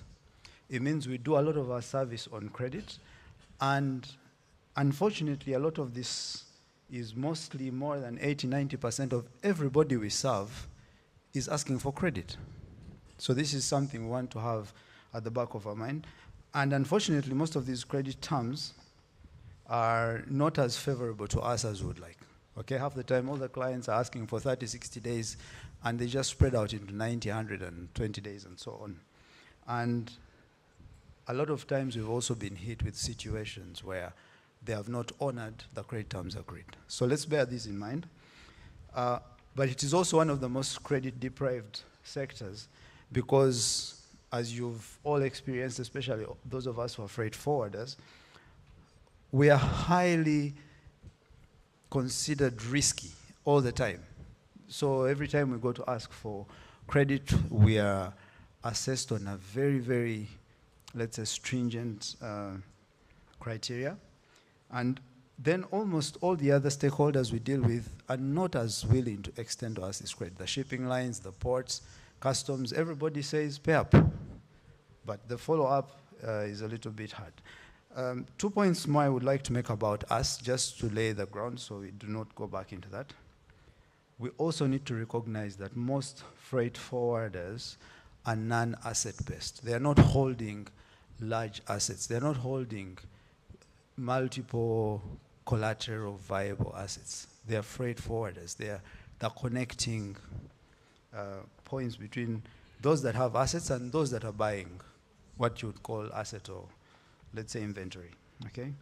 And unfortunately for us as well, we operate in multi-economic environments that have different dynamics, so we have to deal with different value-reducing components of different economies. I mean, if you get hit in Kenya by some delay of an uncomfortable political situation, you have to inherit the costs thereof, of the delay, of the detention, or whatever it is, while you are in a different economic setting that doesn't even cover some of the related costs. So, and one of the things that we are faced with at the moment is very low profitability because of the stiff competition, and now we have a lot of the unfavorable credit conditions that we deal with, and then the high transformational demand that is on us now, coming off of the foot of COVID, coming off of the back foot of various tumultuous times around the world.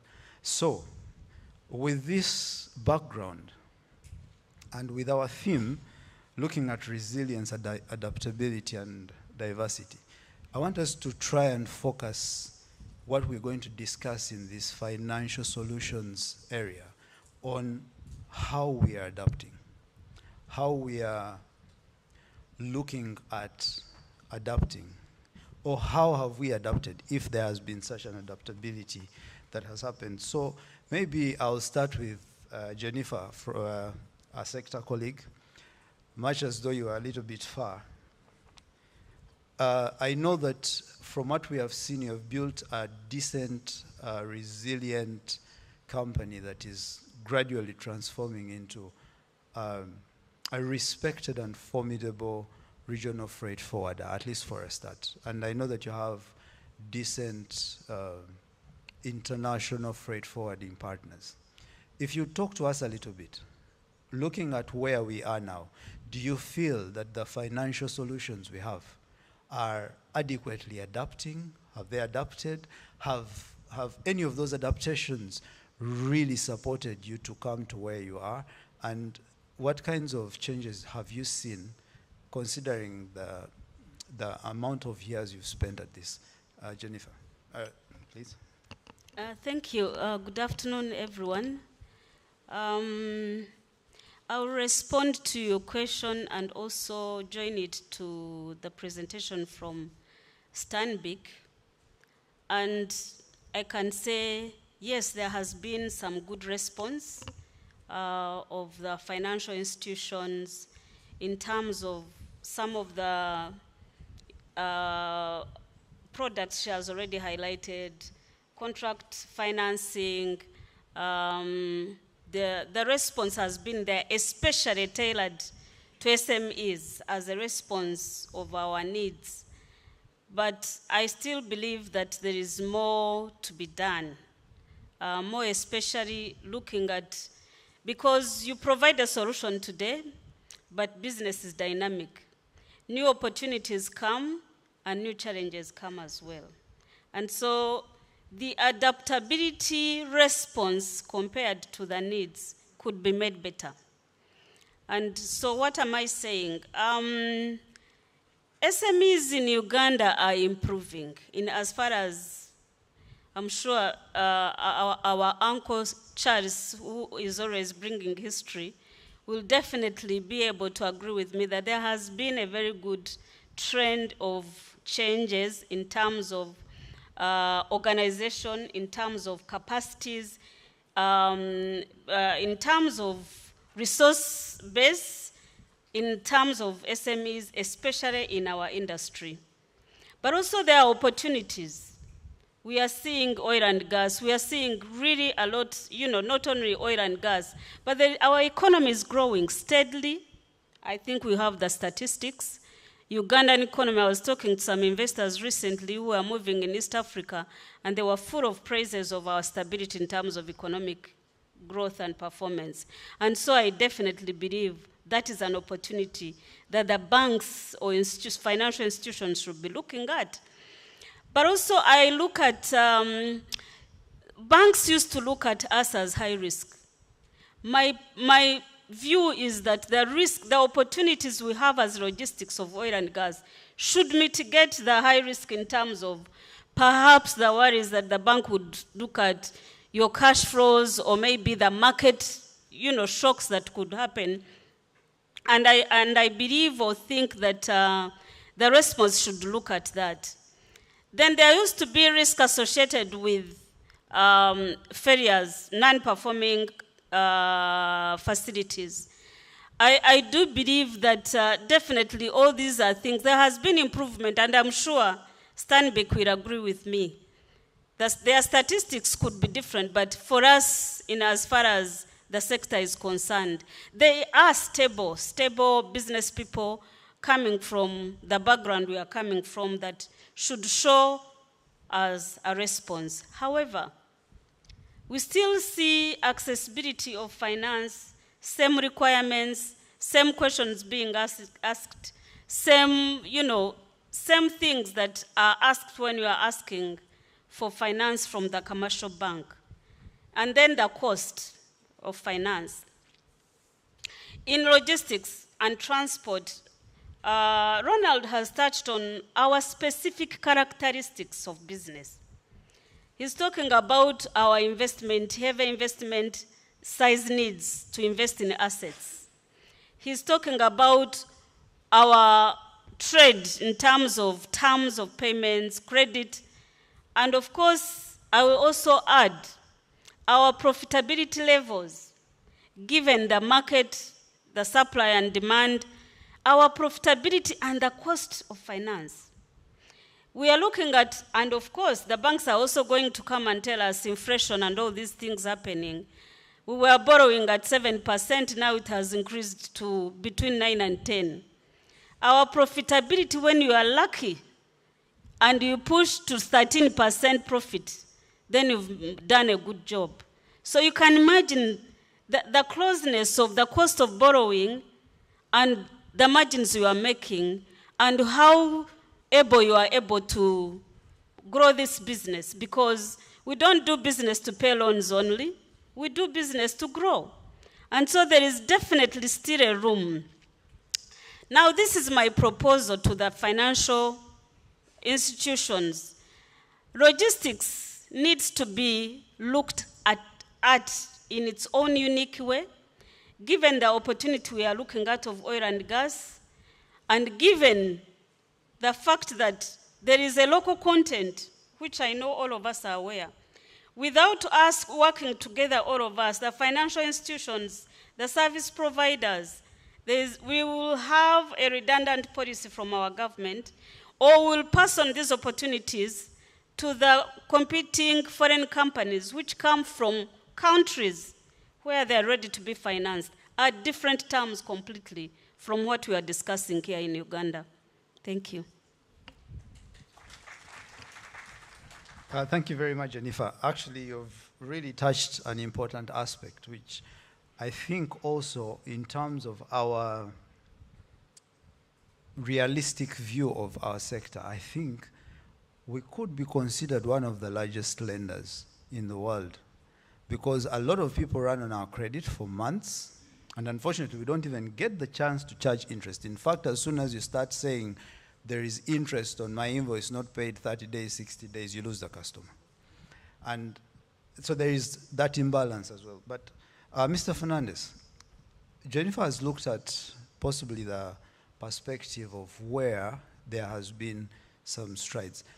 From your perspective and from the angle of the federation that you respond, what are the members saying are the areas where you feel financial institutions or the financial services sector to us is still leaving major gaps. Where do you get the feeling your members have identified financial institutions need to start becoming creative to address our need? And this unfairly is going to all land back to Eva to try then and show us what deliberate actions or strategies they are putting in place to adapt to our needs. But maybe you can throw some bit of light on that. What do the members think? Where are those gaps that we need to begin to address to adapt well? Okay, thank you. Good afternoon to all. As FICFASA, we currently representing 21 countries, majority on the SADC bloc and some non-SADC bloc. But going specifically to the issue which we're discussing, which is financing, I would actually call it our Achilles heel in Africa. The reason why I say and mention it is for one simple factor. We basically, as African freight forwarders, or could I maybe rephrase it, as African logistics suppliers, we are at a disadvantage always from the word go whenever we asking or requesting any financing from our financing partners. Reason why I say that is, as an African, if you want to start up a business or you need financing structures to be as your backbone support, we get a disfavorable financing rate. Uganda is actually at a very good indicative when you say 9%. In Southern Africa, it's usually minimum 12% is for big multiple companies. But usually if you're an SME, the minimum they'll give you is 19%. And if you have to check that, like Jennifer correctly said, and Ronald also indicated, our profit margins are usually very low. So we, as private sector, as freight forwarders, we actually need the banking structure to relook at how they think of financing the Africa segment of freight forwarding, logistics and freight forwarding, because we need that support in order for us to be competitive at continental and global level. And if we don't get that kind of financial support, we will never be able to be on a level play field with our counterparts from Europe, from Asia, or from any other continent other than Africa who come and open up businesses in here. Because you're getting a financing from someone from China who'll get a loan at about 2 to 3% maximum. He comes and opens up a multiple business.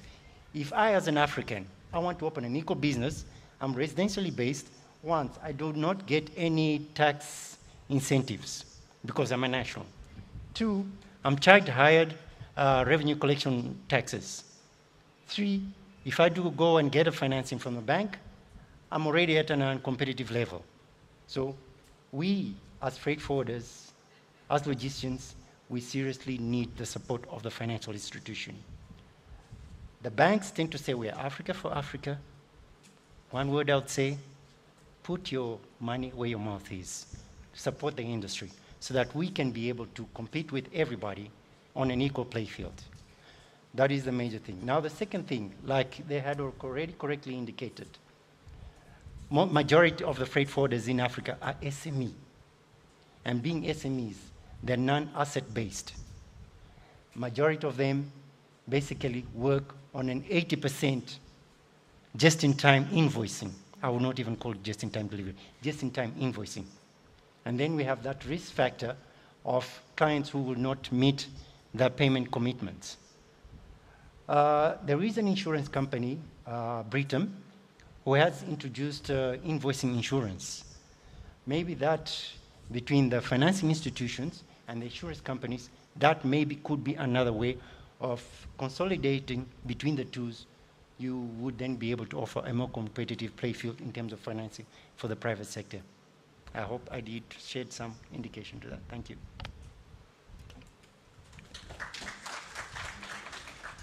Indeed, Mr. Fernandez, you really did that, some good service. And fortunately, all those are for Ms. Eva here to address. You've had the chance. You've been with us, hopefully for the 2 days. You've heard where we're facing as a sector. You have had the chance to work with some of us in oil and gas. You have had the chance to see us weather the storm of post-COVID, the recovery process. And I saw in your presentation you hinted on a couple of areas that as a bank, at least as Stanbic at the moment, you're looking at. I just got a little bit of a feeling that some of the things that you're looking at are also largely focused on who is established, is well known, is already in place, can prove something, and unfortunately that's what banks are. They look at whether you already have, so they give you more, and when you don't have, maybe we have to think about this situation. But we are all here. Not all of us have made it. Not all of us have had the same fair opportunity at the same big contracts. But like we said, we may not be asset-based on a physical asset perspective, but maybe we have some intangible assets that we are holding. We might have that contract that looks lackluster at the moment at best, but its continuity has potential to be capitalized in some form or shape, to qualify me for some consideration, let's say as a collateral or something. I'm keen to hear on behalf of colleagues here, what innovative solutions beyond physical collateral assets that you are looking at, or what other alternative methods are you looking at in terms of being able to evaluate us, to support us, because we are faced with the real challenges. For example, we have to adopt technologically, so investment in technology is coming. And if we're going to survive, we need to evolve. And that's money. Capacity building, that's money. From Stanbic as a bank, but from financial sector as a whole, what strategic initiatives are you developing to be able to support us, having understood who we are now? More than 70–80% of us here don't have physical assets. What are you thinking about? Okay, thank you very much. First of all, I'd like to highlight, or maybe just to say, the fact that we are in the room should give you comfort that we're ready to partner, we're ready to form synergies, and we're here. We're here to support you. So I hope that that gives some comfort. Indeed, as you said, we've been here for 2 days. I am happy to take the bullets for everyone else, but at least for the brand that I'm representing, I'm happy to say that we're here to support. Number two, there's a common saying that it says feedback is a gift. So it's good to receive feedback from you. It's good to receive feedback from the industry on the different things that we could do better. Because when we take that feedback and work on it, it does make us better. So thank you. And we are happy to continue to evolve. But maybe what I also want to say is that we also haven't been sitting back. As I had alluded to in the brief 7 minutes that I was given, we've sat down and understood this sector in particular. And to address your question, what innovative things have we done? One, we've sat down and understood who we are dealing with. We realized that the traditional banking way would not help this sector progress. So we sat down and said, fine. One, it's highly capital intensive, as everyone alluded to. And because they're highly capital intensive, your balance sheet will be thin. You will not have collateral to give. You will not have, assets to put there. But we still want to support you. So what then can we do? Someone earlier alluded to the fact that logistics and freight is about documents. And that's where we say, yes, we shall capitalize on that. And that's where the structured financing then comes in to say, okay, fine. If you're someone who has just started out a startup company, let's look at your company and say, fine, do you have the expertise to run the company? Have you done some work before, maybe as an individual? Because the major risk would want to mitigate, can you perform? And when you perform, will you get paid?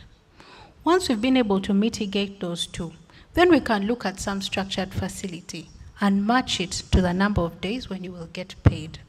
Should it be okay end to end, we shall not even lend your collateral, because it will be, as I mentioned, structured financing tailored to what you're doing. Even if it's just an LPO and you've gotten an LPO from a company which we can verify, we can connect those two dots, we can definitely discount that LPO and give you something to perform. And when you've performed and you bring a bigger one, we can give you a bit more for you to grow at an affordable price. Now, I know that She alluded to pricing, but obviously pricing, I can't speak for everyone, but pricing is usually dependent on risk. And that's where character comes in, to say, someone earlier spoke about trust and say, how do we elevate the trust in the room? If we realize that, yes, you have been trustworthy on your payments and etc., then your risk goes down and therefore your pricing goes down. So I guess it's to say, how do we build trust together across the board? Because then that ultimately reduces the pricing that you do. So one, I've talked about us having understood the market. Two, I've talked about solutions like structured financing. Three, I've talked about us having relied on actually you performing on the work done. If we can get those three right, then we can go somewhere. Thank you very much. Now, one of the things that I've sensed is you are in the thought process as we are. But one of the other things that I realize is you are asking us the questions we are asking ourselves. Let's say. Okay, clarify. No, I'd like to understand, because we have done it for customers and it has worked. So I'm going to give it context. For Yes. example, we want to believe we have worked hard to build the trust. And you're still wondering, how do we build the trust? Tell us from your perspective, what is failing us building the trust? Okay. So I spoke about one character. Banks, I'll speak now this one globally. What banks usually do is they will do their research when you come. There's something called a credit reference bureau report that will tell you whether someone has days in arrears in another institution, right? If you have had some number of days on your report, then that is a red flag. If you have had bounce checks, that is a red flag. If you have not honored your payments, that is indeed a red flag, because that speaks to character. Ultimately, in banking, we give to character.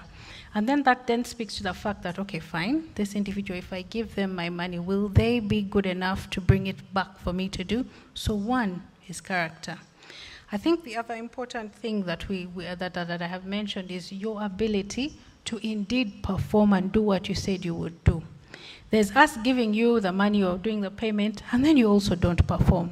But then remember, if we've given you a performance guarantee, your employer will recall on that guarantee, which means we will pay out, make that settlement out, and then we are left undressed, for lack of a better word.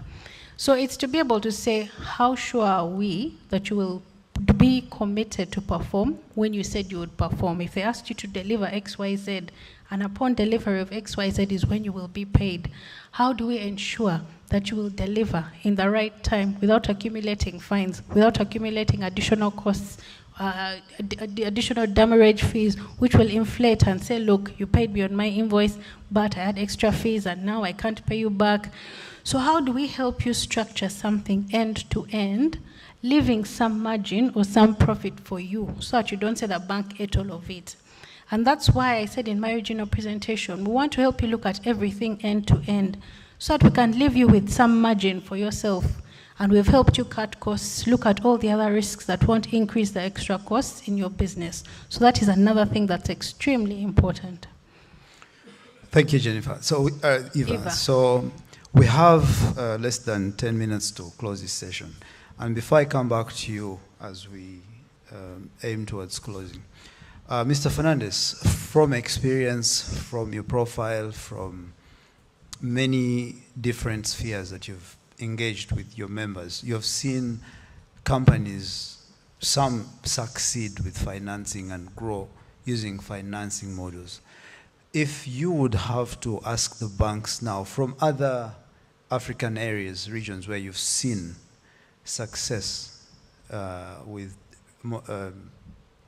improved financing structures, is there anything that you can draw from, that you can share with us here today, that some of our banks here, or financial institutions here, could adopt to try and support some of us who are trying to break out into the global setting? I will try. One of the things would be basically, with the structured financing which the banking is presenting, I know that you use a character valuation as one of the key factors, but then the second factor which you could also use, besides the character evaluation, you can also use sort of like an insurance coverage. We know for a fact that each time any bank gives a loan out, be it an individual company, you always have an insurance coverage on that loan. But majority of the times, when there's a default, not due to the due to the user or the loaner incentive, but because his client has defaulted in payment and he's left high and dry, half the time the bank do not come in with a proposal on a recovery scheme. And that is where we need. If we are supposed to be partners, it's no use the bank, the moment the freight forwarder has defaulted on the first payment, which he can legally present to you on the wise. The bank, the first thing they do, they only want their pound of blood.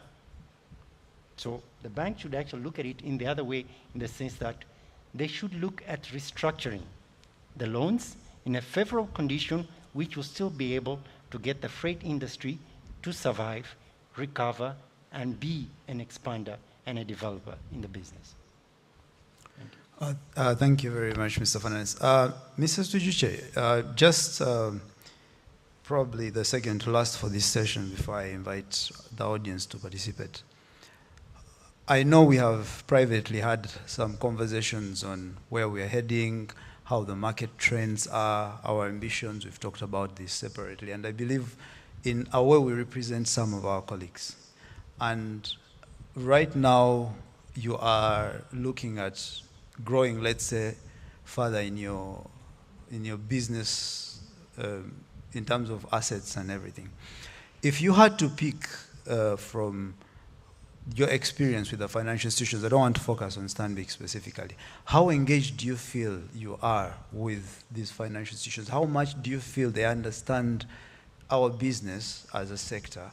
And what methods of engagements, what structures do you think we need to have with them in terms of creating that trust they're talking about, that confidence, that understanding? And maybe the second question to that is, do you feel we are all rated the same in terms of, or should we continue to be rated the same in terms of evaluation or assessment for financing? If not, what do you think these financial institutions need to be thinking about as we try to adapt to the changing environment? Okay, thank you. I will start by raising the question to the banks that I've always asked even at my transactional level with them, is that why do you rate my risk from a universal perspective and not looking at me as an individual entity before you borrowing, when we have had a relationship for quite some time, and you are applying a risk rating universally? I think that is my response, number one, a takeaway for the banks to think about reviewing their risk assessment from an individual perspective and a project perspective. That's number one. Number two, I still believe that we are all in business, and the banks are in business, we are in business, and we need both. We all need each other. And so there is still an opportunity for us to sit together, especially, I will speak in Ugandan perspective that I understand better. Looking at the opportunities we have, and the conversations we've had together here, my colleagues who are already playing in the sector, there is more need to sit on the table. Because the banks, when banks lend us money, they have invested in our businesses. I am sure they're interested in knowing how well we are doing, for us to be able to pay back that money, and of course, to grow, because we borrow or invest for growth, for getting returns. And therefore, looking at the opportunities we have in oil and gas, I feel that we need to sit back on the table. There has been so far financing, there has been so far contracts award. How well are we doing, or how are we struggling in as far as financing is concerned, and what can we do better? For me, I think that is what I'm recommending, because I believe that there is still an area or gray areas to attend to. For instance, if the oil companies or the clients in the oil are squeezing us on pricing and we are still having a small margin like this, what can we do? Isn't it a collective effort for all of us to rise up and say, look, perhaps we need to do better in as far as improvement is concerned? Because you have a ventured interest in the same way that we do as business. And of course, looking at where we are going, I believe that there is good opportunity, better opportunities coming, not only in oil and gas, but we are in a better place than where we are coming from. There is a lot that has been shared here, digitization, a lot of opportunities and challenges as well that will require financing. And therefore, we need to go back to the drawing table. We have also, of course, other conversations where some of us as SMEs have been desperate to go to even look for other opportunities, saying, what about equities? What about USE? What are they doing, Uganda Stock Exchange? What are they doing for SMEs? And there are many conversations coming. I'm aware that there are 4 local companies that have approached Uganda Stock Exchange looking for financing. Perhaps there's going to be, again, more improvement in as far as creativity and innovations and solutions to financing are concerned. But I still challenge banks and ourselves to sit back and review where are we. Certain things we've been speaking about are of the past. They have happened. People have got contracts. How have they managed to get finance? But what are new emerging challenges that can be addressed? Thank you. So thank you very much, Jennifer, for that. Now, I think as we come to a close, this was more to discuss on how we can get adaptive methods and solutions to financing. You've given us some suggestions on what options we have. In your closing remarks, from your slides, you were really rushing. If you had to pick 3 possible solutions for any freight forwarder here, whom now you've understood is likely not to have a physical asset, is likely not to have physical collateral, is probably breaking out as an experienced former manager of a certain business, now is looking for financing and is looking to go the technology way. From the options that you presented, could you pick 2 and just in less than 2 minutes, speak to the 2 and why they would be the most ideal to break in with and why that would be the safest way to start for both the bank and the freight forwarder? Okay, thank you very much. I think I'll speak to the same 2 that I spoke to earlier. 1, if you do have an LPO for us to do, LPO financing. No collateral needed, no additional, all these other things needed. So that goes to say. Number 2, invoice discounting.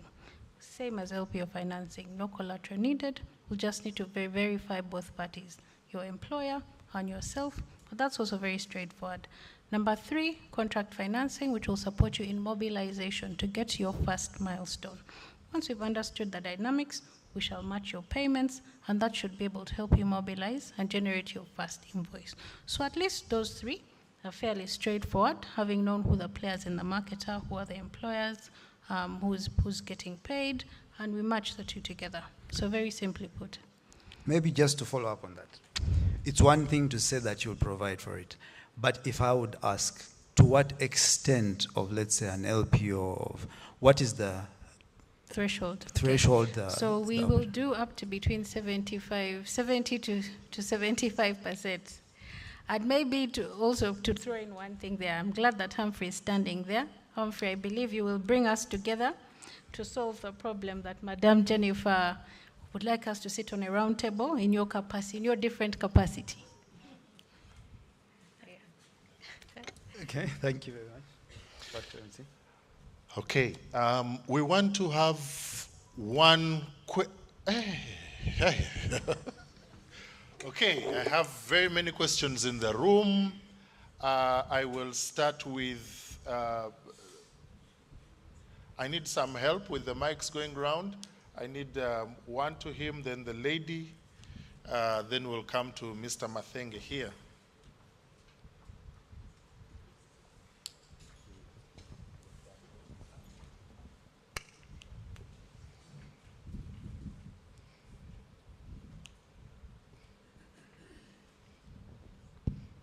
Thank you, moderator, for giving me this opportunity to throw a spanner in the works.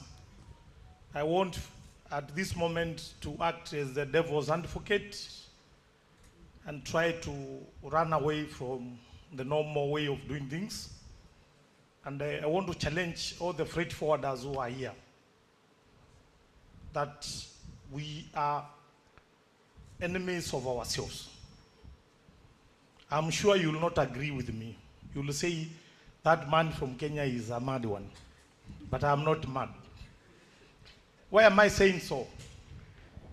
The goods that you are going to the bank to borrow do not belong to you. The goods belong to a certain customer called importer, who has bought goods from the overseas, has paid the vessel to bring goods from the load port to discharge port, and is aware of the obligations of paying, those other charges. But in our midst, in the bid to undercut one another and to outcompete one another, we go to the same customer and we tell him, I am able to clear your goods door to door within 15 days.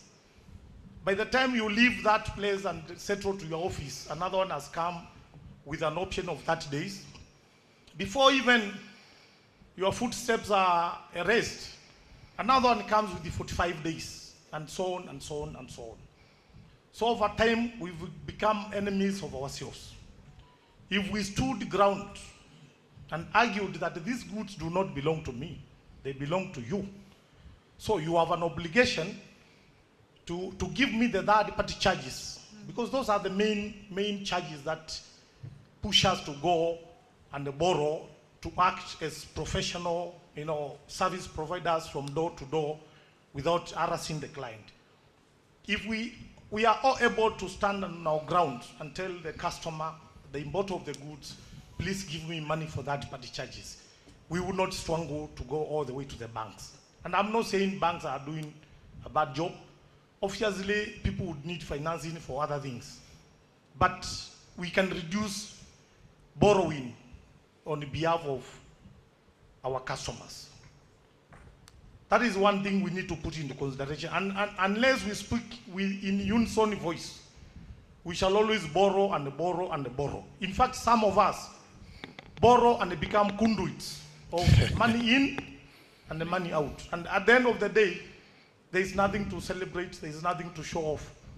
Of course, banks have instruments I've seen in Kenya, instruments called invoice discounting.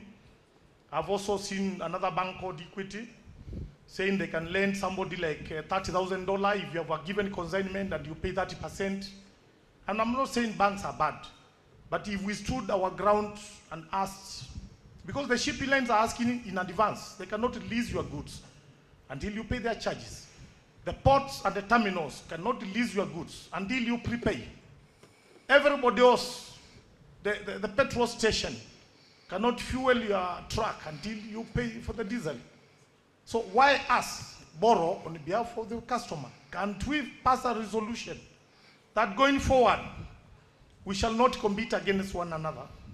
Let us compete on the basis of efficiency on the service delivery, but not compete on the basis of borrowing to finance a customer who may end up not paying you. We have heard in this region, customers jumping from one agent to another just because they are simply delaying payment or simply trying to dispute for the services they were rendered. So let us think twice, ladies and gentlemen. I'm not saying you are not thinking twice, but let us think twice going forward. Thank you. So what Mr. Roy is saying, that we as freight forwarders should stop being financial intermediaries. Let the bank do their work. Let's not be bankers for the clients. That's what you're saying. And we need to agree together. But there are people in this room, I'm sure, who that is their selling point. And that is why you're putting it across, that we need to agree to stand as one voice. There's another question on the other side. Yeah. Mike? Yeah. Thank you very much for giving me the opportunity. I'm Mawa Moses Nigo from South Sudan. First thing, I need to know the name of our moderator today. He has given a very good questions, but the answers are not given as the way I'm understanding. The first person to disagree with is our chairman from Kifwa. What I would like to know first is whether this Stanbic Bank is the same Stanbic Bank in South Sudan. This is the first one. The second one is in regards to the age and in relation to SMEs. We, the clearing agents in South Sudan, as we all know, were small income earners, and looking at the age of the country, we're even older than the country. And the same way, we are supposed to be promoted. One time I went to Stanbic Bank to ask for a mere opening of an account. The bank responded to me that they are working with corporate customers. Which corporate customers are oil and gas? And number two, Unimis. I'm like getting confused. A Unimis staff might earn something like $2,000 or $10,000.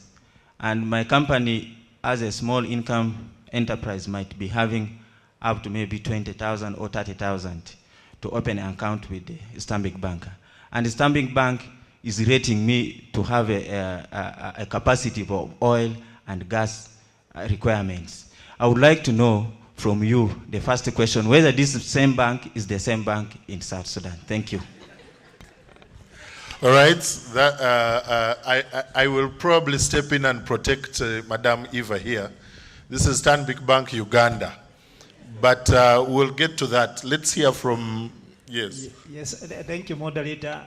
I like this discussion very much. As I said when I was making a presentation, our company is focusing, one of the areas of focus is trade finance. The reason why we do that is we believe if our partners in business are not strong or they are not sustainable, even our business cannot be sustainable.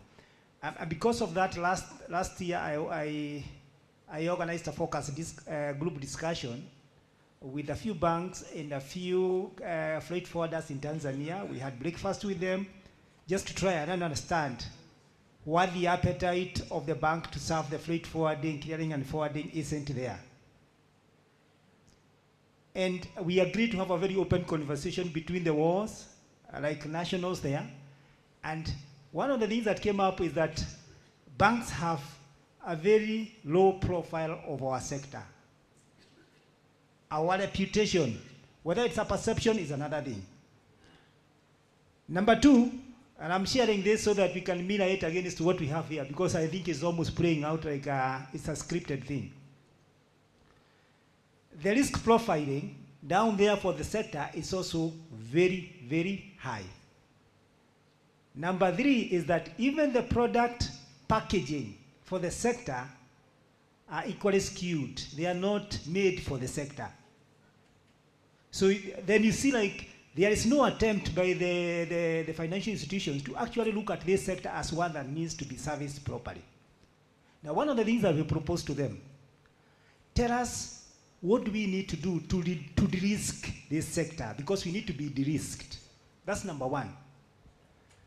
Number two, we are in business. And there are many businessmen and women in this sector who are reputable and they have made their life in there. Do we want to continue, judging this sector by virtue of a profile that existed in people's mind without coming down to understand what is this sector, what does it do, what economic potential does it contribute to our economies? We even suggested, like the service that we are providing, we are dealing with over 600 clearing and forwarding customers who are working with us. We could even collect a credit scorecard from them because most of them are honoring their obligations. that can speak and tell the bank that this customer doesn't have issues. We have what we are working on, the issues of self-regulation. We are trying to professionalize ourselves. Why can't we hang ourselves around those key pillars, and eventually, and I'm reminded even the Authorized Economic Operator Program, because for companies to be AEO, to be ISO, to be professional, it is an investment so that they can be trusted. Because if we don't do it for our people, if we want to sell credit to our people at those high rates, we can forget about growth and development. So we must really think our strategy, see the low-hanging fruit. Let's look at the characteristics of our market, and package things can work for that market. Thank you, that's my contribution. Thank you very much. I will give the panel just 1 minute. If anybody feels like responding to some of those concerns, you're welcome to. Eva, you want to say something? I can see most were targeted at me. You want to de-risk? To the gentleman from South Sudan, he was right. Uganda is a Ugandan market, and South Sudan is South Sudan. But I'm happy to have a discussion with you out of this to see how I can support you from that angle.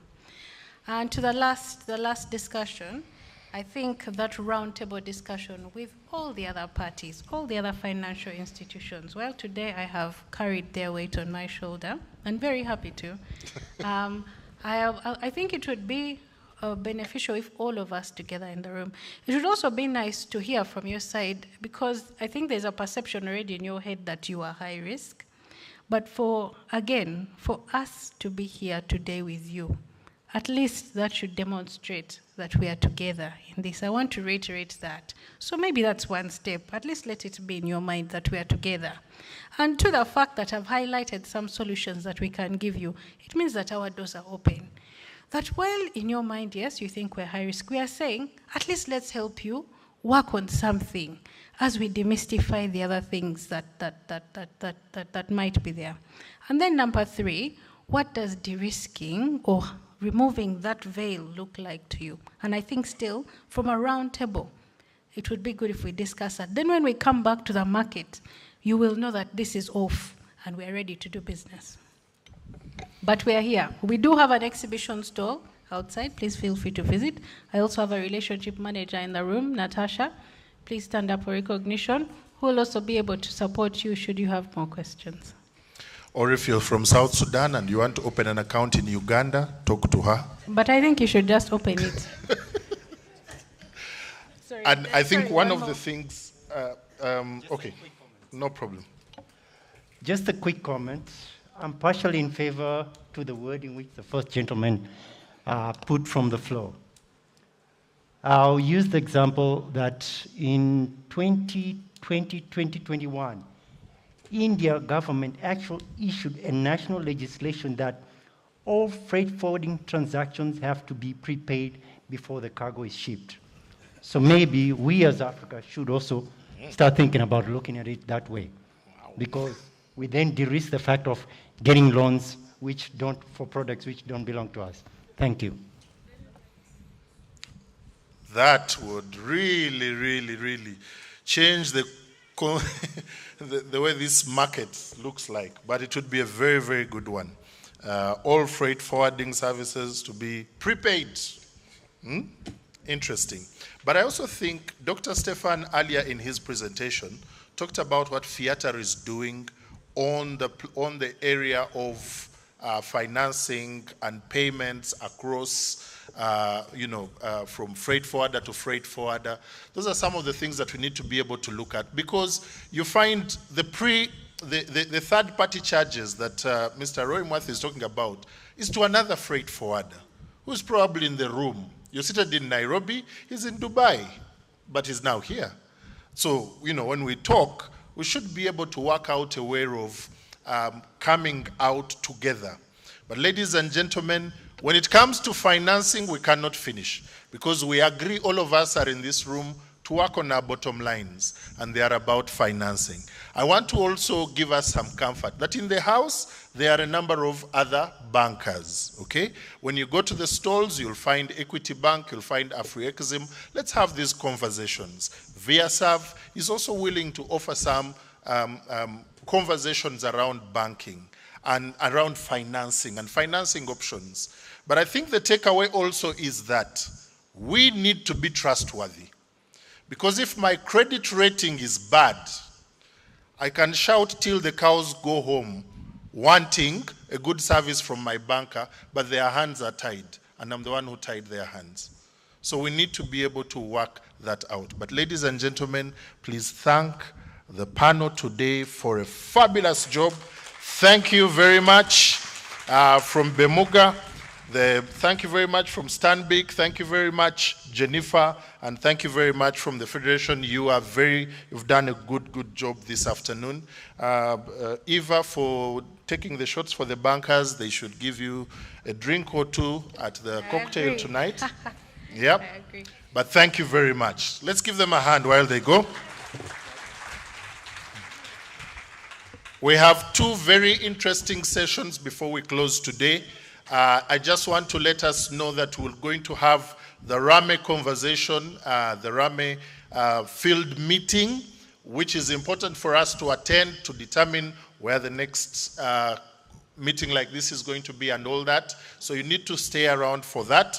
We also have our cocktail later on. Will be busing us to the venue of the cocktail.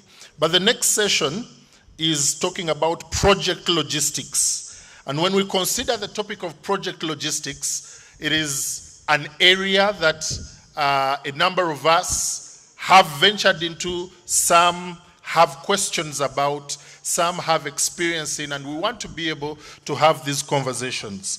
So it is my privilege to invite Mr. Stephen Wakasenza, the Chief Commercial Officer of Uganda Railways Corporation. Mr. Stephen, you are very welcome. Kindly give him a hand while he comes. And he's going to update us on a very interesting, please, you can have a seat. He's going to update us on a very interesting innovation that is the Gulu Logistics Hub that really is meant to connect the region, South Sudan, Congo, and beyond, right from here in Uganda. I also want to invite to the stage from BTS Clearing. Just a minute, I get his name right. Sorry.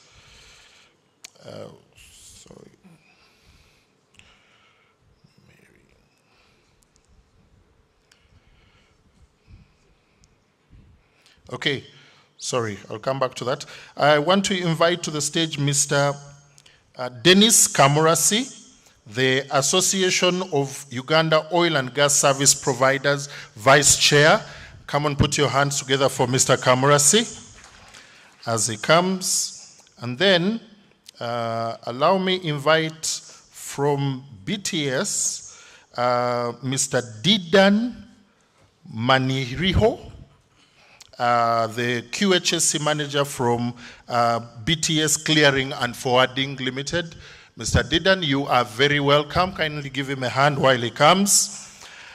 And the conversation this afternoon is around project logistics, and we want to be able to unpack in a short time, in the next while, about this whole issue of project logistics. But like as mentioned,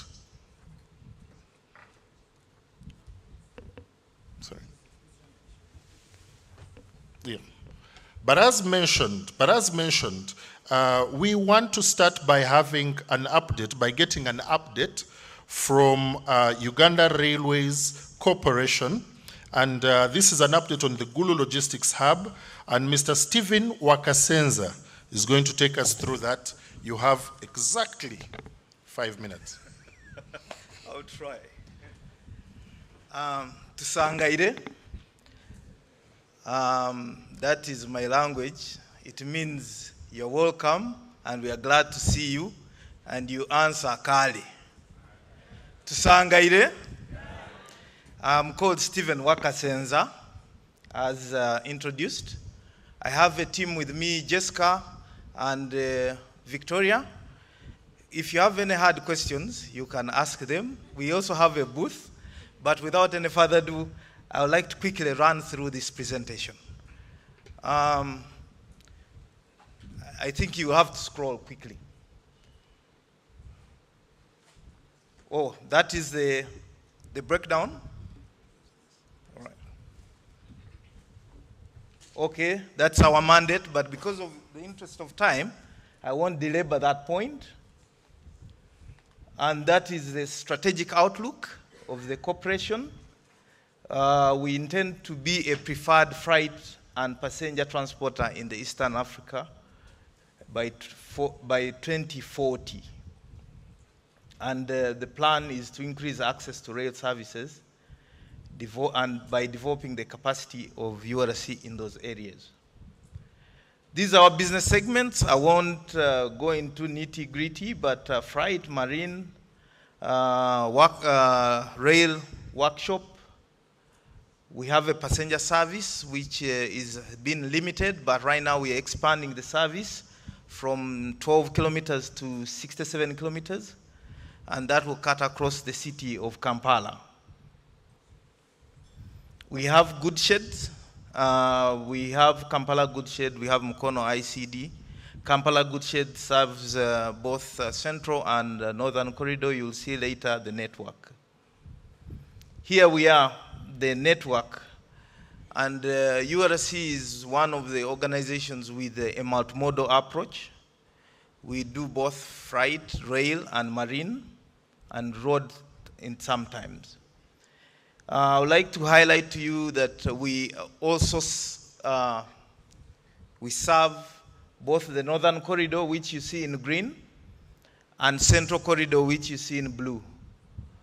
So from Mombasa, Nairobi, Malaba, Jinja, Kampala, that's operational under meter gauge. But from Mombasa to Naivasha, that is standard gauge, and there is an interlink where we can transfer cargo from standard gauge to meter gauge in Naivasha and bring it up to Kampala. We also access through the central northern corridor through Kisumu to Kampala. Under the central corridor, Dar es Salaam, Tabora, Mwanza, over the lake to either Jinja or Kampala, and vice versa. We serve those routes. I would like to highlight that the ones in red, the one going westwards is the western route, which is not operational, but it's going to be under standard gauge as under standard gauge. The other one going north or upwards is the one that leaves Tororo to Gulu. Right now it's under rehabilitation, and by December 2024 it will be operating, but that will be under meter gauge. We have an outlook, and we standard gauge, we will start construction of standard gauge soon, but the rationale is to have both standard gauge and meter gauge, one to complement the other.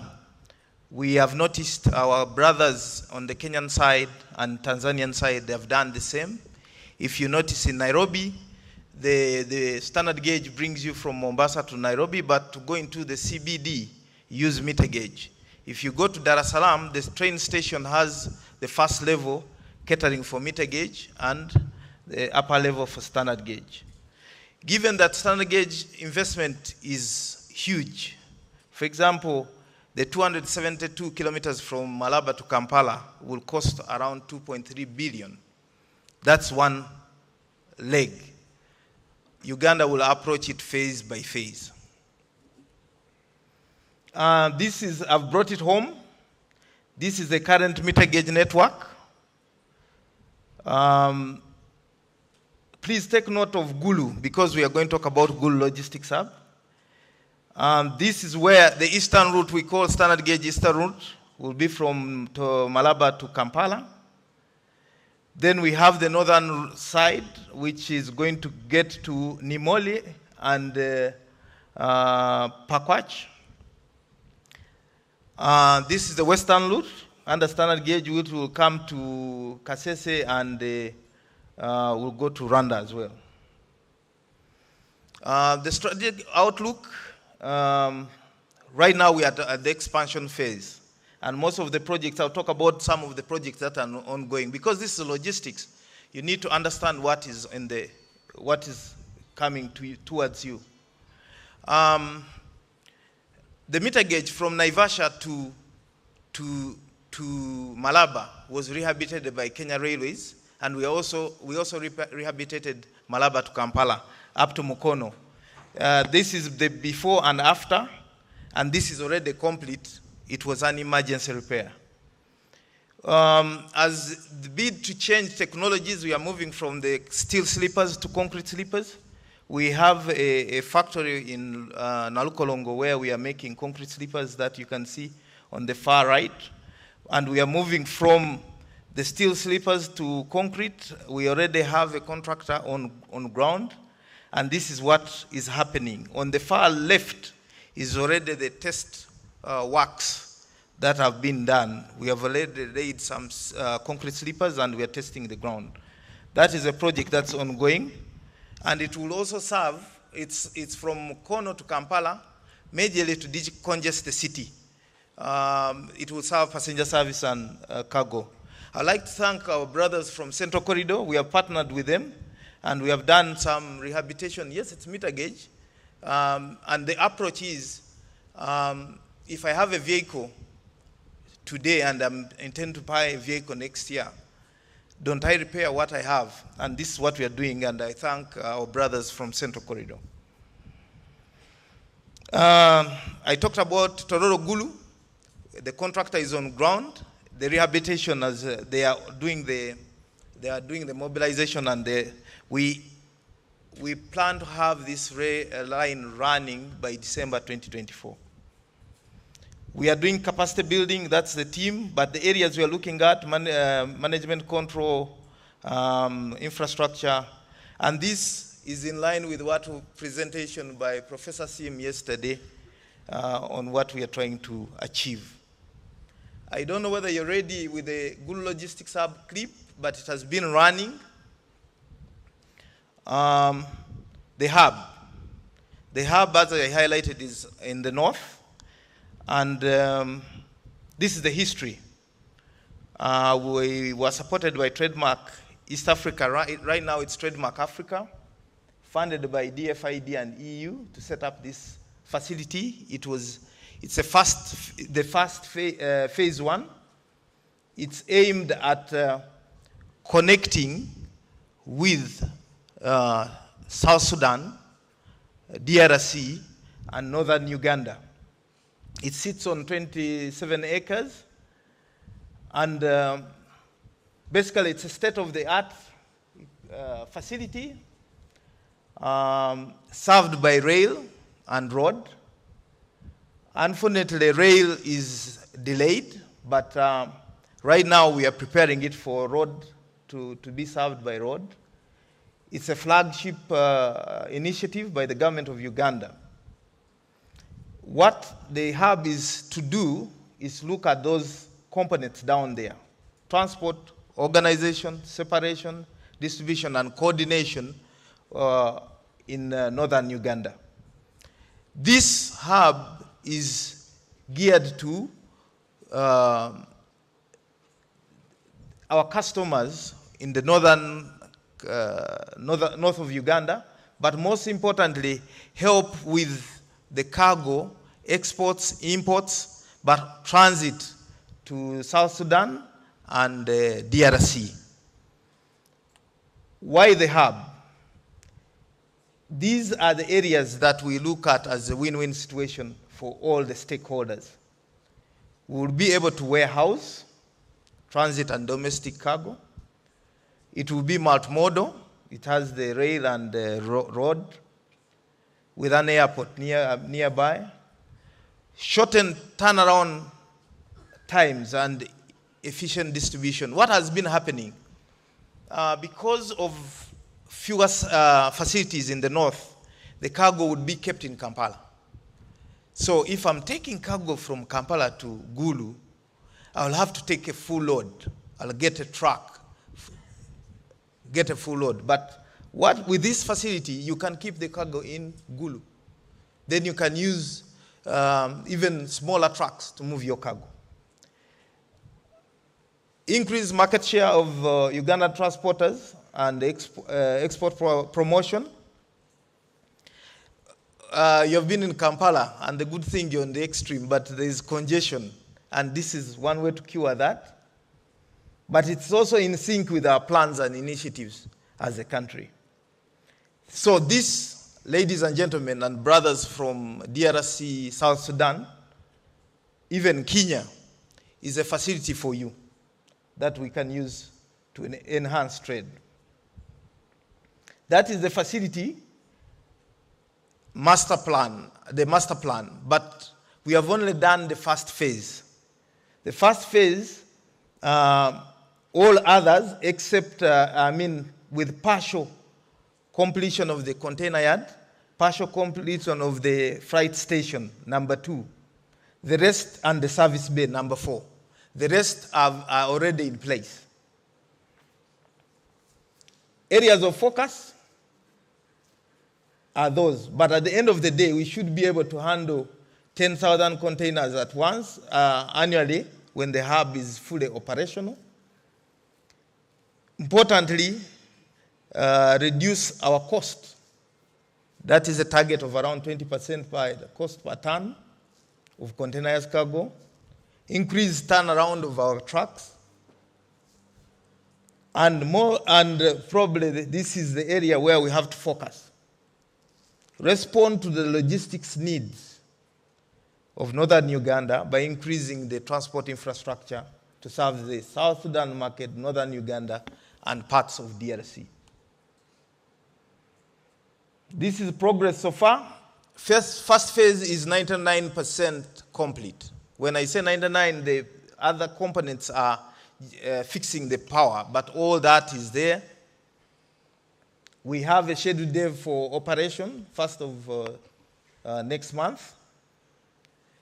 And for starters, it's going to be managed by URC for the 2 years. But we are partnering with URA to have a regional customs designated area for these 2 years. These are our future prospects. Basically, as rail, to drive lower costs, to enhance trade competitiveness in Uganda and the region. It is a government's drive to move cargo from road to rail. We know the benefits of rail. Cheaper, less pollution, less accidents, high quality of life. And time savings, wrap it up. Ladies and gentlemen, for God and my country. Thank you very much. Exciting opportunities. You can take a seat. Exciting opportunities for the Gulu Logistics Hub provides to the region, not just Uganda, but also the neighboring countries like DRC and Congo and Sudan, South Sudan. Now, we want to take a deep dive a little bit about the opportunities and trends in emerging industries. We have, in this part of the world, oil and gas is an emerging industry because Uganda made commercial discoveries and is in the process of doing the engineering, procurement, and construction phase. Kenya is also at some point, and in 2024 should resume work in the oil and gas in the northwestern part of Kenya, Turkana.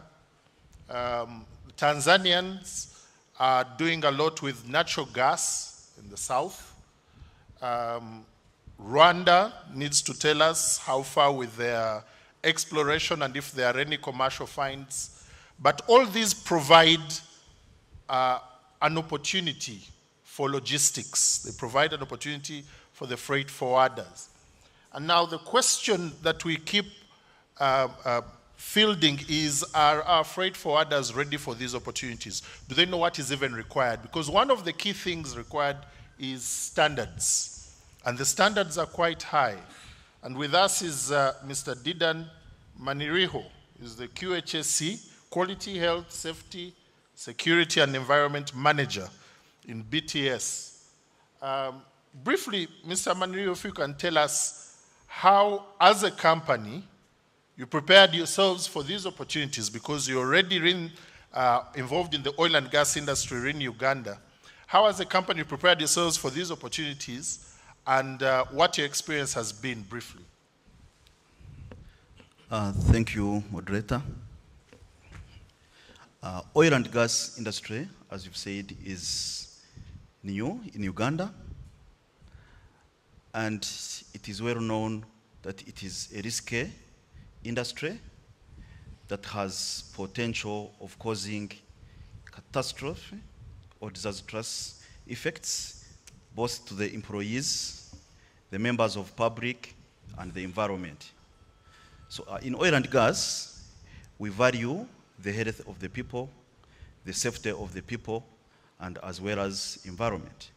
To take you back, you will know that we have discoveries in the Tirenga area, a sensitive area that is occupied by Murchison National Park. So, how are we prepared as BTS, or how should other companies which intend to apply to provide services in oil and gas industry have to comply with?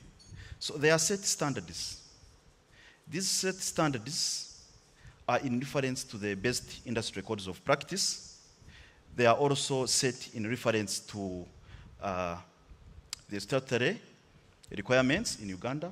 We have NEMA, we have Ministry of Labor, we have very many institutions that do provide guidance and best codes of practice. So, one, we need to be ISO certified. We need to have a management system that is audited.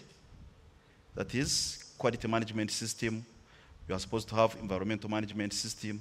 You are supposed to have occupational health and safety management system. For BTS, it has got an integrated management system that combines quality, health, safety, security, and social. And I believe some companies which are already providing services in Tirenga project, they could have passed through the same process. Because during tendering stage, there are some important crucial documents that are required, and once you don't have them, you don't qualify. So we are looking at the equipments. The equipments we are supposed to use in oil and gas should be well inspected. They should be safe for use. The people who are working there should be competent enough. They should have attained relevant trainings, instructions in their particular area of field. Like our drivers should possess valid driving license. They should have defensive license. They should have basic first aid training and also firefighting. Fit to work procedure is also highly considered when we are mobilizing people to work in the sensitive area. We do conduct annual medical health surveillance, which we call pre-employment medical examinations for the people. We also conduct risk assessment for any task we are going to undertake. We also provide pre-start trainings to our workers before they start any hazardous or any task that we consider risky. We also issue permit to work for any activity that we assess and we find it has the potential of causing negative serious impacts. Inspection of the equipments. You are supposed to inspect all the equipments.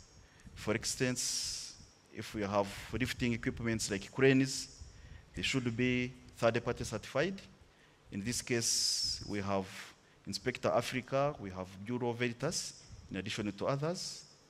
They do inspect our equipments and give us third-party certificates. These are the ones we present to our clients, that is Total.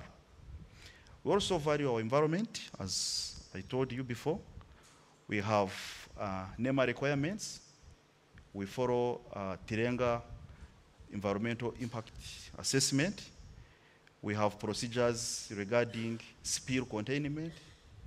We have procedures on biodiversity, since we are operating in the national park. And also we pass through Bugungu Game Reserve.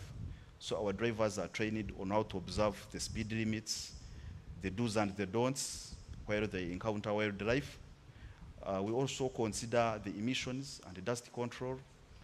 We have also procedures on water, protection of water, and etc. So our system is continuously audited. That's why we have the latest certifications. Okay. Thank you. So basically what you're saying to anyone wanting to get involved in some of these emerging industries, certification is key. Prepare for this certification, make sure you leave them out, make sure you're ready to be audited, and make sure you're ready to make them a lifestyle of your business, even as a freight forwarder, in order for you to participate in these industries. Maybe I could turn to Mr. Kamurasi. You're in the Association of Oil and Gas Service Providers, and a number of freight forwarders are seated on the sidelines and wondering, how do we get involved? How do we begin to service this oil and gas industry? What are some of the things, what are some of the pointers that you'd give us? First of all, are there even opportunities? You have many freight forwarders that are actually SMEs, small companies, and they're thinking, look, this is a very, very lofty endeavor to try and even begin to get involved in. What would you say to them?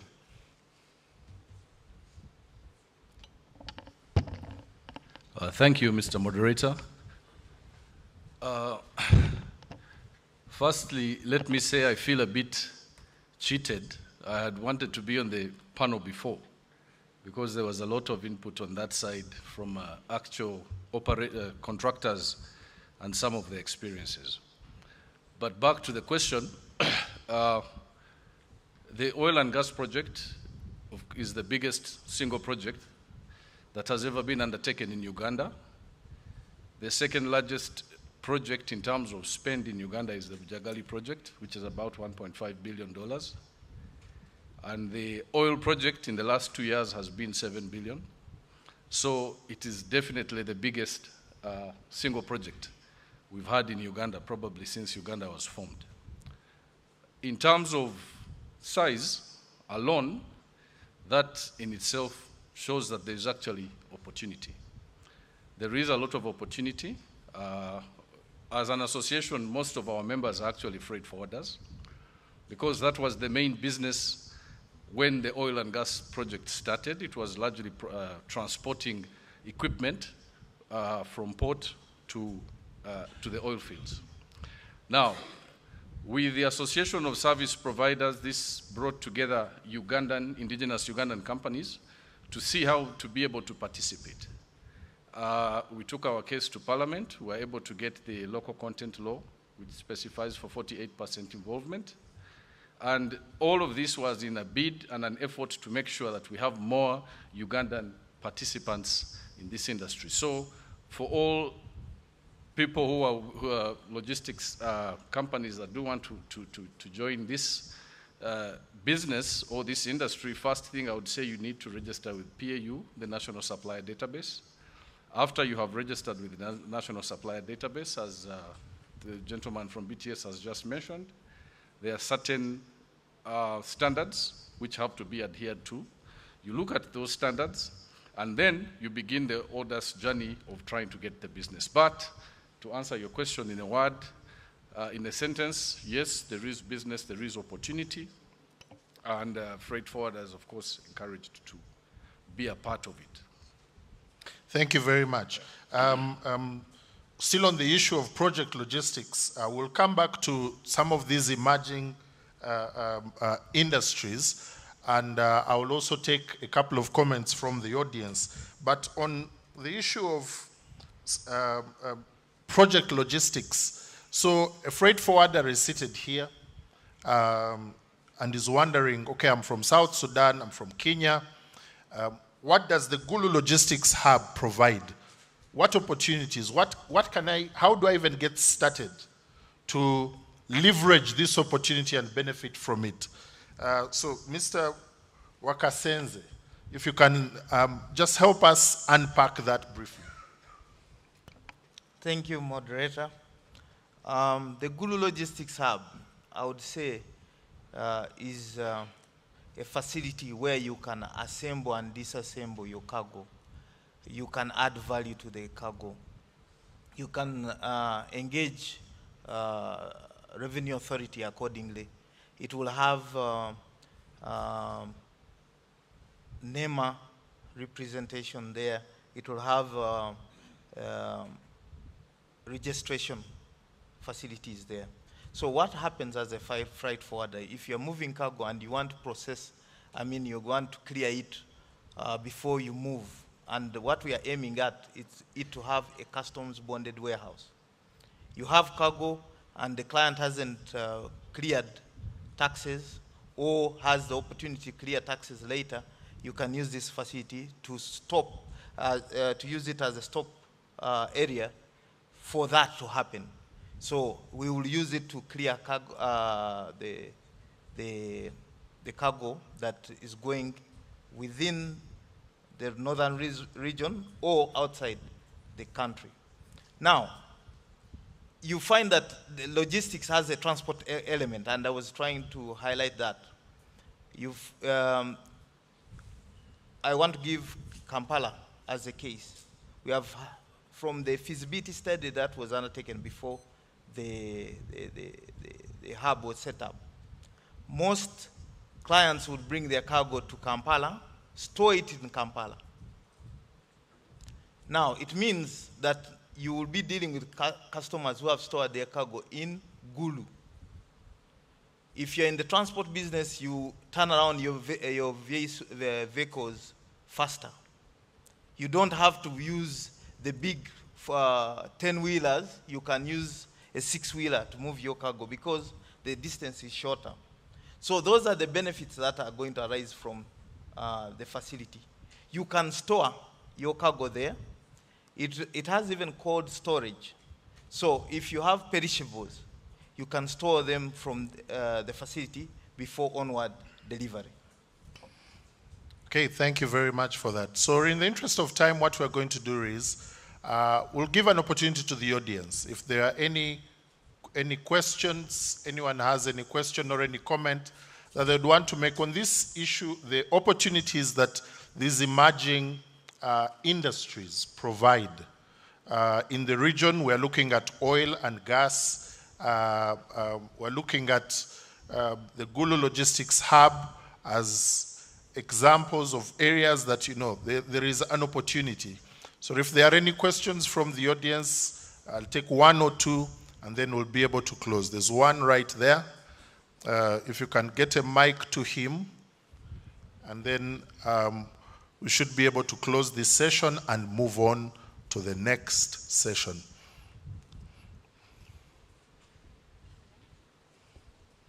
Thank you very much. My name is Tony. I'd like to maybe just put one thing. Did we just forget to add passenger logistics on the menu? Because we are not talking about any passenger logistics on the discussion, yet they are part of the supply chain. What am I saying? Passenger logistics are sharing the same infrastructure with the cargo and freight and all that. I'll give an example. You try to pass through Mukono from Midland all the time. You see a queue of trucks, taxis, and all that sharing the same infrastructure, which I believe somehow impacts on the freight forwarders and all that. So I think, I don't know if you forgot or whoever organized the agenda, I think something which we needed to include there. Because I think partly it affects the whole supply chain and whole business. Thank you. That's my comment. Okay, thank you. Sorry, didn't get your name? Tony Senyange, Transport and Logistics for my All right, Tony Senyange. We'll get back to you on that, but yeah, there's another question on this end, then we'll come to the other side. Thank you. My name is Rebecca Nachinji from Luta, Uganda. I just wanted to get a comment from Mr. Wakasenza about handling exports from the Gulu logistics hub. He seems to be concentrating on import, and I didn't hear so much from exports yet. Gulu has so much export that we get out of there. What is the plan to have empty containers? What's the plan to drop empty containers so that we can be able to use them and use that route to the port? Okay, thank you very much. There's Brian Muyomba, and then we answer those, and then we should be able to close. Thank you. My question also goes to Mr. Wakasenza. When you are presenting there, I saw the projection is 10,000 boxes annually, which seems to be really low because it translates into 30 boxes per day. I don't know whether you have any plans to improve that. Thank you. Thank you very much. Mr. Kasenza, most questions seem to be for you, so you can take those. I will handle the one on passenger logistics. Actually, I'll start with passenger logistics. Reason being, we are providing solutions for that. We run a service which is limited. We have been running a service which is limited between Kampala and Namamve. But we are expanding that service to 67 kilometers. From Kampala, Namamve to Mukono, from Kampala, Nalukolongo Chengera, and from Kampala to Port Bell. We have recognized the cost that is incurred on the country. In fact, the 2018 World Bank report allocated USD 800 million US dollars lost on a yearly basis. So there are interventions by Uganda Railways. Currently, the concrete sleepers that we are setting up are going to run from Kampala to Mukono. If there are clips in the down there, you will see them as we are setting up the concrete sleepers and the line. So we are thinking about passenger logistics. But for long haul, it will be under SGR, long haul. Then when it comes to Rebecca exports, actually this facility, probably I didn't emphasize, it's to drive for exports. So that you have a facility where you can store your grain. If I'm talking about cold storage, this will be the exports that we have in the country and going out of the country. The challenge I've already highlighted that right now it's road served, but in the long run it will be rail served by December 2024. So exports are considered in this facility. Brian, I hear you loud and clear. Because in our workings we had looked at 2 years with running on road. That's why the containers are that few. But that number will go up 5-fold when rail comes into play. So the 10,000 is looking at the 2 years we are operating in the minimum state. Okay, so you will grow it. Yeah. So there is some 2 burning hands at the front here, which I cannot let go of. If I could have the microphones, please, to the front.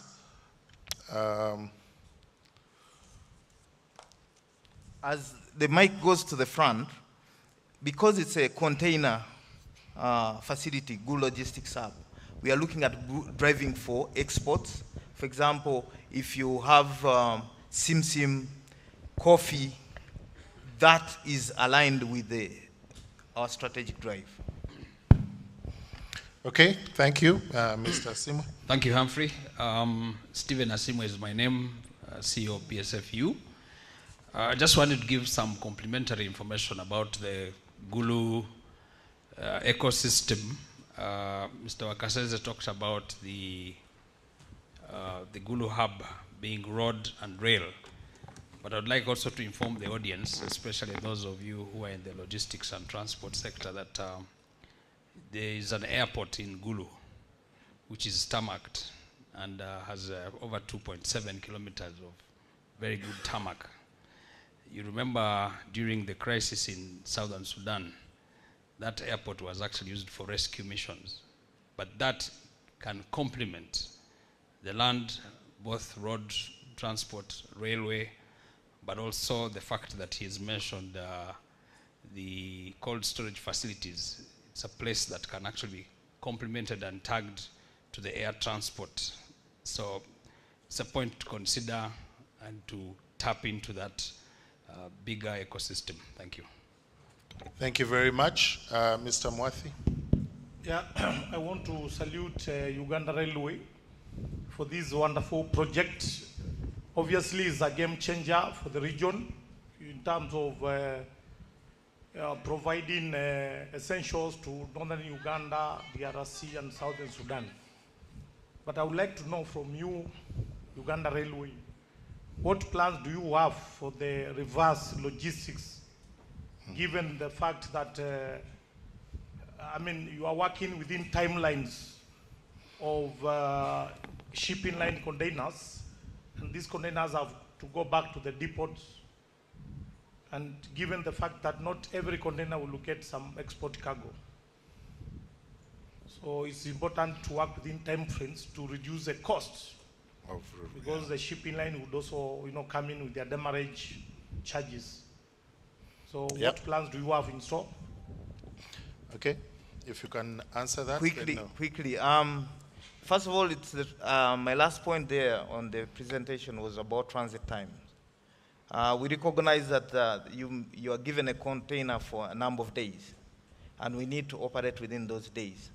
But what we are also considering is we have started engagement with shipping line to look at drop-off of containers, so that you don't have to take back the container back to Mombasa. And also to prepare for exports such as coffee. My brother Stephen is very passionate about coffee. So this is being taken into consideration.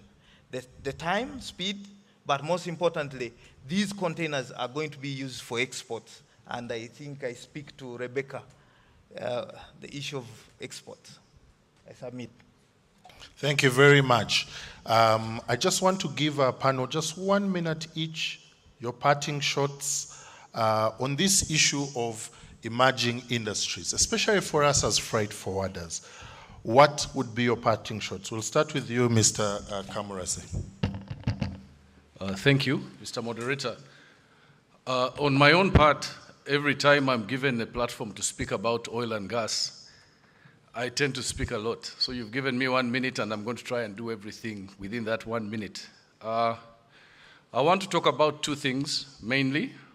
Number one is local content and what it actually means. And everybody here I see is pretty much local content. If you're doing business in Uganda, your local content. If your company is registered here, your local content. Now, it's very important for us to understand the context of this project. Like I said, it's the biggest single project ever run in this country. I made a mistake. It's not Jagali's Karuma, which is the second largest at 1.5 billion. So,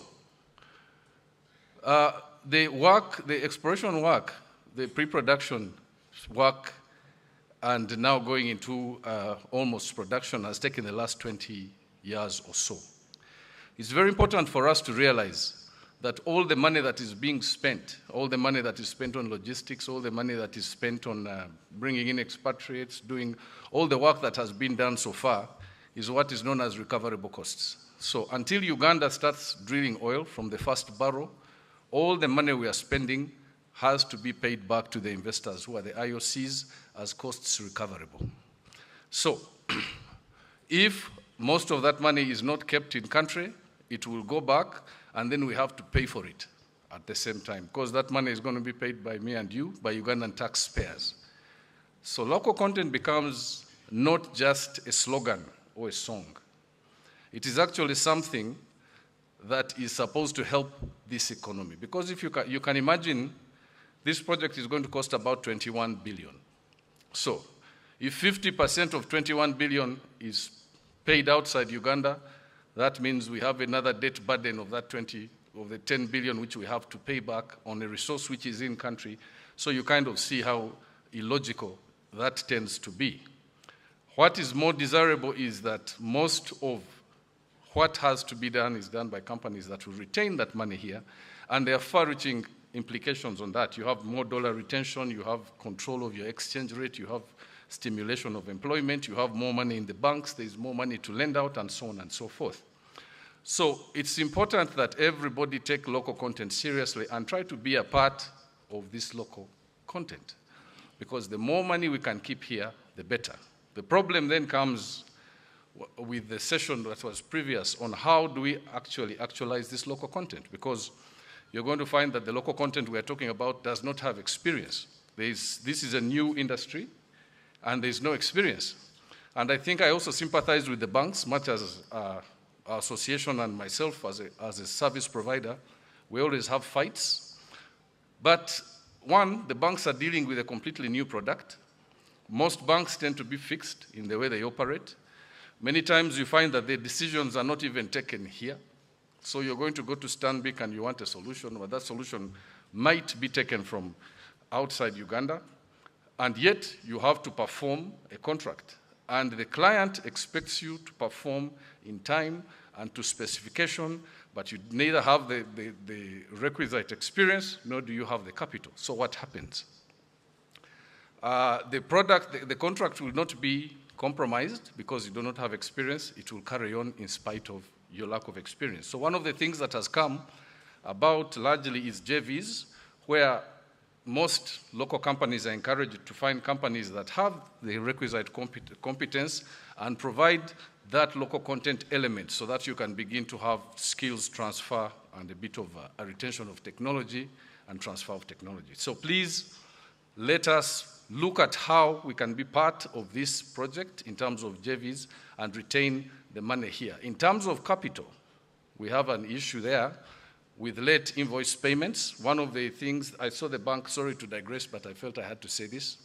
A lot of the products that the banks are giving us, invoice discounting, contract financing, in reality, we've now found ourselves in situations where we have invoices that overshoot 90 days, 100 days, 120 days.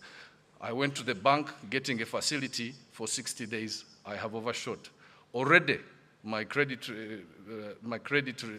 rating is beginning to dip by no fault of mine. So 180 days later, maybe when you're paid, you find that most of that payment has been eaten up in interest.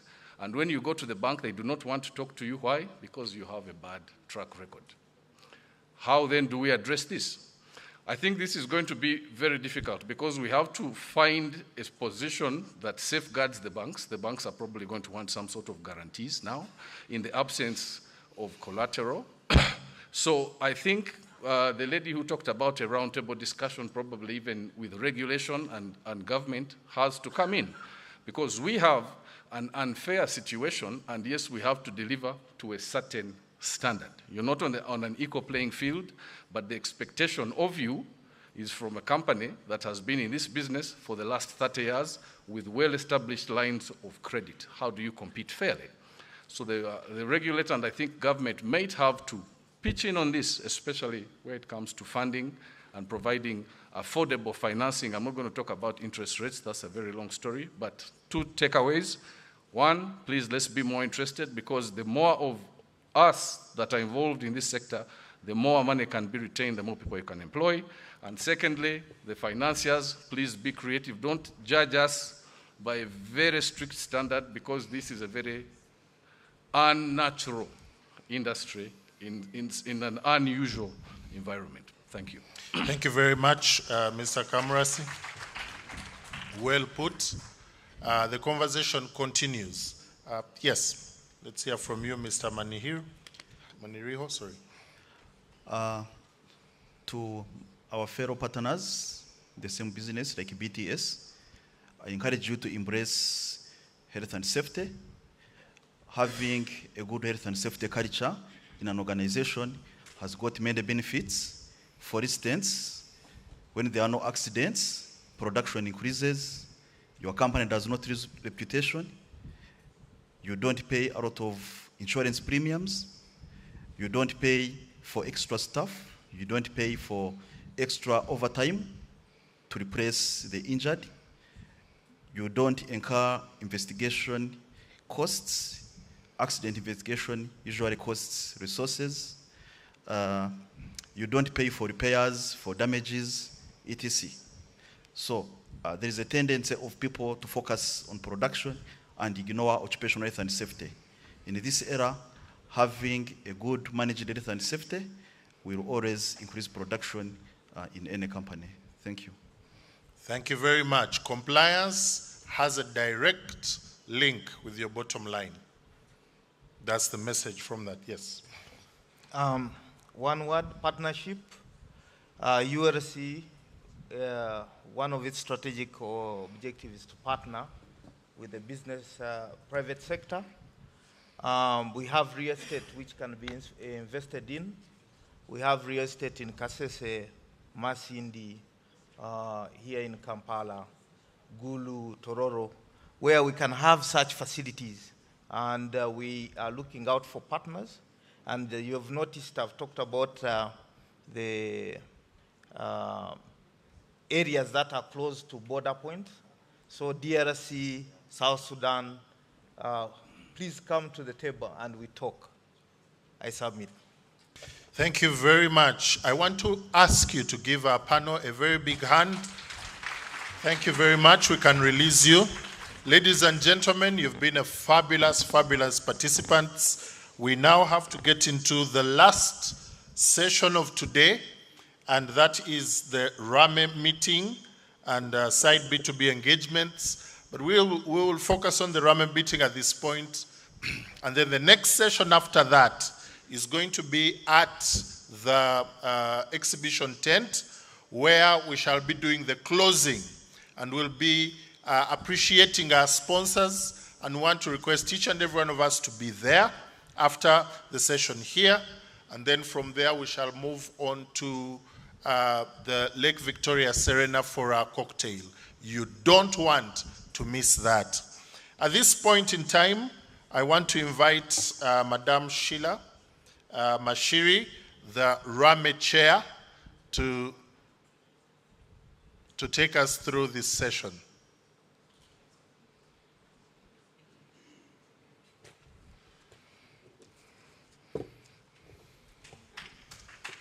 Come on, give her a hand while she comes.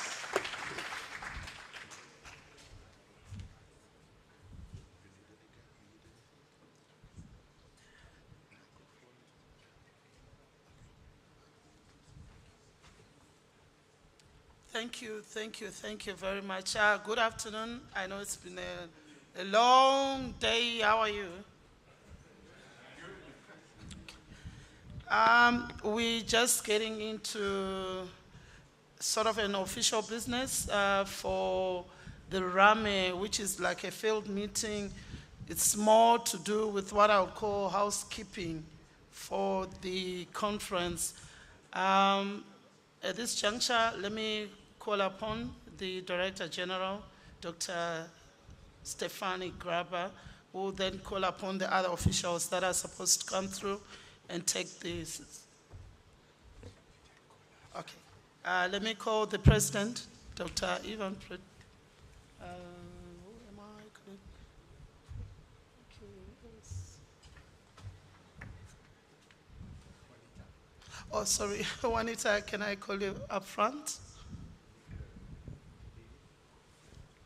Vice President, Mr. David. We will be very short.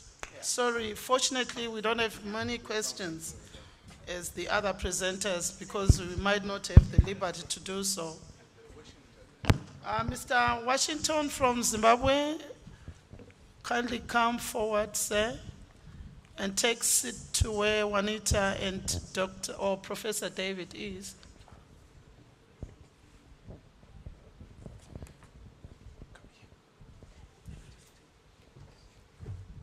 Thank you, paper.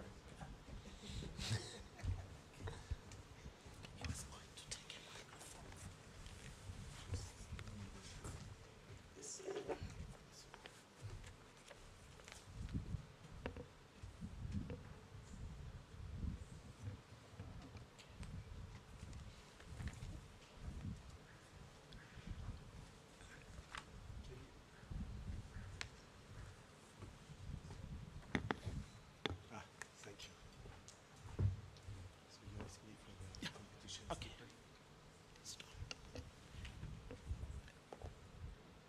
Ladies and gentlemen, as Fiata, we are held by certain rules and procedures. Like I would ask the Director General, Dr. Graber, to read the Fiata competition policy, which is put on board there, as well as also the recording. We cannot just record people without their consent. I'll ask him to read through to you. So, good afternoon. So, Fiata policy strictly prohibits any discussion or other communication, the purpose of FX, of which is to set prices, allocate markets or customers, engage in tying arrangements, or refrain from purchasing any goods or services from any particular supplier or vendor. It is mandatory that you familiarize yourself with Fiata's written antitrust policy, which the headquarters will make available to all participants. Recording of session. Please be advised that each meeting of Fiata is being recorded for legal purposes. By attending this meeting, you are consenting to the recording of the session and agreeing to maintain the confidentiality of the meeting's content. Additionally, you acknowledge and agree to comply with the content of the Fiata competition statement. Thank you. Thank you very much. Ladies and gentlemen, we are guided to those that have the program. It's actually the last page in the booklet where you have an agenda that is set out.